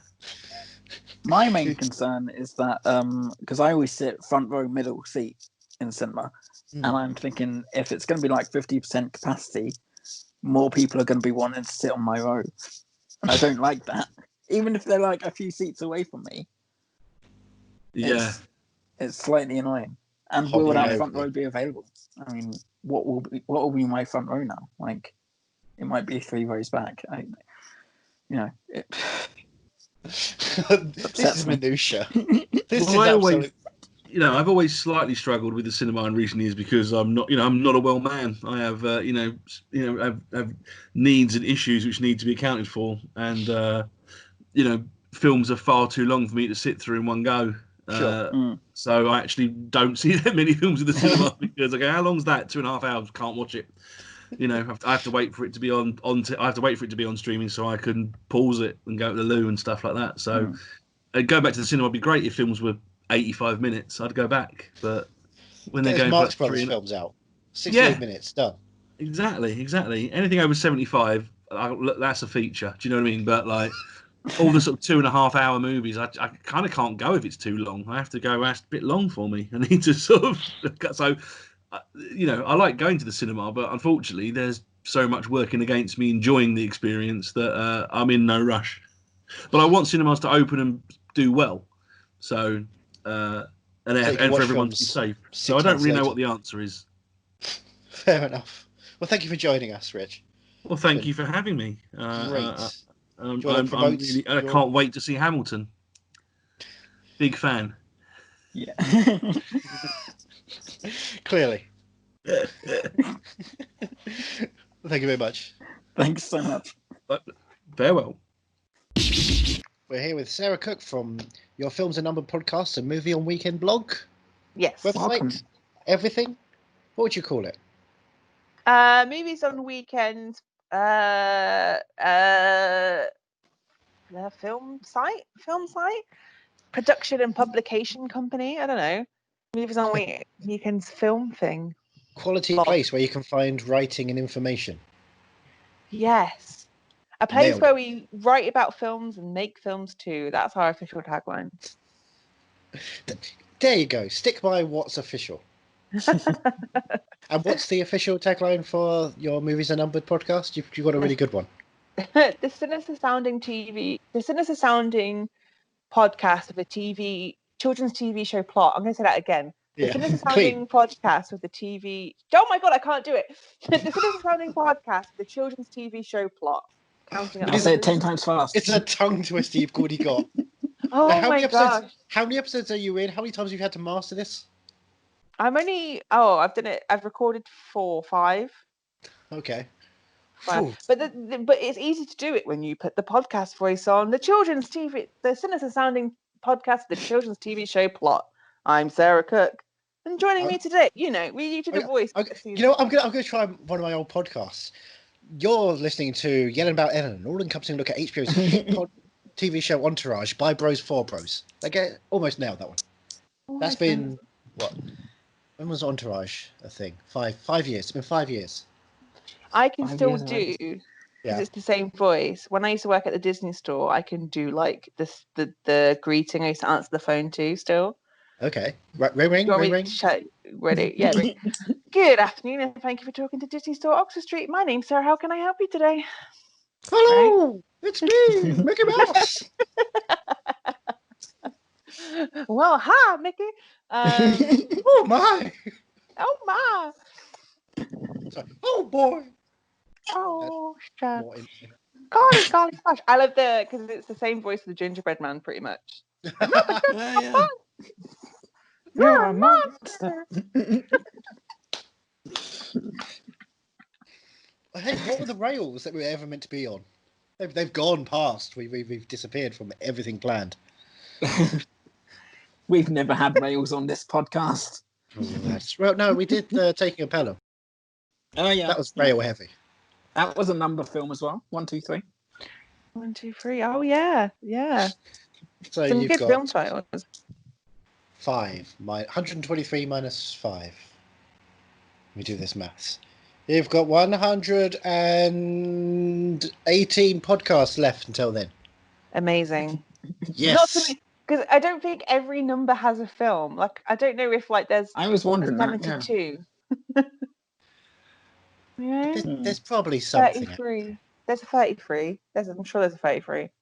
Isn't there actually a film just called 33? I feel 31. Like that's Rob Zombie. Oh, well, I was thinking of I feel like Vincent Cassell's in a film. That's something like that. Oh, maybe I just think of Vincent Cassell being in films. In all films. Yeah, it's very enjoyable. He's got a nice face. That's a nice face. A nice little accent as well. Mm. So when you get up to number 9, are you going to have done 10 films? Because you'll have had to do 8.5 between episode 8 and 9. Sure. I would have done 11. And you're right, I am doing, actually 12, because I got really confused and hired 2 people for free. So I've got 2 podcasts for free.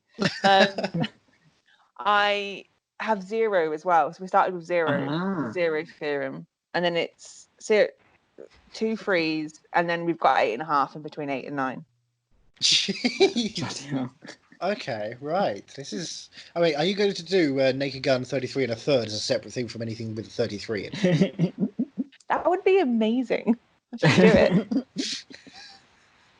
Just do it. It's like all the half films. Lion King 1.5. Let's go for it. Oh my gosh, Simba's Pride. Yes. Simba's Pride. No, Simba's Pride. No, Simba's Pride's number 2. Sorry. 1.5. The Timon That's and the Pumbaa one. Rosencrantz and Guildenstern. Yeah. Yes. See, the first film I think of when it comes to number films is the number 23, because I watched that on my 23rd birthday at midnight, because I was like, there's no other time, this is perfect. I need to watch it as I turn 23. That was how cool perfect. I was. Yeah, that's cool. What I was doing when I turned 23, I was listening to Jimmy Eat World song 23 whilst lying underneath the table thinking my life is over.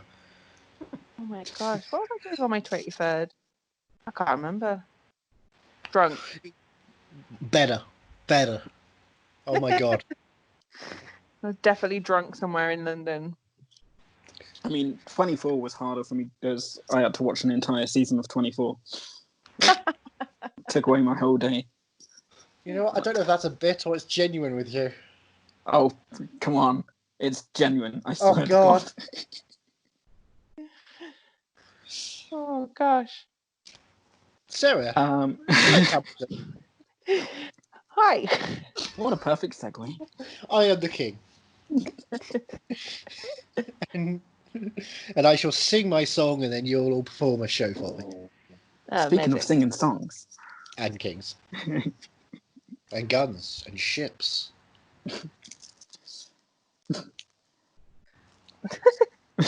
So what was your are you a big Hamilton fan? Am I a big Hamilton fan? Yes. Yeah, I'm not like I know it well enough. Like, I'm not one of these people that knows it word for word. But I'm definitely one of those people that whenever someone goes shot, I'm like, I'm not gonna give away my shot. You know, one of those people. Or occasionally I'll just be like in my with my little sister, and I'll be like, I want to be in the room where it happens. You know, like I will drop it in, but I don't know it like word for word. That is like the level I'm in. I've never seen it live. I just know it from listening to it a lot because I'm not made of money. And it's like you either have to wait outside for a long time to watch it, or you have to have a lot Disney of money. Plus. Wait for Disney Plus. I'm so excited. Yay! So when did you first... Go on, Andrew. Sorry. Yeah, I will go on. I will command. So when did you first hear of it then? Well, I first hear about Hamilton. Yeah. That's a good question. Thank you. That's why I was a really, really good question. I don't know whether it just fell onto the internet or because I knew of Lin-Manuel Miranda through Moana. Oh, okay. And like followed him, and then possibly it just came. Like, I have a lot of friends who are obsessed with it and obsessed with musicals, and I'm obsessed with musicals anyway.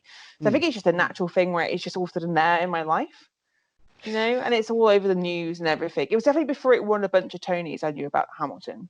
Okay. Right. But in a way, it was kind of your whole life was leading up to it since you were born. It was secretly there. You just didn't know what it was called. Until it appeared in front of you. Yeah. It was there. It was there in my heart of hearts, you know? It's festering, I believe they call that. Just like Christopher Lloyd. Like Christopher Lloyd, yeah. Yeah. So, do you have a favourite song? My favourite song is The Room Where It Happens. The Room Where It Happens. Don't know. Okay. Yeah. It's so jaunty and jolly. It's very like... Have you ever imagined what it's going to look like on stage, that version? That version? What the room where it happens when you eventually end up going to see it, Disney Plus or otherwise. Do you have like a picture of what it's going to be? I think it's going to look like A Room Where It Happens. No, I'm joking. Ooh, sensitive. I realised that what's basically going to happen? I realised that I turned into my nan at musicals where I mouth the words and slap my knee like an old person. That's probably going to be me. I'm going to do like a little wiggle and watch it and probably get like really into it so much that people next to me hate me a little bit. No one can hate you during Hamilton. No one can hate you during Hamilton. It's a love fest. Unless you're the king. Then you can hate. They just hate you that they're not brave enough to join in. Not brave enough to join. But even then, like, even if you're the king, you're still like the comic relief. So yeah, you're integral. Integral, yeah. Integral. Is that the term? Is that the pronunciation? Integral. Integral. Integral. No, integral. Integral. Integral. Integral. Now I'm just going to go down. No, you know what? I'm not going to stop. It's a bad bit. Someone do a sweep edit real quick. I am sort of disappointed that it's not coming to cinemas. Do you think it will reach cinemas eventually? Like, once all this is over, will there still be an opportunity, do you think? Will there still be cinemas? I think it would. I think if you can count people like Cineworld and View Out because it's going to VOD, they probably wouldn't. But I think somewhere like the Prince Charles or Genesis Cinema or like Curzon might like see if they can acquire the rights, put it on the big screen. But because it went to VOD, I think cinemas would be like, no, I don't want it. Oh, they're all French, are they? They're all French. I don't know why. They're like, no, it's spoiled. It's a ruined film for me now. Let them eat Mulan. Let them eat Mulan. We will have Tenet, but you can have your stinky, literally Hamilton live. I'm really apologise for any French people who are listening in, and I've just done the worst impression. We'll pepper in some of the other guests' impressions later on, so it won't seem so bad. Like a sliding scale of terrible French voices. I think mainstream cinemas will avoid it. But I think it's such a good market to put it on live. So much big stuff has made money for cinemas. Yeah. Like Fleabag and like Cyrano de Bergerac and all that and the most recent Andrew Scott one that he did. They make money, and people have been really invested in the live stuff online at home. So it'd be foolish for cinemas not to invest in putting Hamilton on the screen, because so many people are dying to see it at a cheaper price and want to be together to see it as an experience still. Yeah, absolutely. And this is, for some people, the only chance that people get to watch this kind of thing. Yeah. So, I don't know, they'd be foolish, but I know some people are going to spit their dummies out over it. Wow. So while you've been in lockdown, before Hamilton comes out, what have you been spending your time with, film and TV wise? I've watched a lot. Most specifically, I've been on a pre-Code Hollywood adventure. Okay. So 1930s to 1935 movies before they got really strict on what they can show, and it's just really fascinating to see what they got away with. A lot of people turn around and they're like, "Oh, it's of the era, so you won't have sexy things or like LGBT things or strong-headed women," and it's not right. Actually, in the late 1920s and early 1930s, a lot of films are very they portrayed sex and sexuality and strong women really well. So I've been on a really fascinating adventure through that, and classic musicals as well. They've put a bunch of RKO films on that have stuff like Top Hat and The Gay Divorcee, so like Fred Astaire and Ginger Rogers. So, what other are your sort of your go-to movie musicals? My go-to movie musicals. Oh, God, I like trash, so I'm going to put that out there first. First, my favorite movie musicals are not like the best movie musicals. I love like Repo de Genetic Opera is one of my favorite films of all time. Right. I've wanted to watch that. That's on my list. It's on Amazon Prime. I think I discovered it through like TikTok or something. There was like a clip of it about a little glass vial or something. And I was like, this is quite catchy. Anatomy. It's so good. It's so good. It's trash, and I love it. But Anthony Stewart Head is amazing. That's why I always wanted to watch it. Oh, Anthony Head, man. Anthony Stewart Head, and he can sing. And you're like, I forget how much he can sing. When I was a kid, that was kind of like him and Willow were my like sexual awakenings. Like maybe I like an old man who can sing and like a redheaded lesbian witch. So yeah. I mean, they come hand in hand, don't they? They come hand in hand. Yeah, exactly. And I like Phantom of the Paradise, and I really love Phantom of the Opera, so I love the film regardless of how terrible Jared Butler can sing in it as the titular role. I mean, that was my introduction to Phantom, was the Jared Butler film. I think I bought the DVD somewhere, and my friend was like, "Oh, you're not gonna like that, so you can give it to me because I love it. So you watch it once and then give it to me." And then like the next day I was like, yeah, no, I'm keeping this for myself, thanks. Because my nan's a big Phantom of the Opera fan, so I grew up with her original tapes, and I watched the film and just became obsessed when I was in college with it. I remember really drunkenly singing the whole film with my friend up and down the street. Wow. I don't have the heart to not like this film, because I think it does what it should do really well. I don't know what people were expecting from it. It is basically the show in a thing, but with Jared Butler, who I think he can hold a note. He's not bad. He's no Michael Crawford. And Emmy Rossum. Emmy Rossum's the best. And Patrick Wilson before he was like Ocean Master. It's great. I love Phantom. Is that what now we refer to him to? He's always going to be Patrick Wilson, Ocean Master. Yeah. Okay, I'm okay with that. So how do you feel about the sequel then? What's it? Love Never Dies. Love Never Dies. I hate Love Never Dies. Oh, Oh my gosh. I hate it so much. But I can't stop listening to 2 songs from it. And Okay. it's really funny because the reason I hate Love Never Dies is because the story is terrible. They really take the characters and go, we're going to make them completely different people. And then we're going to try and squeeze in this sex scene, like between Phantom and Christie at this unknown time, just so we can have Phantom kids. Spoiler alert. oh Phantom God. And the song that they sing, Beneath the Moonless Sky, which is them trying to rewrite history, it's one of my favorite songs, not lyrically, but like musically. If it was like in any other show, I'd be like, yes, I love this song. But because it's Phantom, I'm like, this is awful. Like, this just doesn't make any sense. I hate the sequel. I don't know what they were thinking. I only recently watched that when they released it on YouTube a few weeks back. Before then, I'd been listening to the soundtrack, and it was, I kind of enjoyed it. There were ebbs and flows, but watching it, I was just like, it's too the whole carnival setting just doesn't really interest me. I do love the song between Phantom and I can't remember his name at the bar. Oh, Devil Take Kind Most. Yeah. Yeah. I really said that too quickly for someone who hates this show, right? Oh yeah, Devil Take Kind. I love it. We all know it as well.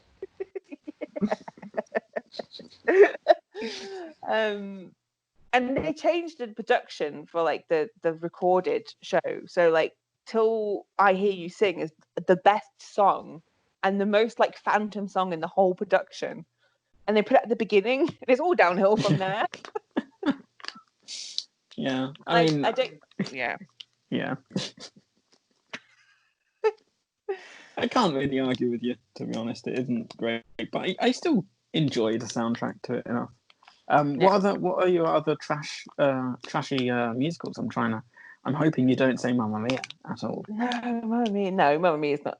Mamma Mia is like pure joy, but I like stuff like Cannibal the Musical. Right. Previous episode. So good. And I don't think it's trash. So like the rock musicals like Hedwig and the Angry Inch and stuff like that. Right. Yeah. The culty ones. They're not quite like Rocky Horror. They're just kind of on the outskirts of stardom. Yeah. I kind of really dig those ones. Musicals. I just love musicals. And I like Tommy, and I love like the really crap ones from the 80s as well, and like anything Andrew Lloyd Webber does, and I'm like, this is really bad. Like, I just do. If someone sings in a film, I'm there. I'm sold. I'm like, done. They don't have to sing well. La La Land. I'm just like, yeah.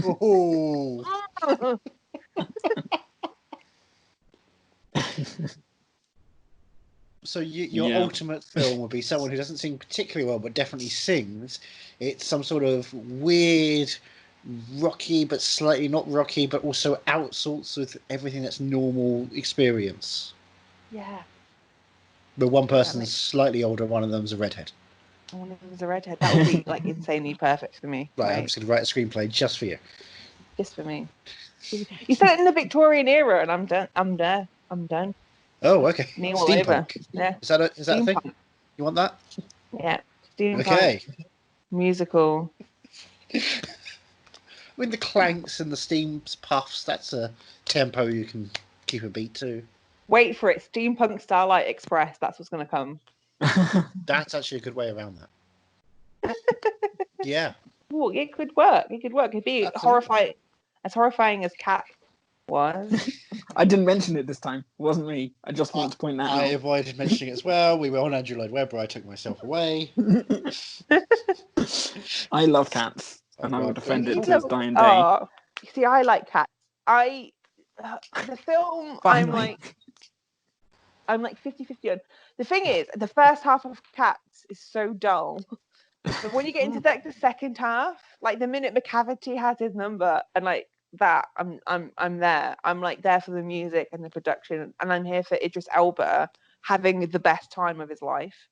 in the But whole the first film. half has Mungo Jerry and Rumple teaser. Oh, yeah. Oh, I do love that. But also, you have to get through Rebel Wilson and James Corden to get there. That's true, and it's a shame, but still, that was probably one of my favourite Mungo Jerry and Rumple teaser iterations I've seen. Was the film version. Although This is so nice talking to someone who likes it. The film version, even though I love the song Mr. Mistopheles, I hate the fact they took it away from Rum Tum Tugger, because that oozed sex in, like, when Rum Tum Tugger sings it in, like, the stage show, it's like the sexiest thing, and you're very sexually confused because he's like the sexy cat, and to have like this weird narrator cat sing it instead, and then Mr. Mistopheles sing it, I get like a bit problematic. But you know, it's ballsy as fuck without the balls. So neutered, ballsy and neutered all at once. I mean, you can't really say that about many other films. Any other films? Really can't say that about any other films. Yeah, but do we have to talk about cats anymore? Yes. Oh. You know how these interviews go by now, Andrew. There was at least half an hour dedicated to cats every day. We've done about 7 or 8 of these, and every one has somehow turned into cats, and it's always apparently my fault. This time it wasn't, though. I didn't say it first. Saying the word cats is not an open invitation to talk about cats, is it? To me, it is. Oh, gosh. I'm going to have to excise that word from my vocabulary from now on. Okay. You no longer mention cats or cats ever again. There is an anti-dog out in the garden. An anti-dog.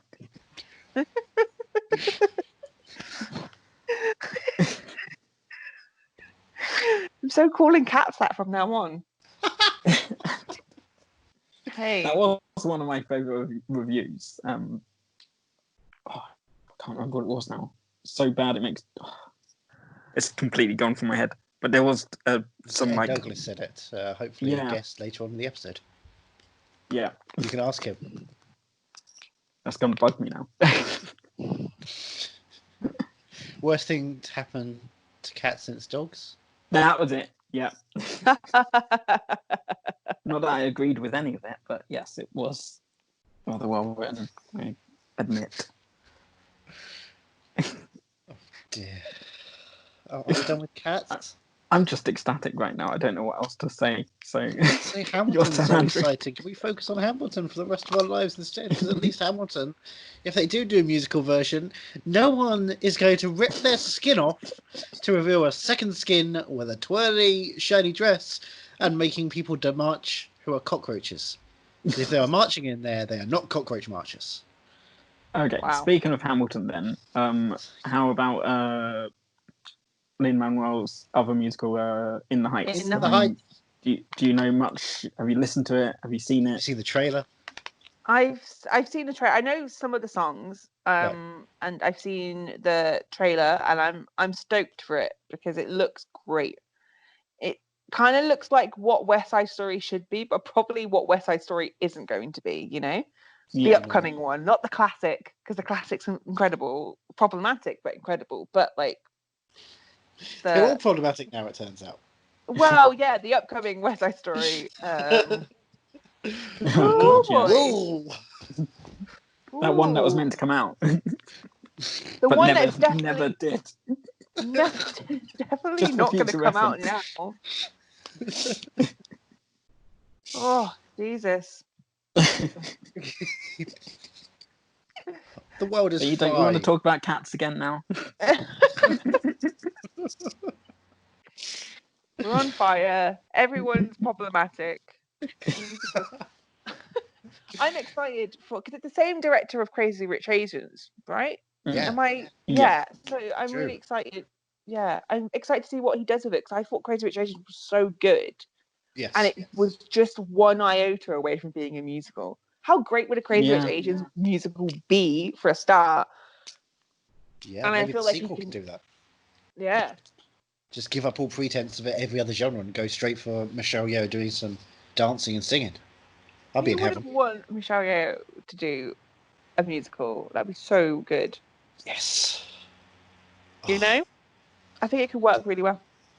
I think I'm just going to be disappointed with Crazy Rich Asians for the rest of my life now. Whenever I rewatch it, and it's not a musical, and it's so close. It's so close to being a So musical. good anyway. It Have is, you seen but Henry it's not a Golding? musical. Oh, come on.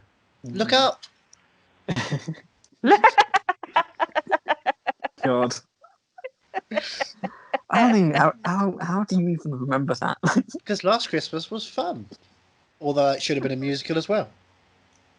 That would have been fun, yeah. Just go for a full round It musical. was an iota of I thought it was going to be a musical, man. Yeah. Yeah. It's about a musical, Should have man.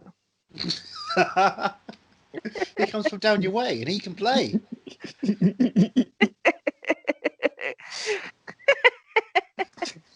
I just was back in like my school hall.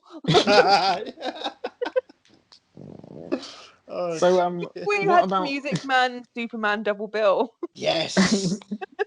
Oh gosh, classic disco songs. what about live musicals? You said you've not caught Hamilton live. What musicals have you managed to see live? Any I've managed to favourites? see live. Well, Phantom of the Opera is I'm my jealous. favourite. I've seen it once live, and I'm planning to see it again. I'm actually staring at a Phantom of the Opera candle, so it's my top favourite one. I've seen Wicked a lot. My sister loves Wicked so much that every time she comes to London, she'll drag me to another performance of Wicked. That's sweet. I've seen Young Frankenstein. I love Young Frankenstein and Book of Mormon. Are some favourites. I'm really into there's loads of live shows that I've never been able to see that I'm really into, like the Anastasia on Broadway. I love the version of Anastasia on Broadway from what I listen to. But seeing live, not well versed. I did a lot of amateur stuff, but I think Phantom's my top one. Yeah, Phantom's on top of my list to go and see at some point. Yeah, I wouldn't mind going to see both together, the Phantom and Love Never Dies. Like a if cursed that were child possible. double. Yeah, they should do it. Should they? But the thing is that you'd come out of Phantom of you'd have to watch Love Never Dies first, and then you Phantom as a prequel, because you'd come out of Phantom joyous and wondrous, and it's like, oh my gosh, this brilliant original, this is amazing, and how they do the sets and stuff, and you'd go into Love Never Dies and want to kill yourself. So wow. You'd have to swap it over. You'd be you wouldn't go in as a smoker, but you'd come out as a smoker. You'd be like, oh, fuck me. Cigarette break every 5 minutes during the show. Just the theatre owners would be begging people to second act it. They'd just be like, we've lost half our audience. Going back from where are they? They're outside smoking. My brother did that sorry, I don't mean to bring up during Cats. He just went. Left. Outside smoking a cigarette, I can't do it. I mean, if there's ever a reason to pick up a cigarette, Cats seems to be the way. I'm going to make it my mission to take Andrew to see Cats live when I next get the Okay, I'm recording this for The Hague to listen back to at some point. Oh, God. Well, Sarah, it's been lovely having you here and keeping everything focused on the topic of Hamilton and nothing but Hamilton. Nothing but Hamilton. I'm so sorry. It's not your fault. Don't be. This is one of my favourite interviews so far. You're the only person I've spoken to that likes Cats, and I'm ecstatic. You're feeling great. fine. Just giving people some pause for thought, Look, I just couldn't give away my shot to talk about Cats, so thank you very much. And I'm sure now Andrew wants to be in the room where it happens. I'm okay with these jokes. These jokes are fine. Let's never talk about the other show ever again. Sarah Cook, we can find you on your Films and Number podcast, and Movies at the weekend? Movies on weekends. Movies on weekends. Yes. Not at the. Yes, No absolutely. confusion. Thank you for stopping by. No Thanks worries. so Glad much. to be on board. Thank you. Right, now we're here with Simon Thompson. Woo! Woohoo! Is this on? Welcome. It is. Wait a second. You're in America, but you don't sound American. What's going on? I'm an actor. No, I'm not. No, I haven't. I've been here for a number of years now, but I've never. In fact, actually, I think my British accent has got stronger since I've been here. In Are the you last 5 fighting? years. No, I just think it's. I don't know what it is, but I think I've just got a touch of the Hugh Grant about me. And I think my Britishness has got even more so. I'm not wearing a cravat yet. You know, I'm not at that level, but I am probably on stage 1 Paddington right now. So. Oh, that'd be great. Yeah, escalating to stage 2 in a couple of years. I mean, that's not a bad place to be. Yeah, if that's your end game, Yeah. it's Phoenix Buchanan. Oh God, no, absolutely. There's worse role models out there. And I'd happily be directed by Paul King, so that's absolutely fine. Oh, it's a shame he's not coming back for another one. I know, but he is going to be exec producing, which is great. Yeah. And the script is coming along very nicely. So, you know, I think even though people will be disappointed that Paul's not coming back for number 3, his hands are going to be, so to speak, all over it, which is good. You know, that was such a calling card for Paul in his career. I think it would be remiss for him to not be heavily involved in it, even if he doesn't want to direct it, just to make sure that the standard is maintained. So, you know, it's still going to have that King-esque air about it, which I think is reassuring. That's true, yeah. Oh, and I love Bunny and the Ball. It's Such a great wildly movie. underrated It's a film. great movie. And it's a perfect lockdown film. I received an email the other day, and the first name I saw in it was Ed Hogg. And Ed Hogg is a name that you don't see on enough movies these days. You know, a great British actor. Yeah. Who is wildly underappreciated. Except for me. Except for you. I actually stopped the interview once and just thanked him for his performance in Bunny and the Ball and how great he was, because I just couldn't help myself. He was just there, and it's like, you're amazing. Well, you've got to reward the work where it's done, so that's really important, and he would have appreciated that. So, also someone who saw the movie, which was wildly underseen, which is criminally unfair. So yes, twice went to the cinema twice for it. Some of us cared and also managed to find it. Yeah, I gotta admit, I've not seen it. Dude, it's so good. I don't know where you can catch it these days, but it might come really up on Film 4 from time to time, but that's about as best you're going to get. Does it? All right. Yeah. It was released on DVD, right? So you can probably. I've got a Blu-ray. Oh, on Blu-ray. Yeah, but it was Optimum, and they kind of, with Studio Canals, kind of dwindled those down. Yeah, that's such a shame. Anyway, I'll Hamilton. add Here it to to talk my about list. Hamilton instead. Yes. Yes. Which is also wonderful. Yes. And also you can watch within your inside of your house. That is true. Hamilton with less fucks given. Yes. To the fact that it's going to be on Disney Plus here in the UK. I did love the fact that Lin-Manuel Miranda tweeted this week about how many fucks they could get away with for a PG-13. So they have maintained 1 fuck and they've muted, I think, 2 or 3 fucks. There's 2 actual fucks in this musical, and there's 1 fuck. Oh, that's still in there. Which is still in there. Yeah. But I've got a problem, because Lin-Manuel was saying, and the MPA, or the MPA as it is now, specifically say it's only 1 per PG-13. When that's decidedly not true, because there are some films, the Australian film Kenny is laced with them, but it still got through a PG-13 because there was no audience for it, so it didn't matter. And last year alone, Gemini Man got through a motherfucker, and that never gets through. Oh. Yeah, but there's also, realistically, Gemini Man should never have got through. I happily own that in 4K 60 frames a second.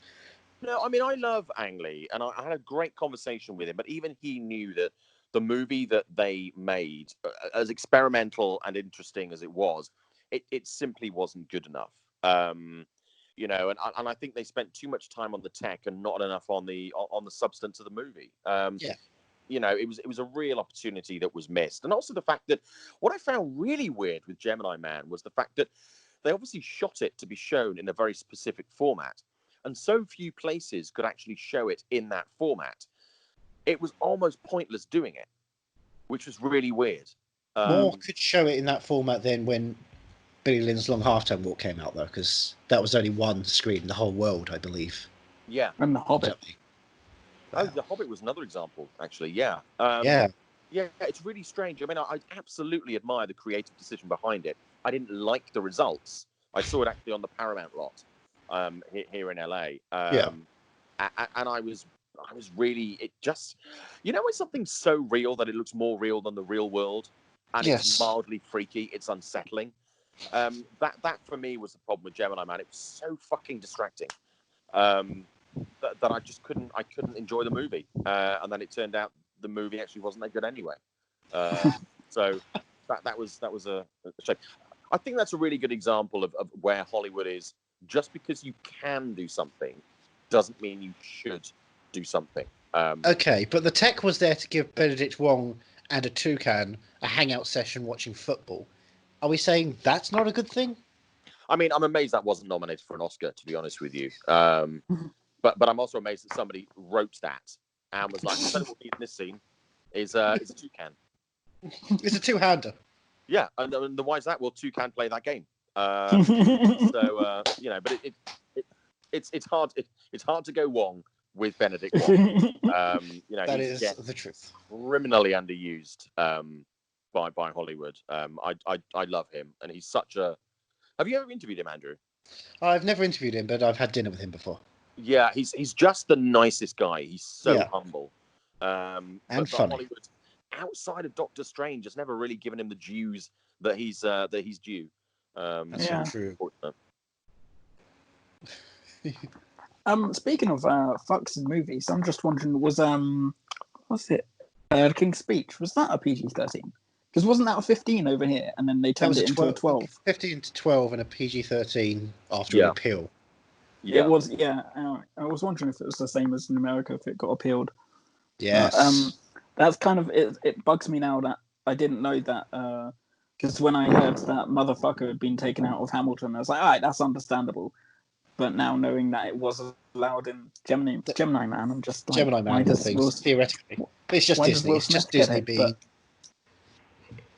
Well, Will Smith gets it because he's a spy in disguise.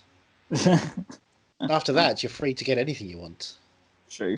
Yeah, I mean, after I saw Spies in Disguise, I've got to be honest with you, I did say, fuck. I know, great film. Well, no. I had a good year with Will Smith last year. Yeah, maybe it was just me. Three bangers. I haven't in the longest time seen a studio abandon a movie so much as they did with Spies in Disguise. I mean, Disney really had no idea what to do with that movie when it landed on their plate. It was really funny. They were doing a junket here in Los Angeles for another movie. I can't remember what it was. And they literally had a room down the hallway where they had, I think it was the directors. And it was literally like, hey, you've just come out of that room. Do you want to go in this room and talk Spies in Disguise? People were like, I haven't seen the movie. They're like, hey, yeah, we've got the directors sitting in a room. Do you want to come and chat about it? And it was so awkward. I mean, they just abandoned that movie like it was, I don't know, shit sandwich. It was like a pigeon sitting on a rooftop, pretending it's Will Smith. But why invest so much money in getting that level of voice talent and then just abandon the movie? It was just very weird. I've seen worse, but it just was not a great movie. Well, going back to Hamilton, where are you with Hamilton? Are you a fan of the album? Have you seen the show? What was your introduction? Yeah, I mean, I saw it here in LA about 2 years ago. Even though it was the national touring company, which still had a tremendous cast, the tickets were ludicrously expensive. I think my wife and I got tickets at the standard floor level, but we were right at the back, and even then they were still like $200 each. So it was insanely expensive. But I'd never really bought into the hype for Hamilton. You know, when things are hyped up so much, you're like, is it actually this good, Yeah. Or are people just on a bandwagon? And I was really pleasantly surprised. I did enjoy the show. I thought it was very, very good. It's a part of history that I was not particularly aware of. And I think they really told that story in a really excellent way. But I think, unfortunately, because it was so popular, it became such a phenomenon so quickly. I think there is expectation around it that I think a lot of people might turn away from because it was such a phenomenon. But I mean, I really enjoyed it. I'm not gonna lie. Have I revisited the soundtrack on a regular basis? I can't say I have. Right. But it's certainly something that I will be looking forward to watching again when it lands on Disney Plus. Absolutely, yeah. Did you have to disguise the accent when you went to see it? I don't know. You are the villain. But it was interesting. People were like, "Oh, you're here." But yeah, I mean, to me, it was something I was never really aware of.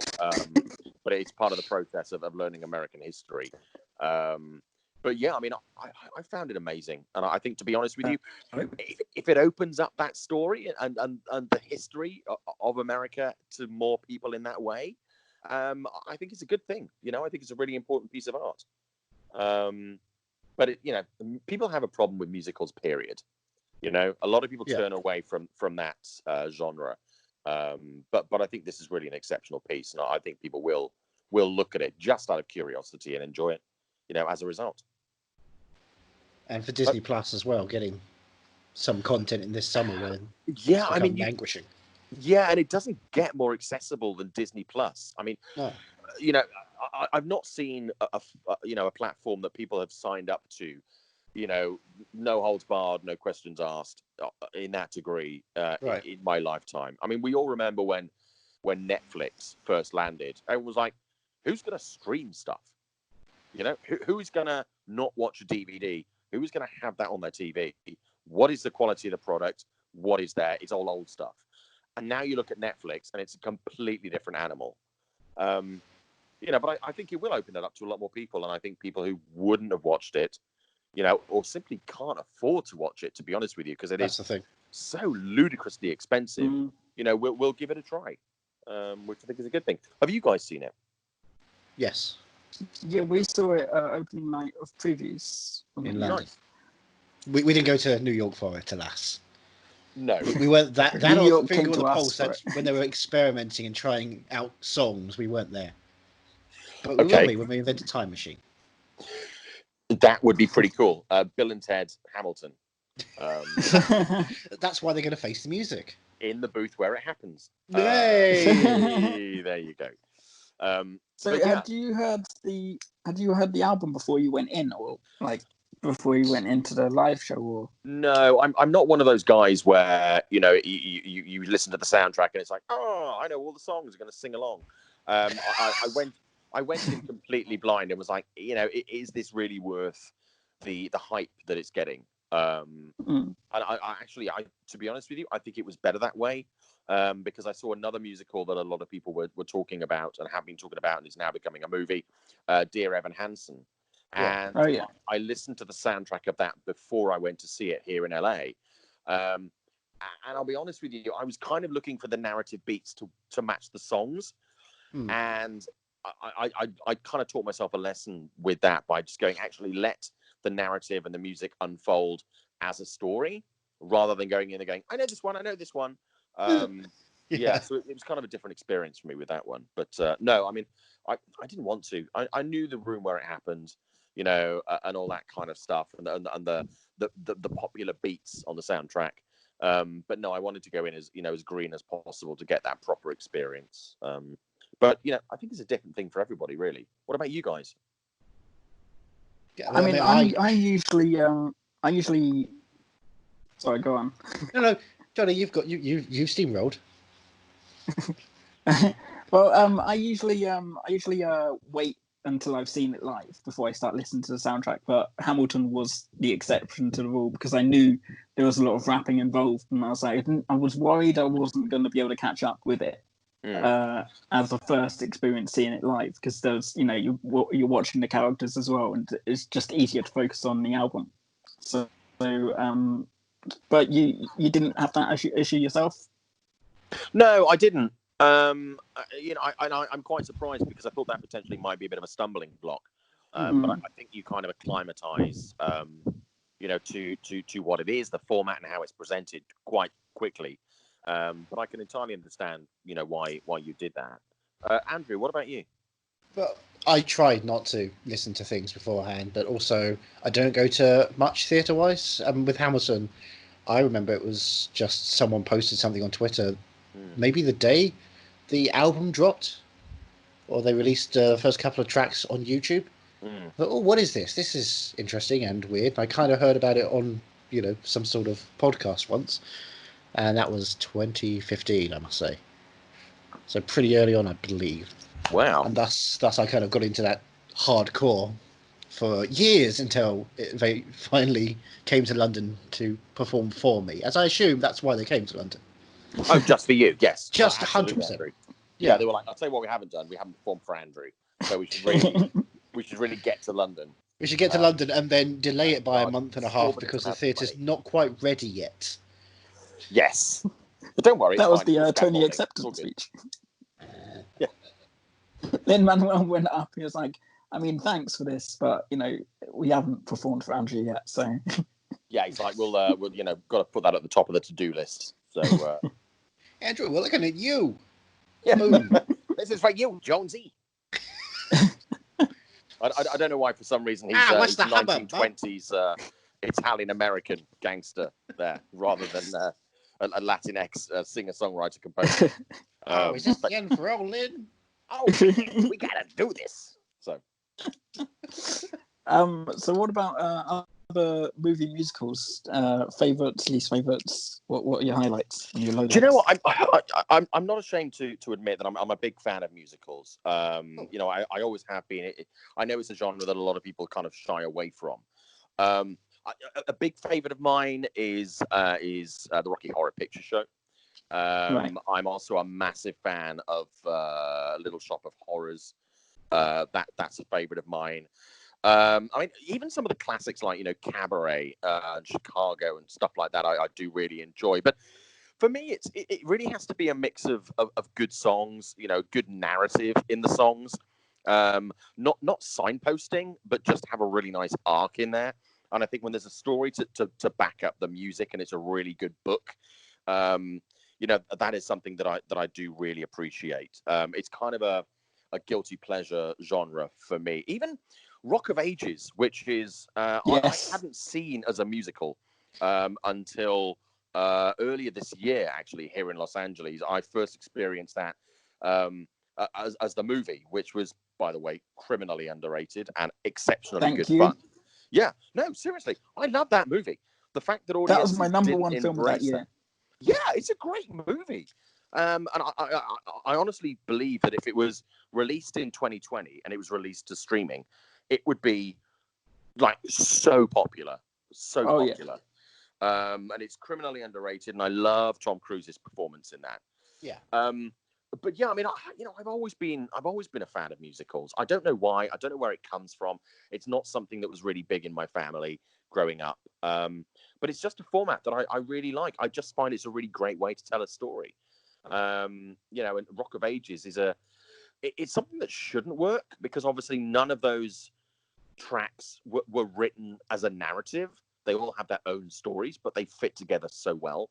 But it was turned into, obviously, had a massive run in London, on Broadway and various other, cities around the world. But it's now a dinner show here in Los Angeles.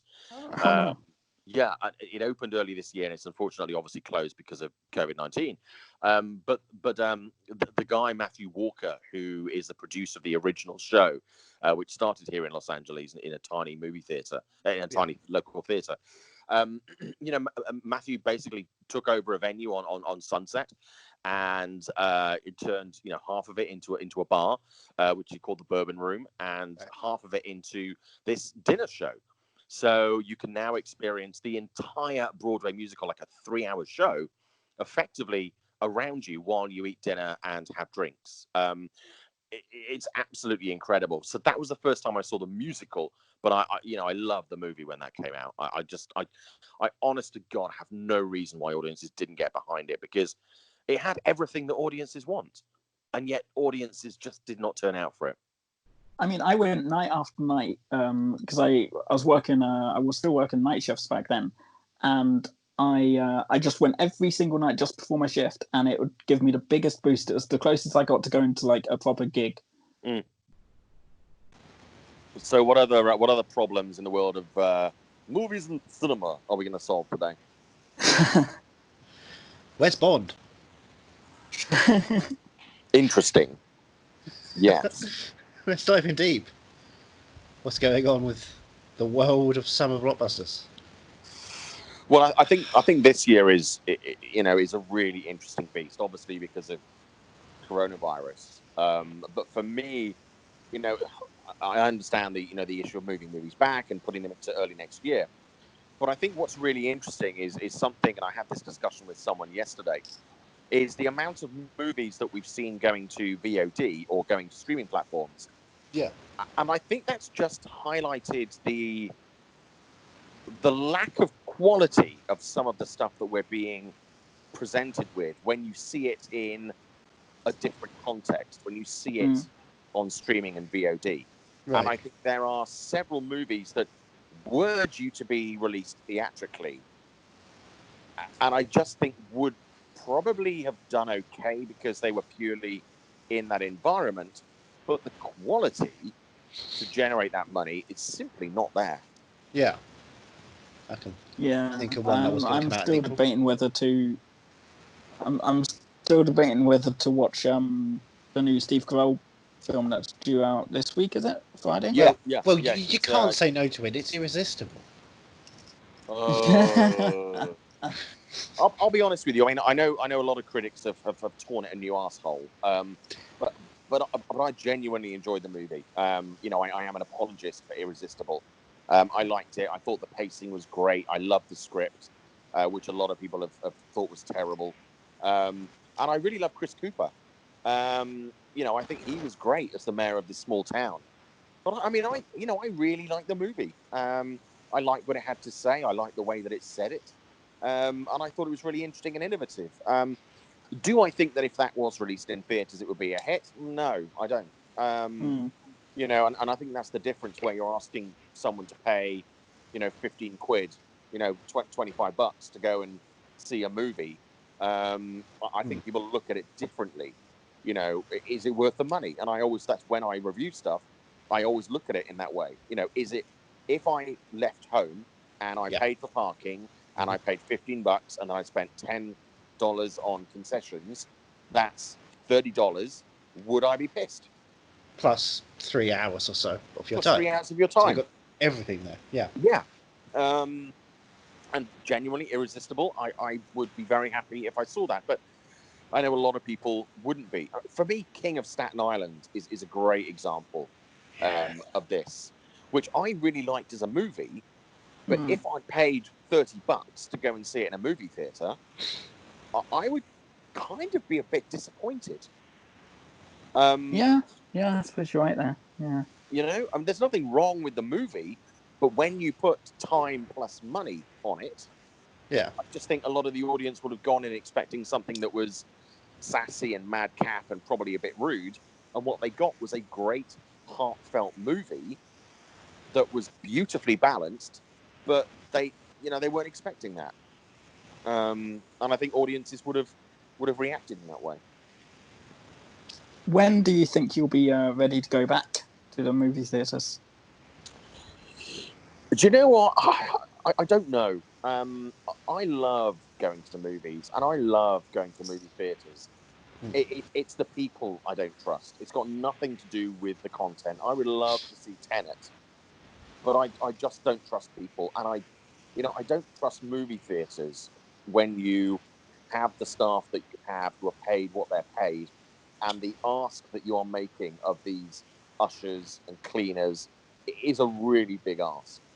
And I just don't think they're going to be able to manage that. And I don't think companies are going to put the money and the time and the effort into hiring extra staff exclusively to take care of cleaning. No. So I just don't think that's going to happen. So it's because of the people and the environment that it's going to take me a while to go back. Even here in LA, we're talking about press screenings and how we do those moving forward. Yeah.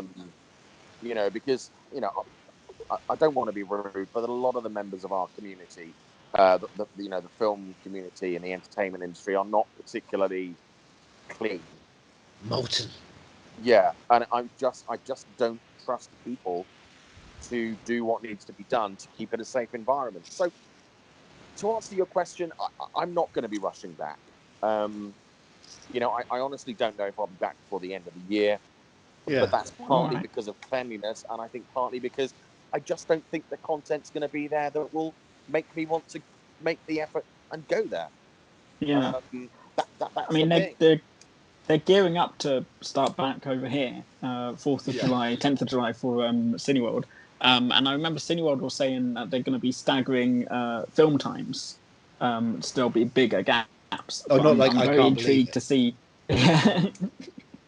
I'll be very intrigued to see how big the gaps between the film ending and the next one starting in that same screen is going to be. Because I think when I worked in the Cineworld for a few months, and it was usually about 20 minutes, 30 minutes tops. So I wonder how deep clean they're going to do between each screening. I can't imagine it being more than like 40 minutes. Oh, no. I mean, there's no way that, you have to make this. I mean, at the end of the day, it's a business. Yes, we love movie theaters, but these are businesses. And we all know they make the most of their money on concessions, and what they make on a movie is very little to start off with. And then the more weeks that it plays, the more money they make as the studio takes a smaller cut. Yeah. And I just don't think it's going to bring out the numbers of people. And if you're spreading out screenings and stuff like that, I just don't think it's going to be commercially viable. I mean, right here in the US, they are starting to open up. Again, they're looking at smaller markets and stuff like that.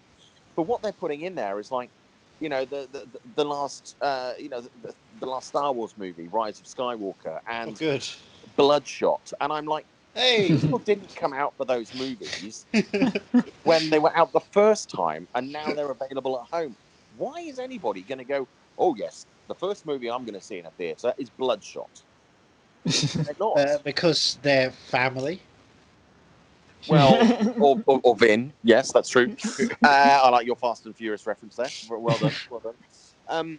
But yeah, I mean, you've got to really have the content there. But studios are not going to want to put their stuff out there, especially their potentially award-winning stuff, and they're not going to get the return on the investment. I mean, I'm just amazed that Disney hasn't put Mulan on VOD or Disney Plus, because that ship has sailed. They had a lovely market in March. Yeah. They did the premiere, they did all the promotion stuff, and then the movie didn't come out for obvious reasons. I just don't see Disney putting more money out there to promote Mulan. That's the thing. Now they did Artemis Fowl as their test run for Disney Plus releases. Yeah. Do they think that they can suddenly batten down and do another 100 million on Mulan in the future, and hedge their bets entirely that that'll be the only film? Or will they just give up the ghost and hope to God that Black Widow provides some sustenance? I mean, nobody's talking about Black Widow. No one is talking about that movie. If I was Disney, I would just take that and I'd shove it to next year, and just have that as a summer blockbuster next year. I would just do that now. Yeah.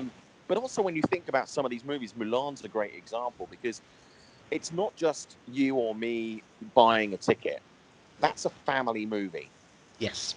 And so you are looking at the best part of $100 down to take mum and dad and 2 kids and concessions.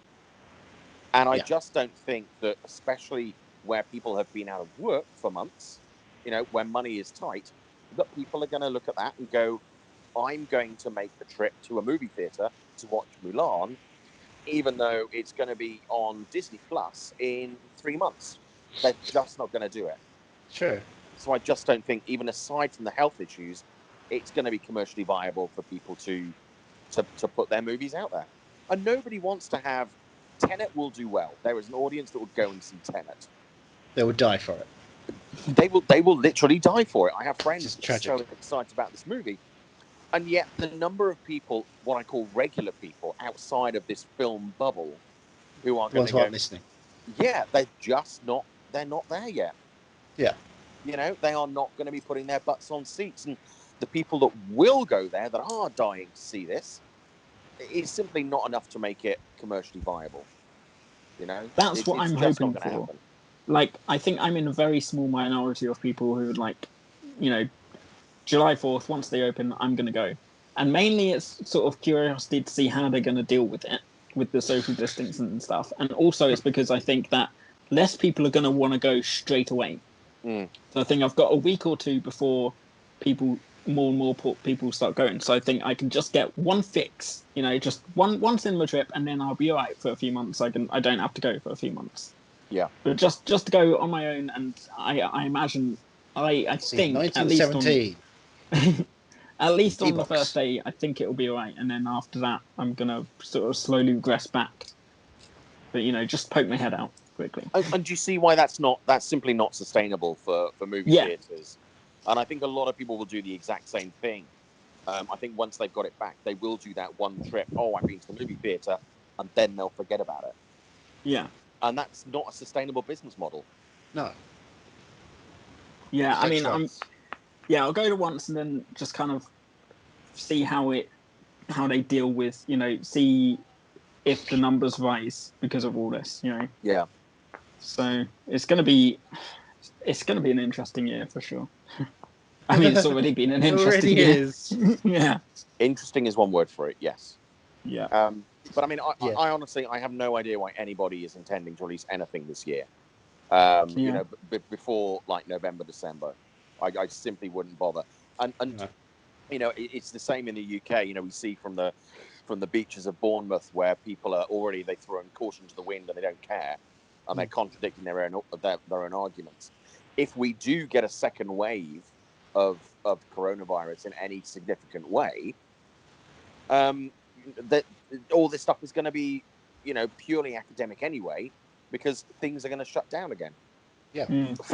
For a very long period. Yeah. You know, it's going to be much harder than the first run. Yeah, we'll be looking at probably another year. Yeah, certainly for the rest of the year. Yes. It's terrifying. On that happy note, sorry. We're all going to die. Next. Thank you so much for joining us and giving us the light that we need on this wonderful summer we're having. It's been an absolute pleasure, and you know, I do love talking about this stuff. So, and I'm literally talking to myself these days. Yeah. So yeah, I mean, it's great to talk about this stuff with you guys. So humans. Thank you, humans. Human. What human? But thank you. I really appreciate it, and I hope people are moderately entertained by my ramblings.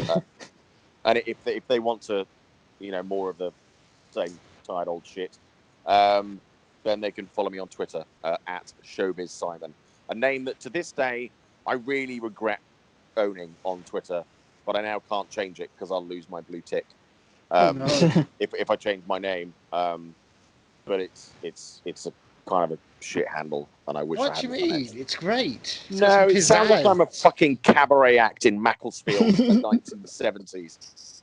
That's why I fell in love with you. You know, and I'm a 40-something bald white guy in Los Angeles, and I've got this ridiculous Twitter moniker. You know, like I say, it's like fucking Phoenix Nights. But I'm stuck with it now. So there you go. You know, it's not my biggest regret in life, but it's certainly up there. But yes, at Showbiz Simon on Twitter and Instagram, for which I apologise. And now we're here with Nathanael Smith. Hello. Hello. How's it going? Good. How's things with you up there in the office? It's windy and grey and quite cold, but we have vaguely competent leaders up here, so swings and roundabouts. Oh, you have them as well. Yeah, but we're not allowed to use them yet. Oh, parks aren't open. Not the children's play area bits, because lots of metal and stuff, presumably. But you know, Metal, of course, famous for conducting electricity and coronavirus. yes, yeah. And I have gone around licking all of these metal play areas as well, because that, as far as I'm aware, isn't banned. You just can't use the swings. You can't hold on to them. Yeah. And the cars are all backed up, waiting to get on the roundabouts. It's just. Oh boy. Well, thank you for coming. Not a problem at all. Is this normally how it goes, where you sort of reach the topic of the podcast 10 tangents later? Yeah, usually. And then, we say, oh, and that was our conversation done. Now let's move on to, I don't know, a terrible film from last year, Johnny. I don't know what terrible film from last year. Nothing important. Nat, you like Hamilton, right? I do like Hamilton. I have been a Hamilton fan since they first released the Broadway cast recording. Literally day one was when I listened to it. Not knowing much about it, I just saw, I think it was actually Duncan Jones tweeted about it, being like, "This is major," and I thought I'd give it a listen. I no previous knowledge of In the Heights, or I'd seen Lin-Manuel Miranda on some College Humor videos, but had no frame of reference for who he was. Right. Gave it a listen and was kind of transfixed, and so I kept listening, and then I kept listening, and then sort of it became a bit of an obsession, really. I would have Hamilton listening parties, genuinely, where it would just be me and my friends, and would listen to the album from start to finish, and sing along as best we could, and it was great, and became so it became an obsession. I got the Ron Chernow biography. I got the book that they released with sort of all of the cast photos in it. I think it's got the Hamill Tome, I think he called it. Yeah. And I should clarify, I didn't finish the Ron Chernow biography. It's very I was going to say, because I've been very curious as to how easy that is to read. It's really well written. It's just dense, and there's a lot of information in it. So I think I got pretty far, but I mean, the stuff that he will cover in the first song, when he was 10, his mother got sick, that bit. Yeah. That's like a couple of chapters. It takes a good amount of time before he gets to New York, which is obviously all covered in the very first song. But but him developing his love of writing and getting a job for a trading charter and that kind of thing, it's all essential context stuff that is very handily dismissed in that one song. So it's good. It's a very good book, very well written, but there's a lot of it. So what are your highlights from the album, from the show? So the one track that I keep going back to, because I feel like it's the one that stands alone without really necessarily having to listen to the whole album, is Wait for It. Yes. It works in isolation as well as in the context of everything else. I love the amount of time it gives Burr, the fact that he is a second lead, and that what could have just been like a jerky villain is actually this really well-rounded out character who is just, he's kind of the heart of it, really. You end up feeling more for him at points, and Wait for It is just this magnificent piece of music that just gets to the heart of the character in a really effective way. So that's a highlight for me as well. I'm also a total sucker for end of the first act, let's bring all the motifs together. Yes. So you've got One Day More and Les Mis, and in this one it's non-stop. That's right. And I just, there's so much satisfaction in each character bringing in their little motif and them all overlaying with one another perfectly as like a summation of everything that's happened in the first half and setting up the themes of the second. I just think it's kind of unparalleled. Are you guys both fans? Oh yeah, we both got to see it the opening night. Yep. Opening night of previews, which was quite exciting. Have you seen the show at all live, or is this going to be your first time? No, I did see it in London. It was. Do you know? How are you for personal digressions on this podcast? Let's do it. Yeah. You can edit me out. So my wife is American. She's from the States, and we were in the process of applying for her visa when she had to go back to the States in order to get her visa and stay with her parents for a bit, apply for the visa, and I didn't know any of this was going to happen when I booked the tickets, because obviously that was like a year and a half before we actually got around to seeing it. So I booked the tickets, and I booked 4 tickets for me and some friends, and I kind of was pretty early on in dating Natalie at that point, so I was like, well, hopefully she'll be one of those people. But sadly, she was stuck in America when it happened, so she wasn't able to come and see it. But that was also the day when we'd got a notification saying, oh, we've made a decision on your visa. And this is the most convoluted process. It's so ridiculously over the top just to allow her into the country. You've got to pay a couple of £1,000, and you've got to prove that you're in a relationship. And I had to prove that as a freelancer, I was earning enough money. Super stressful. They can deny you for minuscule reasons. And we got a notification saying we've made a decision, but they didn't say what the decision was. They just sent it through the post, and we knew that it was arriving at her house in America that day. And so I spent the whole day exploring the delightful sights of London with my friend, and just feeling sick to my stomach, like, because if they denied it, like, then you have to pay £2,000 again and reapply, and it's yay immigration. And I still hadn't found out by the time I went to see the show, and my friends who were with me were like, mate, you've just got to forget it for now. And then my phone died, so I was like, well, I'm not gonna know now. And I thought, I genuinely think this is going to ruin Hamilton for me, because I was just so nervous about whether my future wife would be allowed into the country or not. And then I sat down, I was like, okay, I just hope that I can forget about it for now.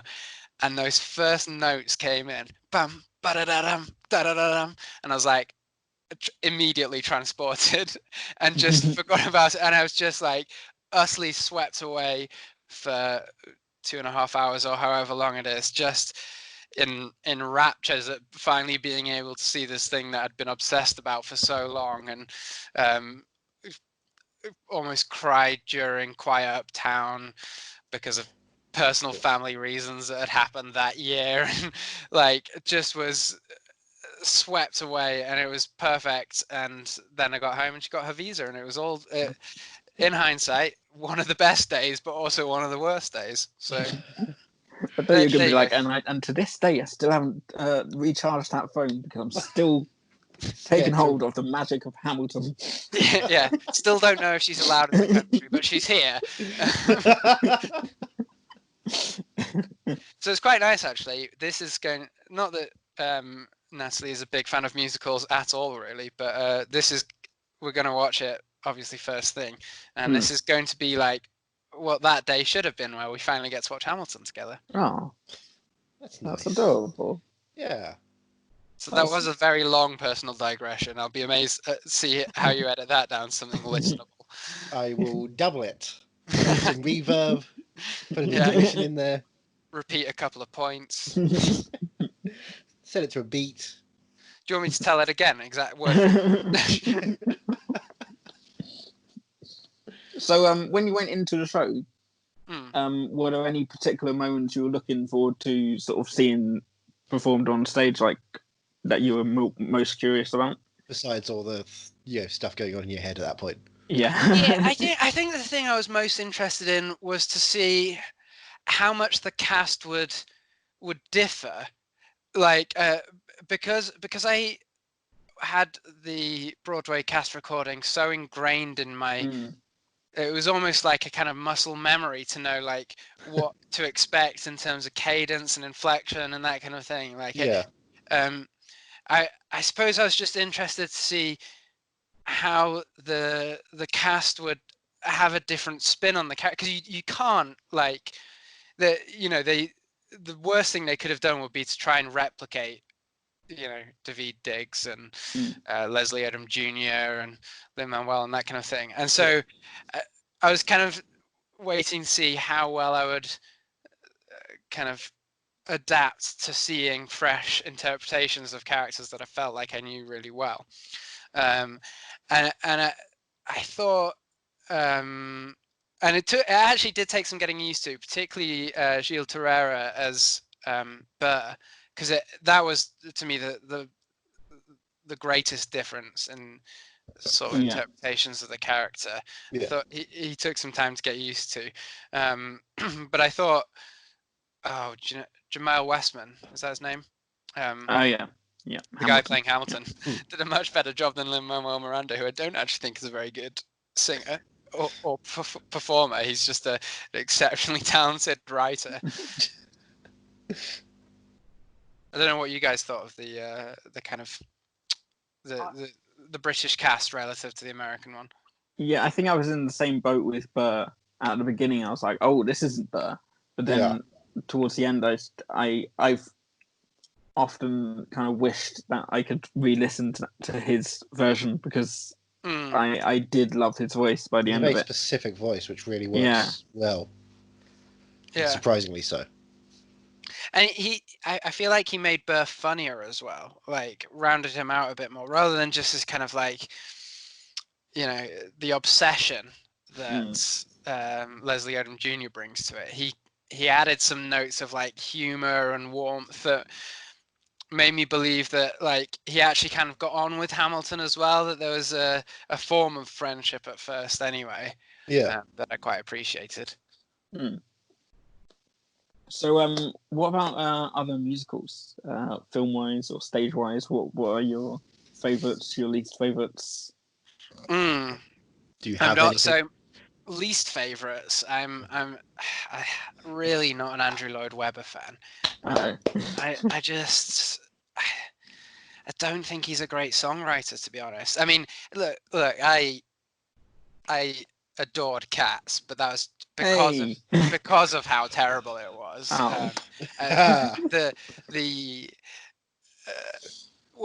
The vision it takes to turn T.S. Eliot's stupid, nonsensical poems into an even more nonsensical musical, to then into an even more nonsensical film. I just think I've never seen anything quite like that. It was astonishing to watch.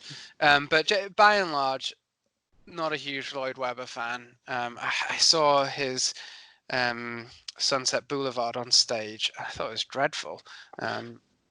But favorite, let's focus on the good stuff. Yes. I mean, Hamilton's up there, but seeing The Lion King on stage was the thing that got me into musicals properly. Just the vibrancy, the colors, the life, all of the emotions that they managed to pile into that, and to me, it just captured the magic of a sort of live theatrical experience when you have this giant elephant puppet wander past you. But since then, I've tried to see something every time I'm down in London. Touring companies come up here from time to time, but the theatre that they play in is really uncomfortable. But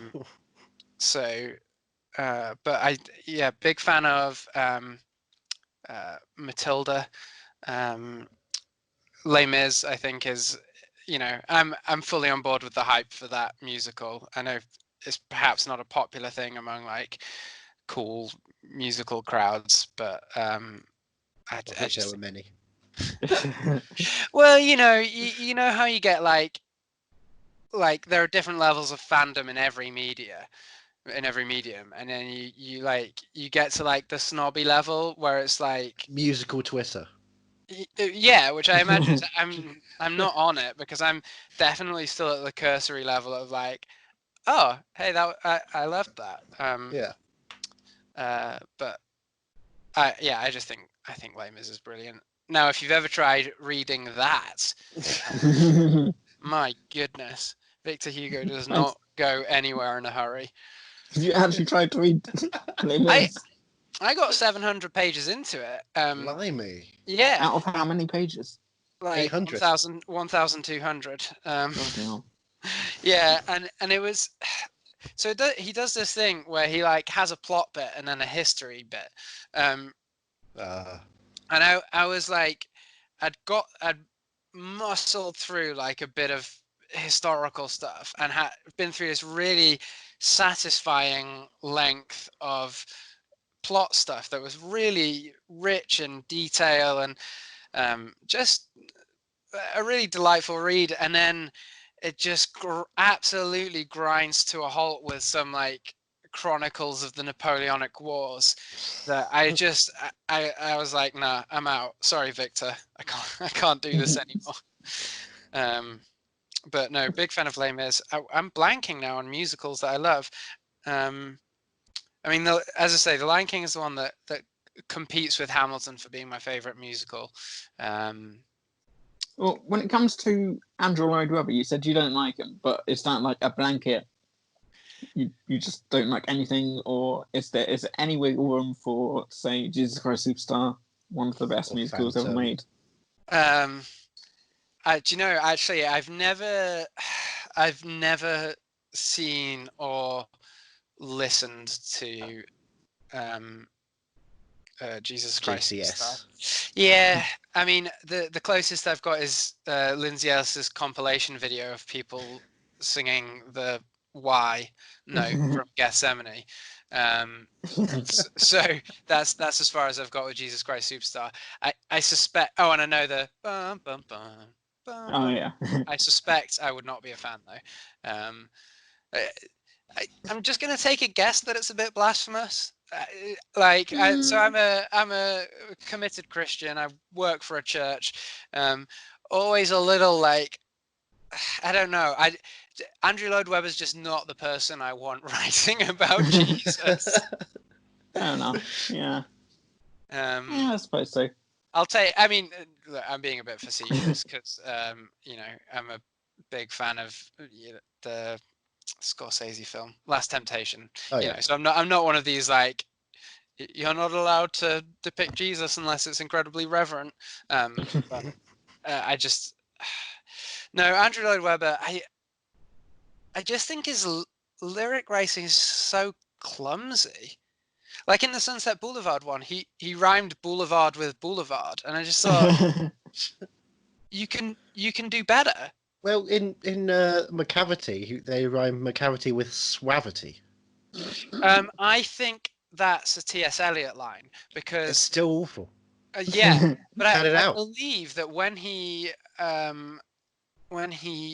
asked the estate of T.S. Eliot if he could do this, they said, yeah, but you can't really change T.S. Eliot's writing. And so the lyrics in Cats are pretty much lifted wholesale from the poetry. Yeah. I think Memory is the one that they wrote themselves, and the rest is all pretty much unfiltered Eliot. Just like all good things, it always comes back around to Cats. Do you know, I went back to The Sound of Music recently, having not watched it since childhood, and I was kind of worried that it'd be a bit dull. I must confess, but do you know what? That one holds up. That's still a really joyful piece of filmmaking. I quite like to see that on stage one day. They What do about you productions guys? of that? They still do an occasional revival or tour. I'm very sure. And everyone comes dressed as nuns like it's the cinema. Oof. Or worse, Nazis, I guess. So, you dress as nuns. Nazi nuns. Oh no. Oh no. Well, that sounds like a low-budget film that's waiting to happen. Revenge of the Coming Nazi to Nuns. Shudder, Revenge Yeah. of the Nazi Nuns. Well, I have to go and write a script. Oh dear. Right. Do you know what grinds my gears at the moment? One of the best animated musicals of all time is, of course, Prince of Egypt. Yep. Just undeniable banger after undeniable banger. Like, to me, it's pretty much up there as a perfect animated musical. I was so excited to go see it on stage, and then all of my friends were like, "This is terrible." Oh really? Yeah. Oh, no. And all of my Christian friends were like, "This totally changes what the film was about and totally misses the point of the biblical narrative and that kind of thing," which I can. I would have been okay with it if a little disappointed, but then like the reviews were like, yeah, all of the Israelite slaves are like sexy white people, looking incredibly well toned, and the new songs are rubbish and that kind of thing. So I'm just a bit disappointed because I'd been waiting for so long for a good stage adaptation of that, and it sounds like it's a bit of a stinker. I'd be surprised if that came back when all of the theatres reopened, because I don't think it was doing terribly well. Well, let's try and end on a positive note at least. Are you excited for In the Heights next year now? I almost cried at that trailer. It's hard not to. I saw it. I saw it on stage. They had a production that was in like a temporary like pop-up theatre at King's Cross. Oh, yeah, we went there. They were doing the railway children as well, which was sad. I missed. Yeah, I saw the stage production there, and it's a totally different like thing to Hamilton, but it looks like they've done an amazing job, and crucially, it looks like they've been a bit inventive with their like staging of the musical sequences, and they're embracing the fact that it is a musical, so necessarily has flights of fancy and that kind of thing. Yeah. And I think that's how you have to adapt a musical, is be like, go full in on the fact that it is a musical and people are going to stop to sing and dance and not be ashamed of that. And this feels like they fully embraced the musical nature of it. Yeah, you really need to do that in musicals and stuff like, don't worry about the size comparisons between the cats and the furniture. I mean... Can't believe you brought it back to cats a third time. Like all good things, it always comes back around to cats. I mean, like, I would be surprised. I don't know where to go from there. I would be surprised if In the Heights is the kind of same caliber of film as Cats. I think it looks like they've done a good job. And didn't the director do some step-up films? Yes, John Chu. He did. Was it the 5th Step Up? I believe he did one of I think he did one of them in 3D. That could be 3. Which, if so, Step Up 3 is the best of the franchise by some distance, and it has this remarkable single-shot dance sequence where they roam the streets of, I think, Brooklyn. Let's see which Step Up. He did Step Up 4 Miami Heat. Oh, shame. Not Step Up 3 by the looks of things. No, that's just a producer. Wait. Oh. Got to look up his director credits now. Never say never. He did Step Up 2, 3. Well, Step Up 2 The Streets? Yeah, Step Up 2 The Streets. Oh, we're in good hands. This guy knows how to shoot a dance sequence. Absolutely, yeah. And also Crazy Rich Asians, which slaps. Wasn't a fan. Okay. It's always perfect to end on a positive note. In the Heights is going to be magical. Can't wait. And Anthony Ramos Jr. is good casting as a Snavi. So. And Jimmy Smith. Good morning, Snavi. Oh, that voice. It's gonna be great. And I like that they've sort of brought it up to date to be about the dreamers and that kind of thing. So yes, probably would have been a great very film to have excited. this summer, given what's going on and I know. rulings. And, what a mess. But I'm also glad that they're saving it for the cinema. I wouldn't want to watch that one on home. No, absolutely. It needs to be done height of the summer in the cinema with everybody there. Yeah, sweaty and no. No, absolutely. Sweaty and doing whatever they want to do. Yeah, well, here's hoping that cinemas will be open again by next summer. Yes. We'll finally get to watch Tenet. One day. Well, Nat, thank you very much for coming on. It's been an absolute pleasure. Thank you. Enjoy Hamilton when we get around to it. I can't wait. Yay. Oh, okay. Well, I'm done talking to other people now. I don't like them anymore. I want to talk to you. I mean, it was interesting. It was nerve-wracking, but interesting. What was nerve-wracking? Talking to no one but me? No one nerve-wracking to me. Yeah, I suppose. But hey, we're doing Hamilton. Wait, who were you talking to? Just Hewitt for one. Who? Just Hewitt, Jan and Dave. Wait a second. Have you opened your own radiator? Was that your own radiator you opened? Yeah. Did you not come into this? Oh, I thought we had our radiators connected. If you heard me, then you were making your own voice like me. That's a strange epitaph. Well, I mean, that's how I spend my days. Is making your voice, and whenever we're not together, we're still together. Johnny, I can't. What kind of things do you make me say? I can't watch a film without doing a 30-minute preamble first. You're my favourite person in the world. Your thoughts on country music are interesting, and your jokes are always funny. I mean, you don't need to say that, because I say it for you. I think you'll go quite far. And you don't need to cut your hair. And wearing a hat is cool. It's cool now. Exactly. Ringo's jealous of you. He'll eat your face one day if you don't stop him. Oh, goodness. To quote the Kemps, this much is true. And do you know what else is true? Well, we're watching Hamilton today. I mean, how excited are you? Because here's the thing, you didn't particularly enjoy the stage play, did you? That's the thing. I was so excited to see a full production of the music I loved. And watching the show itself just felt like, yeah, this is people on stage doing the thing I love. Mm.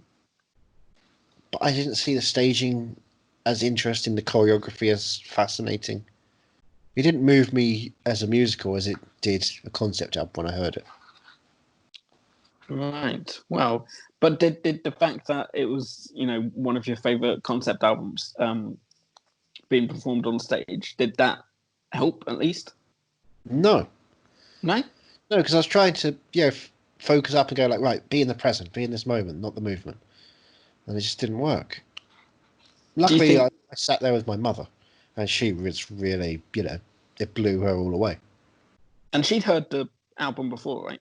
Yeah, I played it a couple of times for her, so she knew some of the bits. Right. The emotional journey. She knew she was going to cry. So, do you think it might be a bit different with the original cast this time, as opposed to the London cast? I think it'll be a bit different because I'll be at home, and I'm a bit more comfortable at home than I am with watching with other people, because I find other people make me feel uncomfortable. Yeah, whenever I see a live show. Whenever I see a live show, I feel uncomfortable because I feel like, what are they getting the enjoyment they deserve out of this yet? Oh, I want to make sure everyone's having the best time they can, and then I'm not. It's the same when I go to a party. I want to make sure everyone's having the best time, so I don't have a good time. Oh, really, I remember a hug. I remember going to a friend's 30th birthday, and me and he went toe to toe drinking for like 8 or 9 hours, and everyone else just buggered off after a while. And then I was like, okay, right, I can be just happy, drunk, chilled out. And then immediately saw him try and jump in front of a taxi to hail down the taxi, and had to go like, oh shit, I've got to make sure he's okay. I've got to make sure he's happy and fine, and he has the best birthday party. So I've got to sober up within a couple of seconds. Yeah. And that's how it was to Hamilton. It's like, right, I've got to make sure I'm not ruining it for everyone. I've got to be actively not ruining it for everyone, which means I can't focus on being there myself. I fucking hate that. I just, right, it's just so head. So I'm just going to make sure no one gets ruined by this podcast. So if the option had been available for you to watch it in your home before the option, or like at the same time as the option to see it on stage, no, I would have gone to the opted. stage. I would like to see it live. I needed to have been there and tried that out first. Yeah. Okay. Right. Fair enough. But do you think there is a then possibility? Said, hey, you know what? Why don't we get some different choreography going here? I have no issues with choreography. I'm interested. I'm going to try and see it through your eyes and see if there is a problem with it. But for me, it's more about the music than the choreography. The choreography. And that's the thing, because we've got the music all the time on the album, but the choreography is why you then go and see it performed. You see the whole visual element as well. See, so it's the choreography staging and dancing. You don't need the. I'm not saying it has to be a big spectacle. I'm just saying it has to be a bit more interesting. I find it. Besides, the room where it happened, where things are jumping up and down. The emotions that the actors bring to the roles. I don't care about emotion. I've never cared about emotion. I'm like a BG.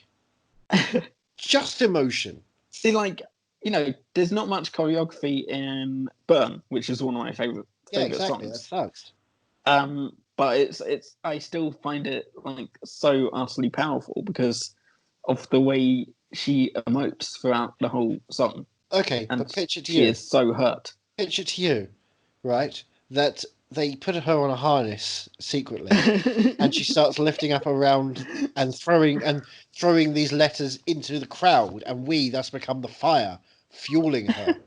Wait, I'm sorry. You said secretly. Is it secretly for us or secretly for her? Both. Do they not let her know? Every day is a different actress. Because God, it's a surprise, and they have a heart attack. Oh, I thought it was going to be. I thought it was going to be every night. It's the same actress, but they're like, no, we're not going to do it again. We promise. We're not going to do it. Oh yeah, no, she's got tattoos all over to remind herself. Don't trust this man. Go to this bar. And before she goes on stage, she double checks there's no harness on her. And then somehow, while she's singing, she's too preoccupied with singing and doing the lyrics. Well, you know how many celebrities would come and watch Hamilton. Well, every day George Clooney was there, the classic prankster, and he'd then do that as a prank because he knew it was important for America and his, staff. Would we see him in this, or would he be dressed in green so they could edit him out later? He would be dressed in green. You see a harness floating through the air and hooking itself to her. No, he walks out on the stage. He says, "What else?" Drinks a little bit of coffee, and then points you to a thing at the bottom, which then offers you the option to, instead of watching Hamilton, now watch Tomorrowland. And then the show continues. Okay, I will concede that that would be fun to watch. A bit more choreography in that sense would be fun to watch. It's like Oh Hello has a bunch of celebrity cameos every time. They had Too Much Tuna. It's just who could be the celebrity pranksters? Ashton Kutcher, you punk 'em. I just can't stop thinking about the whole. Steve-O would come on every single night, going, no, it's not going to happen. We promise, it's not going to happen, and somehow managing for not every night. 2 years. Sometimes matinees. Ooh, that's twice a days. True. And on matinees, it's going to be even harder to convince her it's definitely not going to happen tonight. Look, that happened this afternoon, but not tonight. Because it was set in motion. Usually Yo Gabba Gabba take over the studio on the afternoon, and they love their harness work. Okay, so that was just an accident. It would never happen in the evening, we promise. And you think, okay, right, they're going to go to the White House and perform for Obama. Everything's going to be very neutral. Everyone's just going to be standing there, right? No. Which? And what about for the room where it happens? Every time he tries to get into the room where it happens, he's got ice skates on and there's ice on the floor. Yeah, every time he's trying to get in the room where it happens, he's got ice skates on, there's ice on the floor. And what's that? Oh, it's Tonya Harding's best friend. What's he got? A crowbar? Uh-oh. And he keeps going, I want to be in the room where it happens, and just skidding right past. Richard Jules, you know the man and the truth. Oh, goodness. Your version of Hamilton does sound exciting. This is I why I must should be admit. enhanced into being part of development of the movie version. I feel like we can make it better. Well, just famous people. I don't want anyone who's not famous to be in Hamilton. I think we should give this version of Hamilton a try. Otherwise, we don't have a 200th episode. And I think you should open your mind a bit more and try to accept that this is Hamilton and just No, this is Halloween. One musical, but that would be interesting. Would it? Jack Skellington turning up. Wait, would he be the king? The Pumpkin King. Because we king. Jesus. Is that what you're doing? I can't work out with you. I don't know. I don't know what we're doing anymore. I don't know anymore. Shall we watch Hamilton? Should we? I think we should. Is that it? That's that. And this is this. This is Hamilton. This podcast has just been non-stop. Ladies and gentlemen, welcome to the show.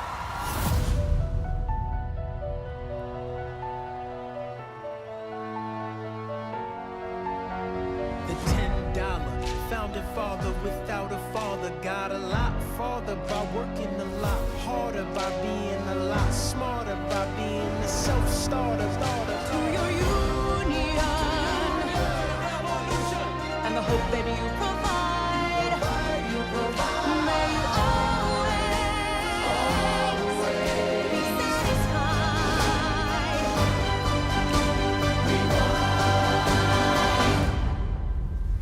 This is Hamilton.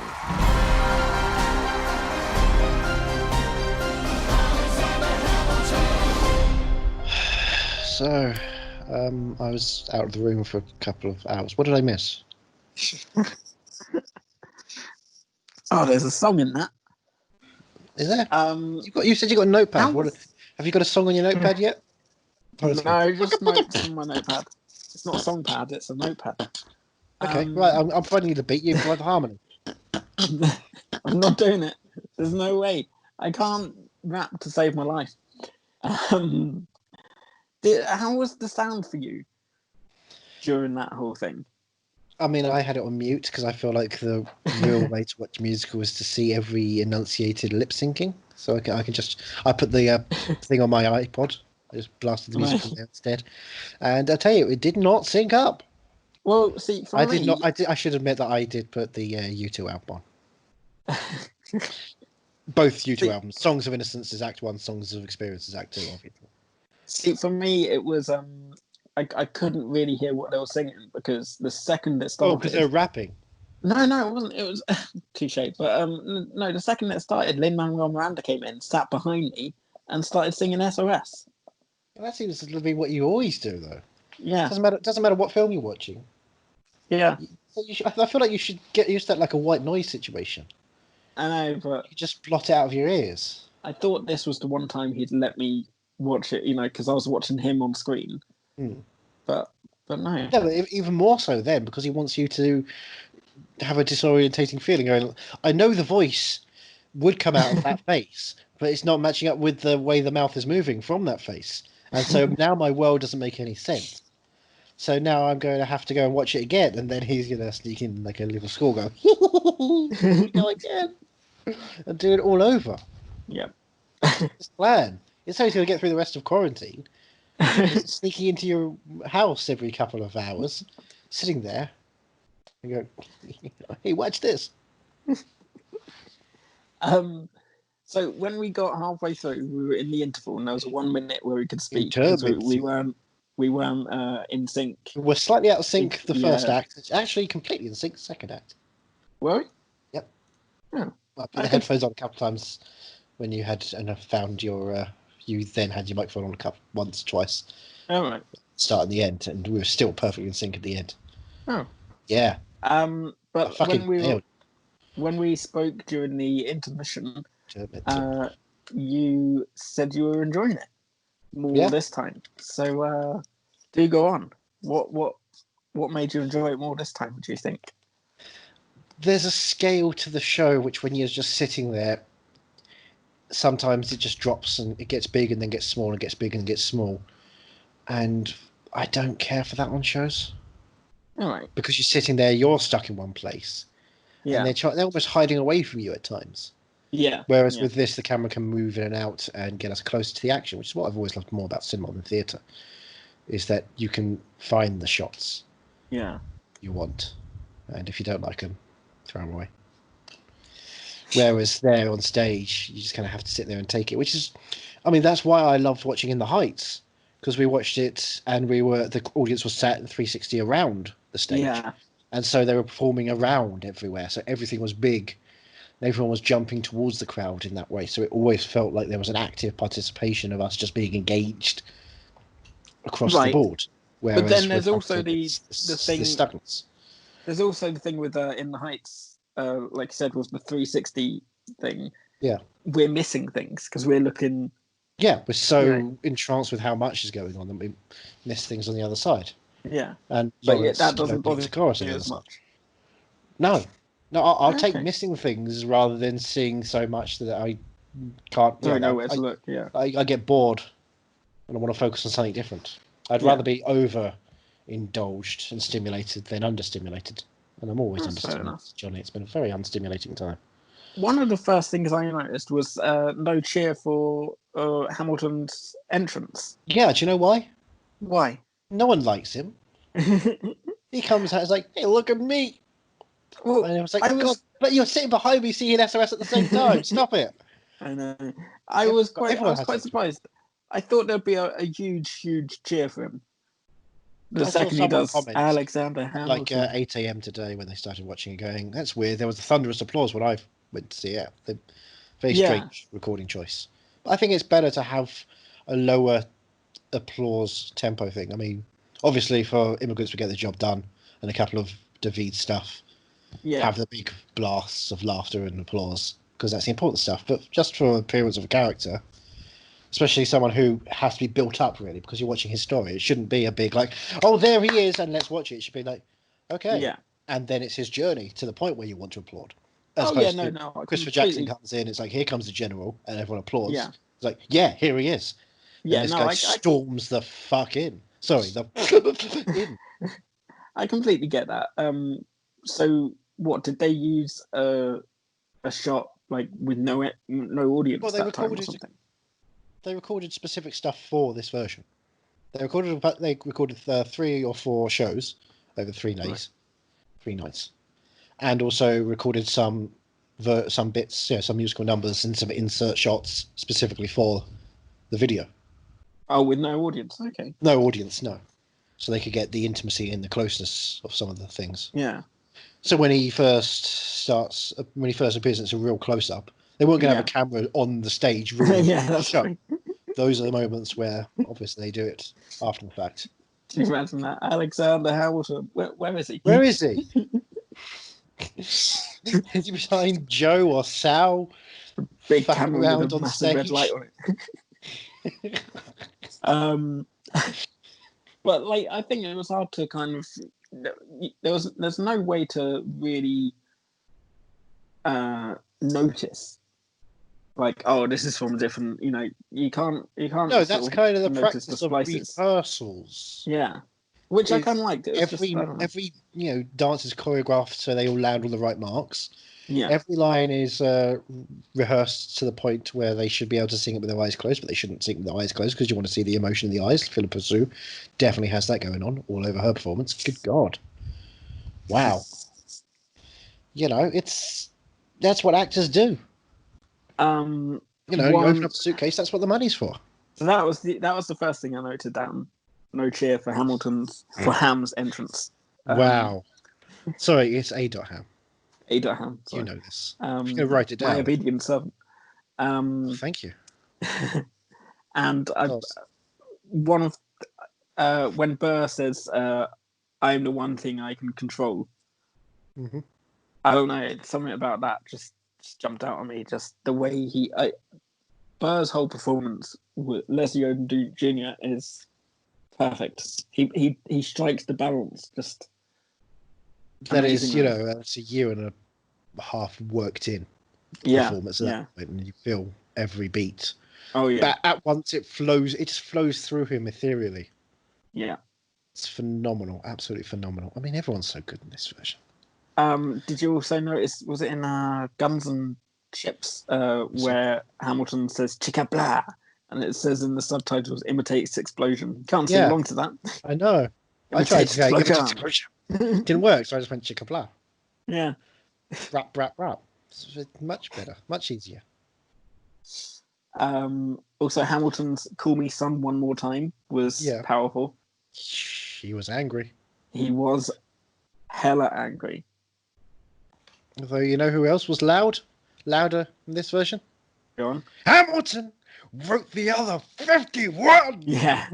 I didn't realise Al Pacino came out for that moment, but hey, if you're going to get someone to do it. And then he started talking about his great ass. Like, oh! Come see Jack and Jill in a repertory screening. Let's talk about what really didn't work though. Was the missing fucks. Yeah. Yep. Fligger. Silent Mother Democratic Republicans. When you knock me down, I get the back up again. Get the back up again. And it really did. It was just like they muted it. But also they muted it but covered it over with other bit of dialogue moments. So, when you knock me down, I get the up again. Yeah. It was just awkward. That's when you get the Missy Elliott style flibber. Yeah. Because it just sounds good to have, because you've already got the record scratches all over the bloody piece. It's part of the texture of the music is to have the yeah. So when you knock me down, I get the up again. Yeah. Great. Perfect. Simple. What was the one that got through? Because I didn't. No, there was never one that got through. There were only two actual drops of the word "fuck" in the entire show, anyway. Oh, but when they said there were the multiple ones, sometimes he was referring to the, it was my wife. You decided to fuck. That's the one. That's the one they talk about. That's what they refer to as, and also, sit down, John. You fat mother bleep. Those two they refer to. Even though they don't actually have the courage of the convictions. It's just like watching Live Free or Die Hard, which stars Timothy Olyphant, who I'm not watching now on a 4K screen, pretending to be another actor against Leonardo DiCaprio. Because that'd be a film you would watch and not me. I really want to watch that now. Well, I mean, what a way to celebrate 200 episodes. It was. I don't know. Yeah. You could have watched a better film. Wait, would you not watch this again? You're going to watch this again tonight? I'll watch this again, but you know what we could have been watching instead? If we wanted to watch something we'd already watched before, I mean, we've got 199 odd episodes we could have gone through again. We could have already gone way back to the start and rewatched The Burbs. We could have watched Cats again, couldn't we? We've watched Cats twice for this podcast. That's a different thing. Third time's a charm. That's what they say, isn't it? No, it's not. They say third time is even less charming than ever before. You want a charming episode? If you thought you would eventually scrub charm into your eyeballs from watching Cats, you can't. You cannot. We could have made this episode lucky and watched Cats a third time because it's third time lucky. We could have watched Magnolia, which is longer than Hamilton. Or Once Upon a Time in America, which is longer than Hamilton. Or Once Upon a Time in Hollywood. Which is around the same time as Hamilton. The only shame was that we weren't together watching this, because it would have been much more fun watching this together. Well, I have a question for you before we get to any questions, because we had ourselves on mute and I assume you took your headphones off as well, because there's no point if we were both muted, so you could hear it properly. Were you singing along? Oh yeah, hell yeah. How many songs did you sing along to? Can't say how many songs. Just in and out every now and then. We just non-stop. Non-stop, yeah, pretty much. So was I. How can you not? Oh no, I didn't sing along to Burn because. Oh no, that's not. That's for a woman to sing, Johnny. As far as I know, and as far as you've shown me, you're not a woman. Oh no, I only sang the women parts. Yeah, but you're not a woman. Exclusively the women parts. Exclusively the women parts in men's songs. Yeah. Satisfied and Helpless. The manly songs. Yes.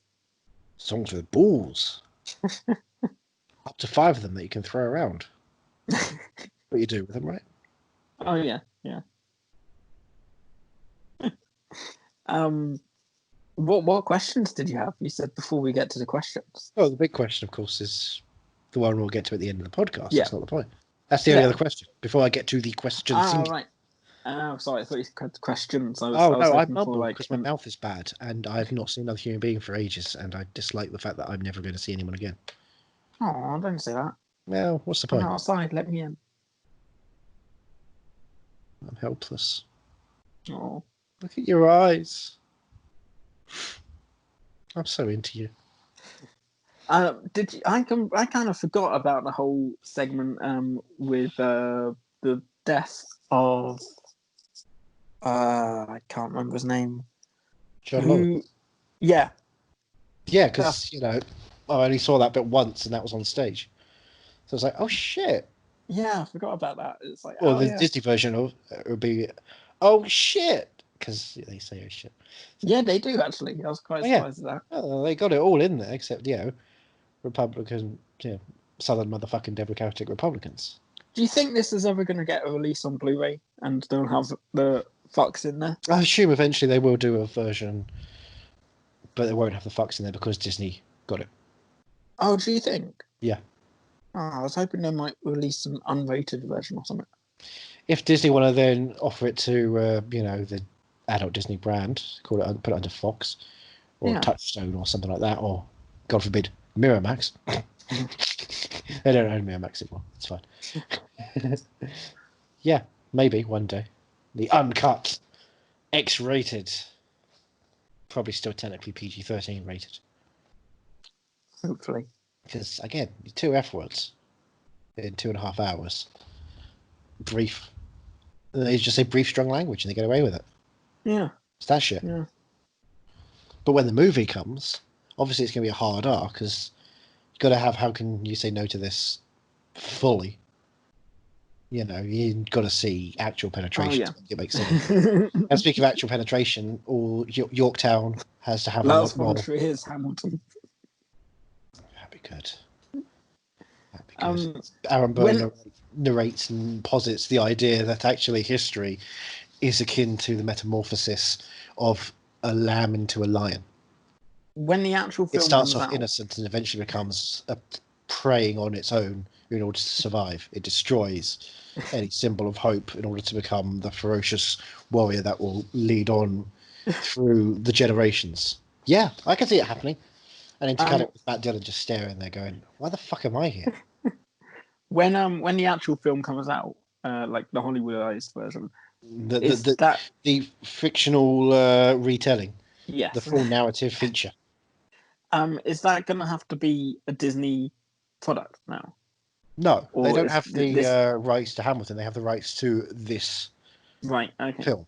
This film, and they paid 70 million just for this. Yeah, think it was worth it. Yeah. Of course it's worth it. Everyone's talking about it. True. 56 seconds ago, Philippa Sue just tweeted about it. Watch watch party, 7 p.m. Eastern time. What is that over here? 7 p.m. Eastern. Is that 1 a.m.? 1 second. It's 8 hours after 4. 8 hours after 4. Midnight. Okay. You're talking the sexiest time of all, midnight. I could do which is, as we know now, 6 hours before pubs open. Because the world is fucking busted and everything is broken and bruised and horrible. And we're recording this the day before Independence Day. Which is the right day to watch it in England because it's the day to remember the last day we had clutches on America. For they're like, no. Oh, we're our own thing now. We're going to be led by Donald Trump. It's going to work. What do you think about King George? Yeah, I'm not a monarchist. I'm not a spittle from him. I'm not a fucking Democratic Republican, but I am a bit of a Republican. Yeah, Groff gives it hard. He really does. Very enjoyable. He really is. Jonathan Groff. I love Jonathan Groff. Who can not love Jonathan Groff? I love Boss. I love Boss Season 2, and he was great in Boss Season 2 when he made an appearance. So I can't deny. He parades around at the end finally, giving it all. So one thing I don't like is how he, with his big fun opening song, has to stand stoic. Yeah. When really he should just be just la da da da da and just doing the inner version of himself, dancing around, parading around like he owns the place. I suppose, but I guess And it's then still putting the facade back on for the end part of it when he demands everyone else sing along and does it for him. Yes. Then it's like, right, serious time. But, when I make my version. I suppose.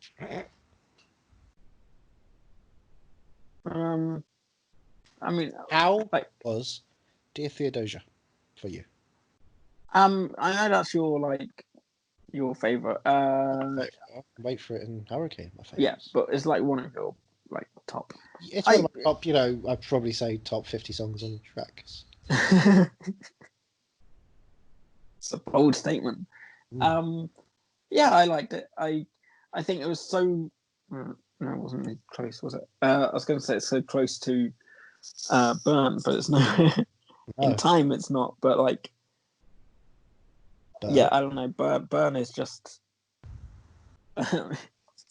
Burn, yeah, I suppose. No, I enjoyed it. I'm very much looking forward to rewatching it. I've convinced my sister to finally watch it. Yeah. But it won't be till next week. So by then you'll be memorized all the new versions. Yeah. I'm going to be intrigued to see how emotional I get watching it next week, having watched it a million times over during the week in between. A million times? Is that possible? Well, not with attitude.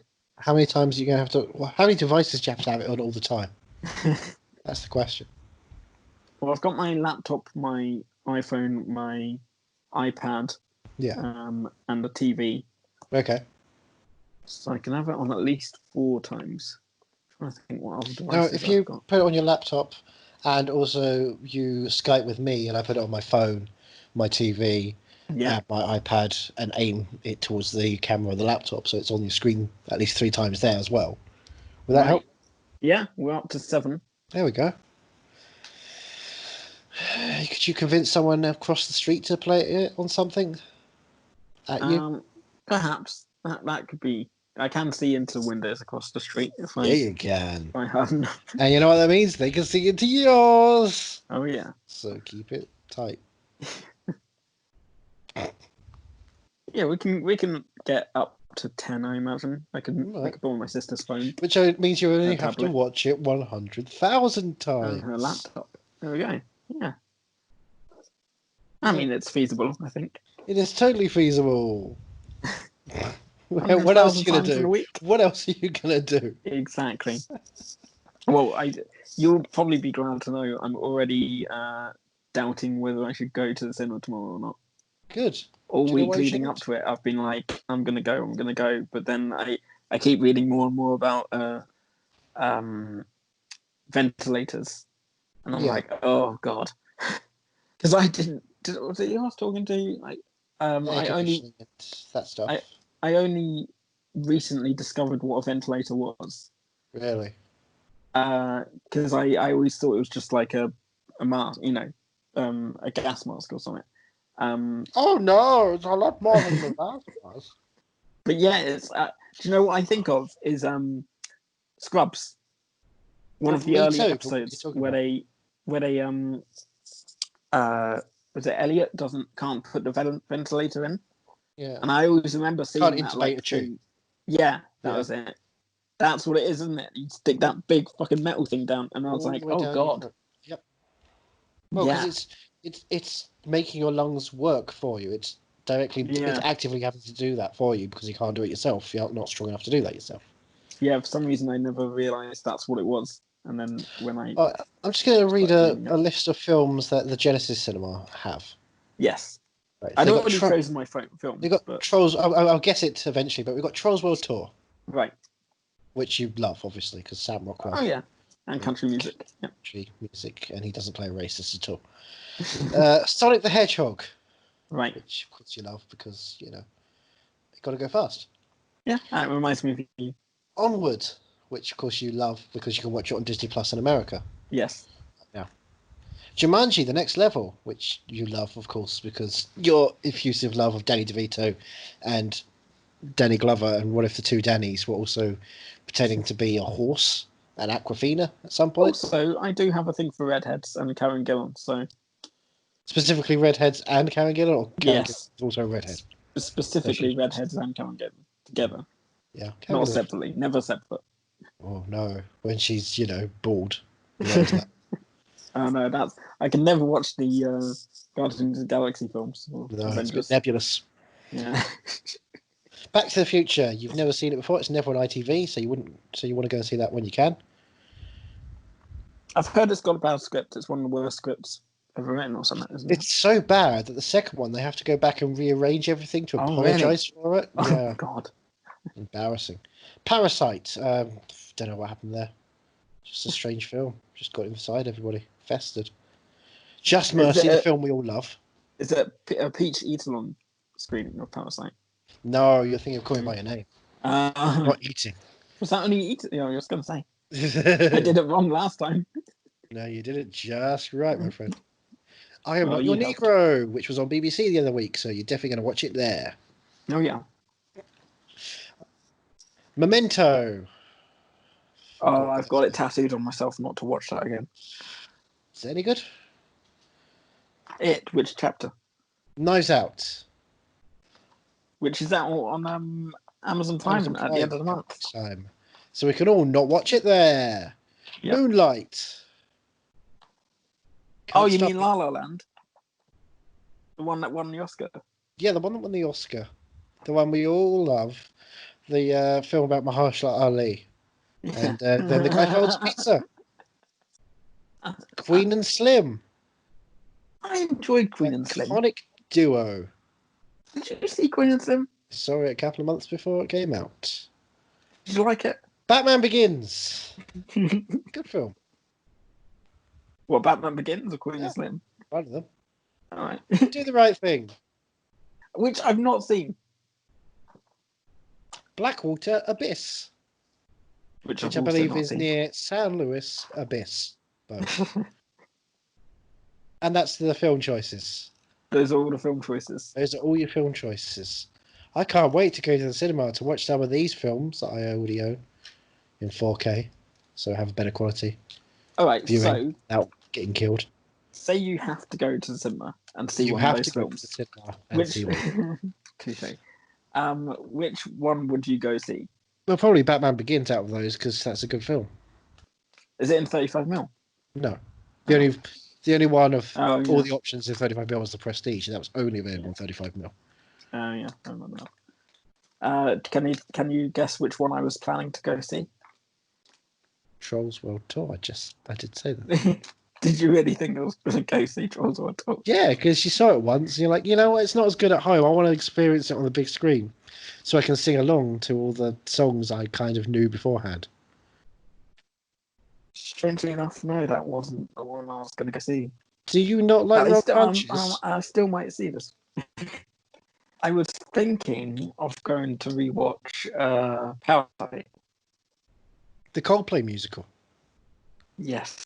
It could be Parasite. I don't. Yeah, I'm still debating whether to, because I kind of just want to get out of the flat a bit. That's all, more than anything. And especially now that Cineworld is not opening until the 31st of July, which is in a couple of days' time. True, I suppose. Well, for now, at time of recording, which is a month beforehand, because hey, programming. Yeah.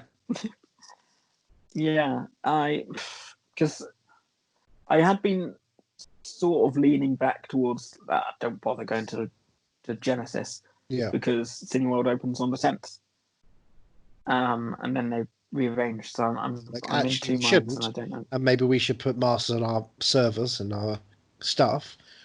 All of a sudden, they realise maybe that'd be a good thing after saying, no, we don't want to do that. We want everyone to die. I mean, very cheap funeral. I think, the only reason that they've pushed it back is because of No films. release dates for the big films, and Yeah, what's the and it's point? like Opening up. it's just the to one show- opportunity you've got yeah. to show older films and classics, and to broaden your horizons a bit. Yeah. Shame. So yeah, jury's still out on whether I will go tomorrow. Whether I can even be bothered in the end. I'll probably stay up late tonight and rewatch Hamilton at the live tweet along thing. Well, maybe you'll give us an update, hopefully at the same time as we get an update from Jan and Dave as to whether they enjoyed Hamilton. Yes. And Which if reminds me, I still need to changes their rewatch. I still need to watch Sextet before we have an update from Jan and Dave. Well, maybe you should find it. We watch it together and do that as episode 2000, episode 2000. You old man, episode 200A. 200A. Yeah. I'd be up for that. Would you be up for that? Oh, I'm going to watch it anyway. I'd watch it. I just don't want to record a podcast on it in case, I don't make it more than 5 minutes. I mean, we've sat through worse, I'm sure. I've not seen Sextet yet, but I'm sure we've sat through worse. I have. It's called Cats, and you made me sit through it a couple of times.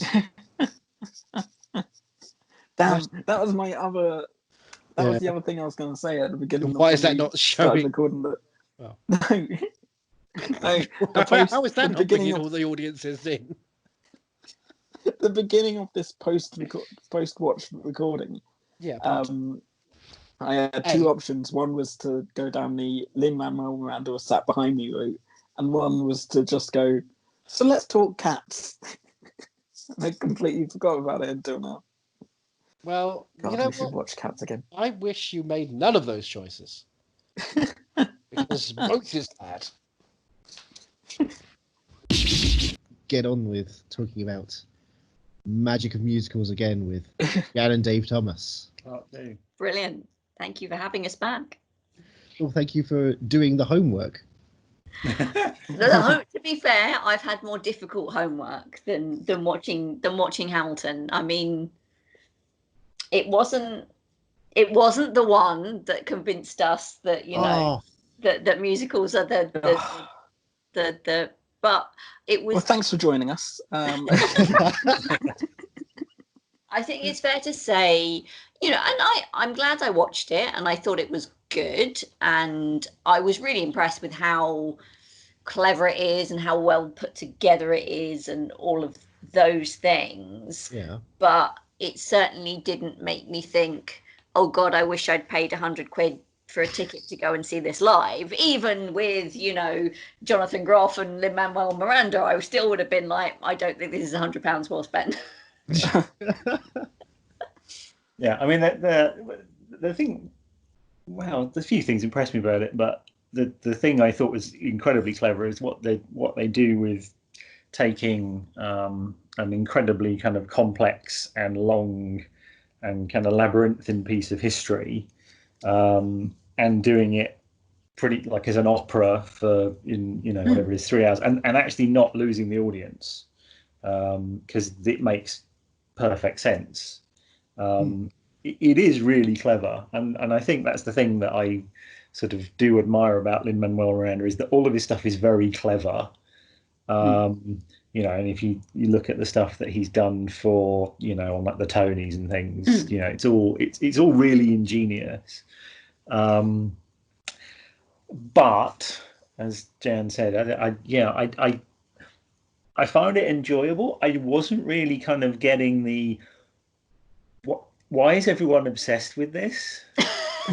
Like why are people going? Why are people going back to see it like multiple times? I like that for me. And again, the kind of the audacity in the best possible way of kind of taking that story about the kind of creation of the United States and doing it with a a non-white cast is with that musical style is really extraordinary. So I appreciate all of those things about it, but I'm kind of, and again, like Jan said, I enjoyed watching it for the however many hours it was that it was on. Okay. Because it was a long old thing. But But yeah, the sort of the rewatchability for me, I was kind of, I don't know. But then again, it's like a lot of things. When you come to it after the avalanche of hype, do you then you don't then discover it and go, oh, that was cool. Yeah, I must tell other people about it. Yeah. And we've certainly had that a few times. Actually, we've had that a few times with musical type things. So like La La Land, Yes. When we saw that LFF, that had been, we had been like hammered for several months with like, this is the hottest ticket in the festival, this is amazing, and we went into it having loved Whiplash and being fans of Damien Chazelle, and just kind of coming out and going, really? I remember with La La Land, I was doing the press screening for LFF, and the one before it was at the View, and we were watching Nocturnal Animals, and it was wrapping up, and you could feel it was wrapping up, and everyone around us was just like kind of picking up their bags slowly because we all had to run to the picture house. And like, you should have seen, like, I was right next to the door as well, so I was one of the first out, but I still only got to the corner of the road, and like someone behind me dropped a massive folder of all papers, and everyone just like ran past him like he's a lost cause. One closer. There's one Tom Ford fan in the cinema at the end, just clapping alone. Where's everyone gone? Yeah, it was crazy. Like, and I don't think I've ever seen anything like it before with LFF. Yeah. Yeah, I mean, that press screening was we as just kind of going to the regular screenings, but I mean, even we were like, the queuing how far?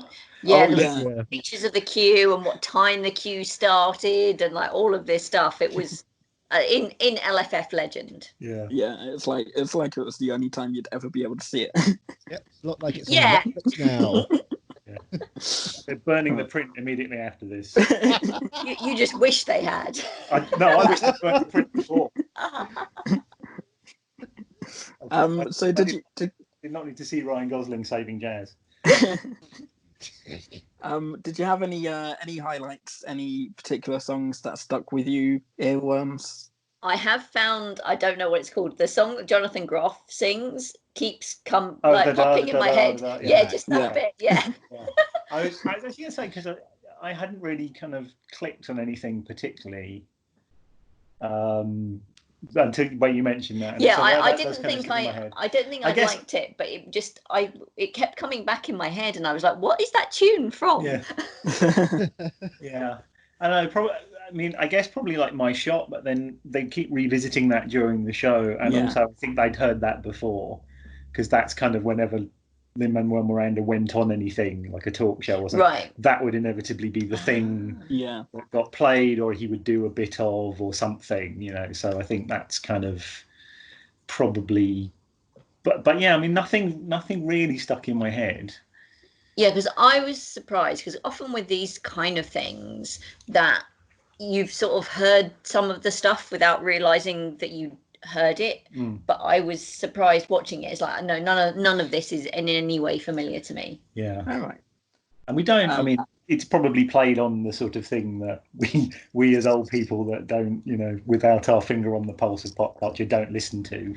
But it's the kind of thing that, they play in the background in the members bar at Picture House Central, and, just places you happen to be and you don't realise you've listened to it. That's what I meant. Okay. That not that we we would have watched something with it, but more it was, it's the sort of background noise. Like there was that when Carol came out, just everywhere we seemed to go seemed to be playing the Carol Carol soundtrack. Score, yeah. Did you have any did you get emotional at all, during Burn and sort of especially the last few moments? Yeah, it's like slightly misty-eyed towards the end, I suppose. Yeah. It was moving. It was good. This is the thing. It's not bad. I thought it was good. It just wasn't the thing that I was like, oh wow, this was amazing. Which is kind of what I secretly hoped it would be. Yeah. Like, this is, so much better than what I was expected. I was like, I thought it was really great, and I'm glad I watched it. But yeah, one and done. Yeah. Oh, really? I can't. I can't imagine the circumstance of sort of going and watching it again. Yeah, particularly because it is so long. Yeah. Yeah. Did you watch it all in one go? Or? Yeah. Because I've introduced it to a couple of people now, and socially distance, of course. And sometimes they're like, "Oh, we watched the first act and then we stopped. We'll watch the second act tomorrow night." And I'm like, "But I want to talk to you about it." Yeah, a lot of people have been doing that kind of thing, just taking it in two acts. Which I understand, but it's fine. It's a lot to take in. But yeah. Yeah, I think from a film perspective, I struggle with that as a concept. Yeah. And if we went to see it as a show, consumed. I mean, if we had actually gone to see it at the theatre and sort of remortgaged our house and what have you, we would have seen it all in one go. You know?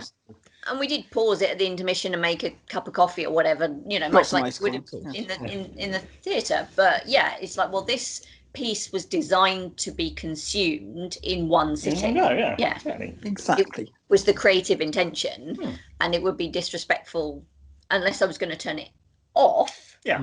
Then I'm going to watch the whole thing. Yeah. Exactly the opposite of I don't know, Kill Bill. Who knows what that was designed for? I've got some thoughts on that, but that's probably another podcast. Indeed. So, Johnny, we want to hear the sextet. I was just about to say to thank you for watching Hamilton and at least accepting it. I suspect we probably had a better experience than you did. I did sit and watch Sextet. It took a while to get access to it. But I managed to find the laws it on of the YouTube. universe tried to stop you. Yeah, I tried to order it on Amazon and then it wouldn't let me because I had a UK card. Because I was using VPNs and stuff. And then when I started on YouTube, about 11 minutes in, it just stopped. So and it was trying to protect you.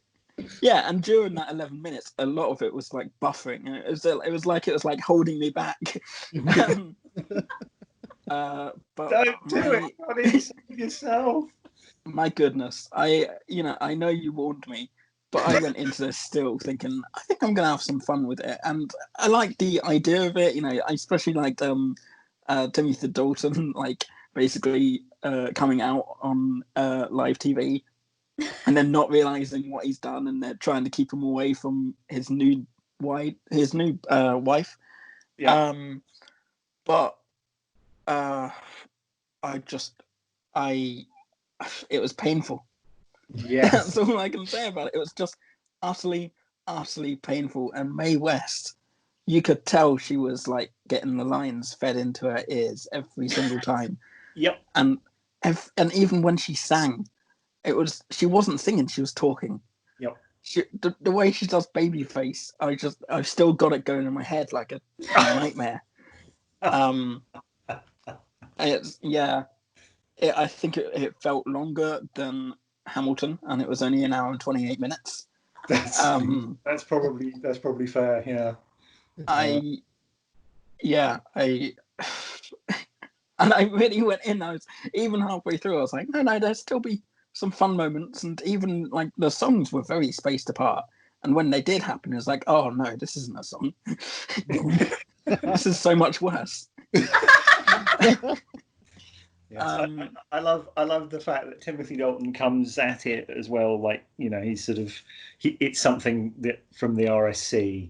It's he's giving it his all. Yeah. But what he's giving his all to is singing "Love Will Keep Us Together" to an octogenarian. Yeah, I mean, I was looking at the trivia afterwards, and it says here Timothy Dalton later described the movie as a sort of carnival, extremely special to do. Oh, he's a trooper. It's very tactful.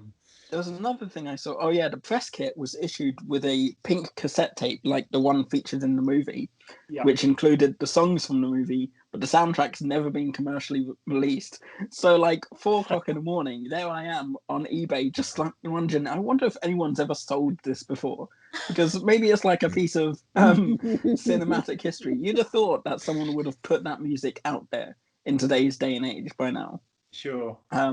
But if they can't let you watch the film, why would they want you to listen to it? True.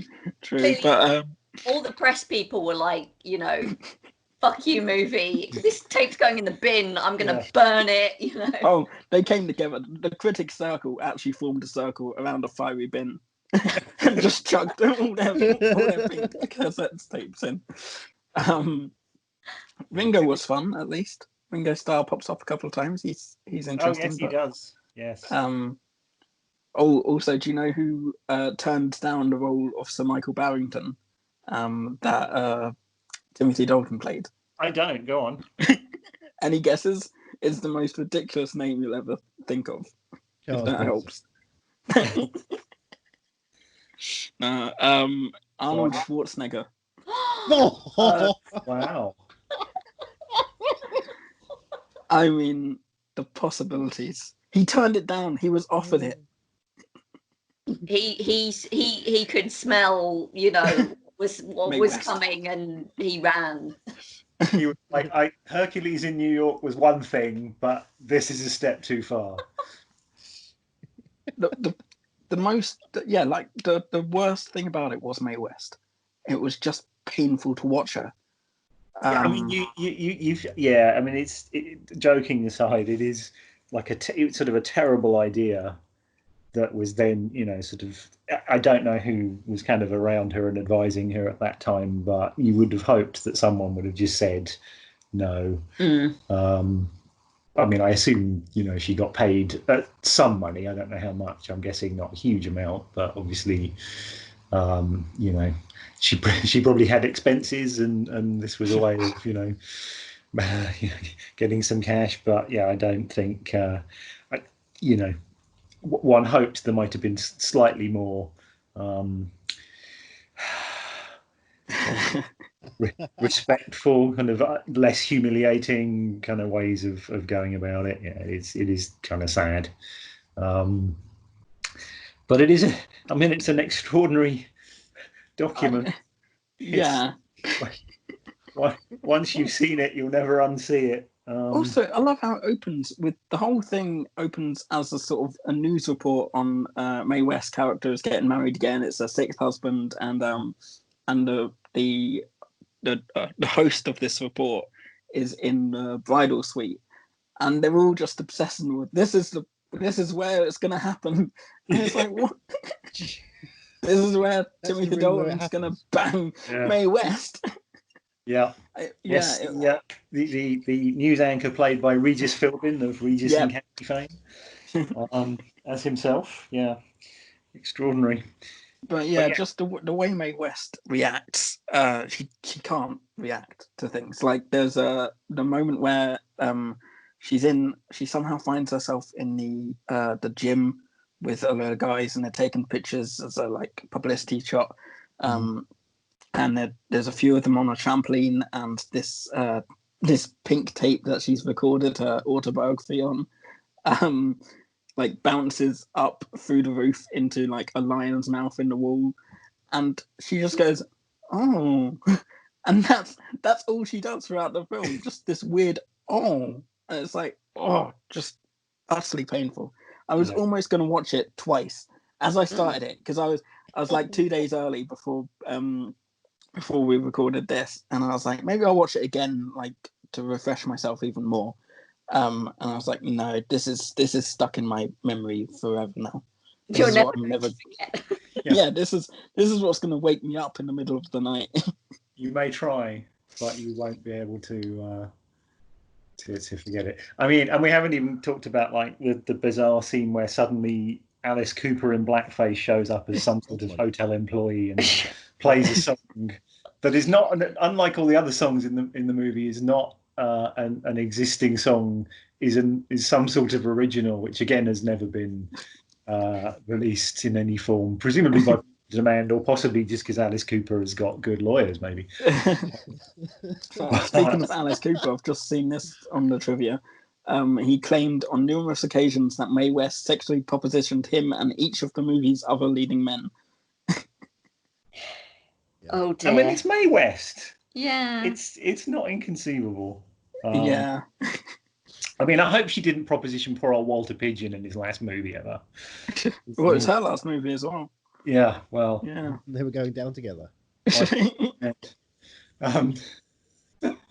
Well, yeah, in the years to come, you'll watch many movies, and few of them will be as bad as Sextet. So, yeah, I mean, I have to say that it's, and I have a fair amount of form in this area because I've watched a lot of really terrible stuff, and it's definitely in the running for the worst film I've ever seen. Wow. Yeah.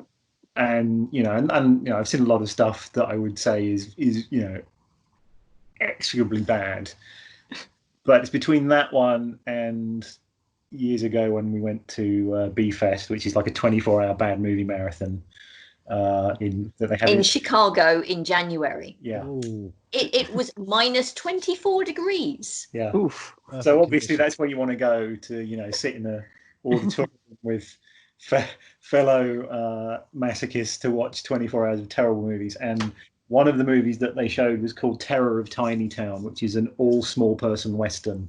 I'm not falling for this again. No. Episode 300. It's between that and Sextet.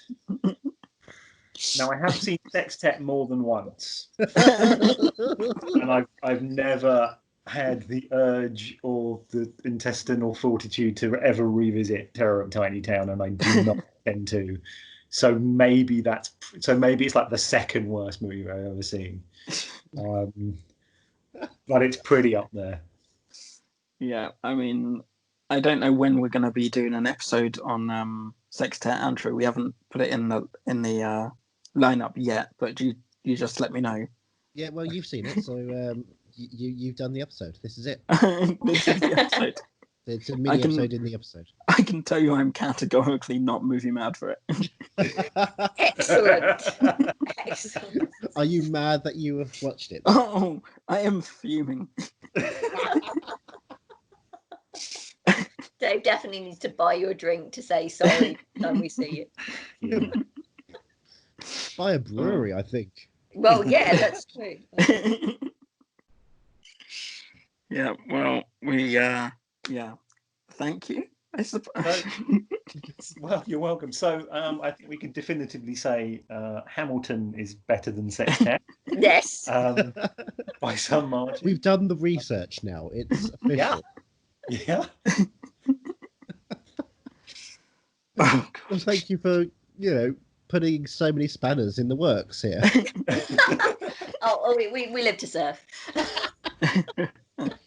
We hope you have a wonderful rest of your life that doesn't involve Sextet ever again. Thank you. I will say the same to you both. Yes. I'm going to go and rewatch Hamilton to cleanse my palate. I could understand the need to do that. Yes. That seems. I mean, that's probably a circumstance under which it's kind of perfectly acceptable to just go to Hamilton multiple times. Yeah. Well, thanks for coming. Thanks a lot. Well, hey, Andrew Jones. That's my name. Please wear it out. Are you mad that you watched Hamilton, an American musical? I'm not mad that I watched Hamilton, simply known on Disney Plus as Hamilton. Although when we went to see it, it's listed here as Hamilton, an American musical, and the cup I bought there. Are you movie mad that you watched Hamilton? I'm not really movie mad. It's not a movie. I'm event mad. For the event. Okay, I'll accept that. Hamilton. American Yeah. musical. Johnny. Yes. Are you mad that Lin-Manuel would not stop singing just one song from the ABBA catalogue? One song which doesn't even last 3.5 minutes, which means he would have to sing it upwards. The calculations, go on. Of 50 times. It felt like so many more times than that.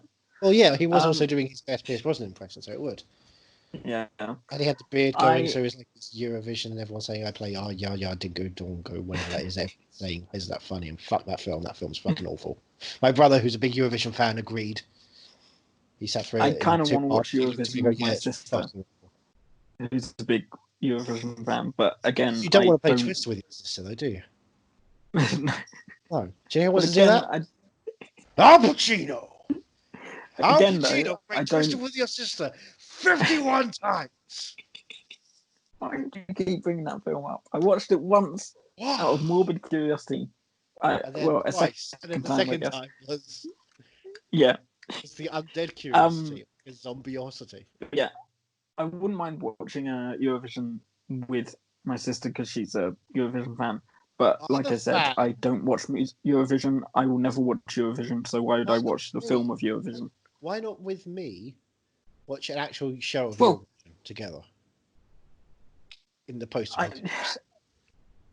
I cannot see myself ever. Man, you just try and go like key change, drink. I cannot drink. I cannot see myself ever sitting down and experiencing Eurovision. I've made that decision. That decision is final until you make me reconsider that decision. Yep. Next May, another event. As for your initial question, I've started off mad, but you can never stay mad at Lin-Manuel Miranda for singing SOS. Could you just do an impression of what it might sound like? I couldn't do it any justice. Okay, but could you do it like the justice that he deserves to be brought to because of the monstrous nature of how he did it? I mean, it's something you really got to hear for yourself. Well, okay, so just start clicking play on it again, and he'll come in, obviously, and sit behind you. Just put the recording close to him as opposed to close to the sound, and we can then hear him sing. And I'll put the beat down for him if he needs it.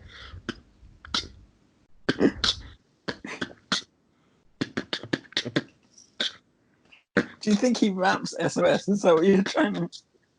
I figure he raps everything. Hey, everybody, it's Lin-Manuel Miranda. I'm here to say, can I cash the check, please? Doesn't have to rhyme. He is good at cashing checks. He's so good. He cashes checks and gets mad respects. It's a flex. God. Any other questions you want to ask? Johnny, you asked the first part. Are you event mad for the experience that is Hamilton on Disney Plus? I am so event mad. I might have to be institutionalized. That is just how event mad I am. Hamilton, an American musical. An American music TV. Tale. Fievel goes west. Hey, Fievel. 1, 2, 3, 4, Fievel.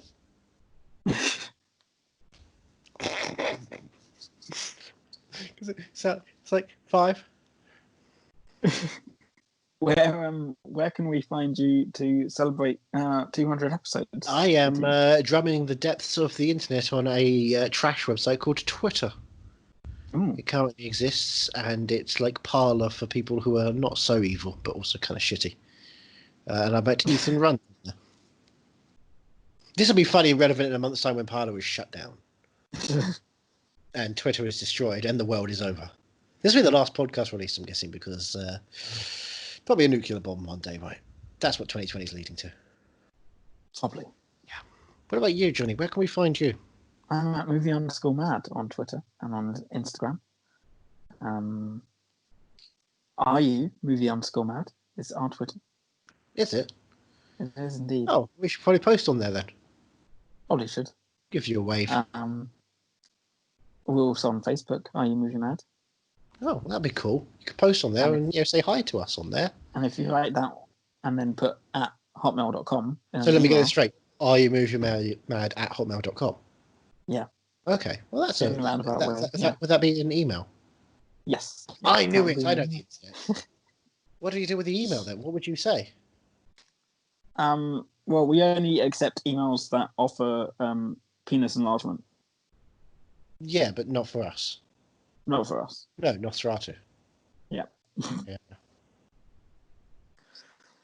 How are we gonna start the next 100 episodes? What's next week's episode? What are we gonna do? Johnny, you think this is the last episode ever?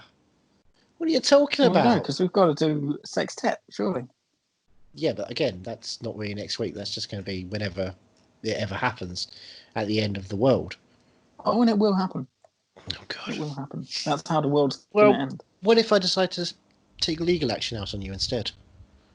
Maybe I could hire someone for that instead. I don't know. Hire someone? Yeah. Who would you hire? I don't know, but she's got to have like a mothering instinct because I'm very needy. She? Yeah, I'm very needy. Maybe it'll be directed by someone whose initials are 2 of the 3 letters that Lin-Manuel sang to you. Maybe. I don't know. That would be an idea. But probably not, because this is the last episode ever. Oh, yeah. See you never. What? See you in hell? How's that? I'll see you on the other side. I'll lead a chorus on the other side. How about that? Oh. I'll talk to you about my favourite Korn album, See You on the Other Side. Featuring songs like For No One, Twisted Transistor, 10 or a Two-Way, and, of course, Politics. You want to sleep with him to get to where you need to go. You think that's the way to go, don't you? Politics, like Korn. As sung by Johnny J. Davis. Now, Johnny, you're Jay, right? No, we're not doing this again. Look, it's been a couple of weeks. You said you were only going to do that during that one episode. I did it last week. You didn't notice. I gladly accepted it. I try to ignore it anytime you try. Oh, Jay, you know you love it. You know, I never put up any fight when you called me Jay that first week. Yeah, you did. You put up a lot of fight. In fact, the friction was so hot it burnt my computer. I don't.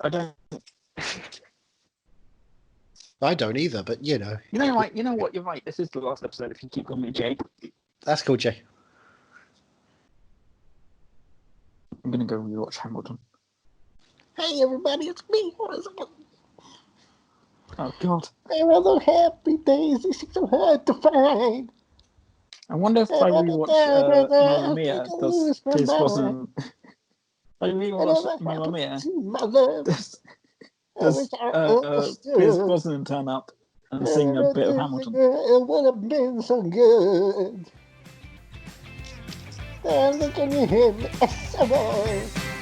Are You Movie Mad is part of the Podnose Network, the UK's leading independent entertainment podcasting network. Produced and edited by Andrew Jones, executive producer George Grimwood. To find out more about Podnose's network, go to www.podnose.com.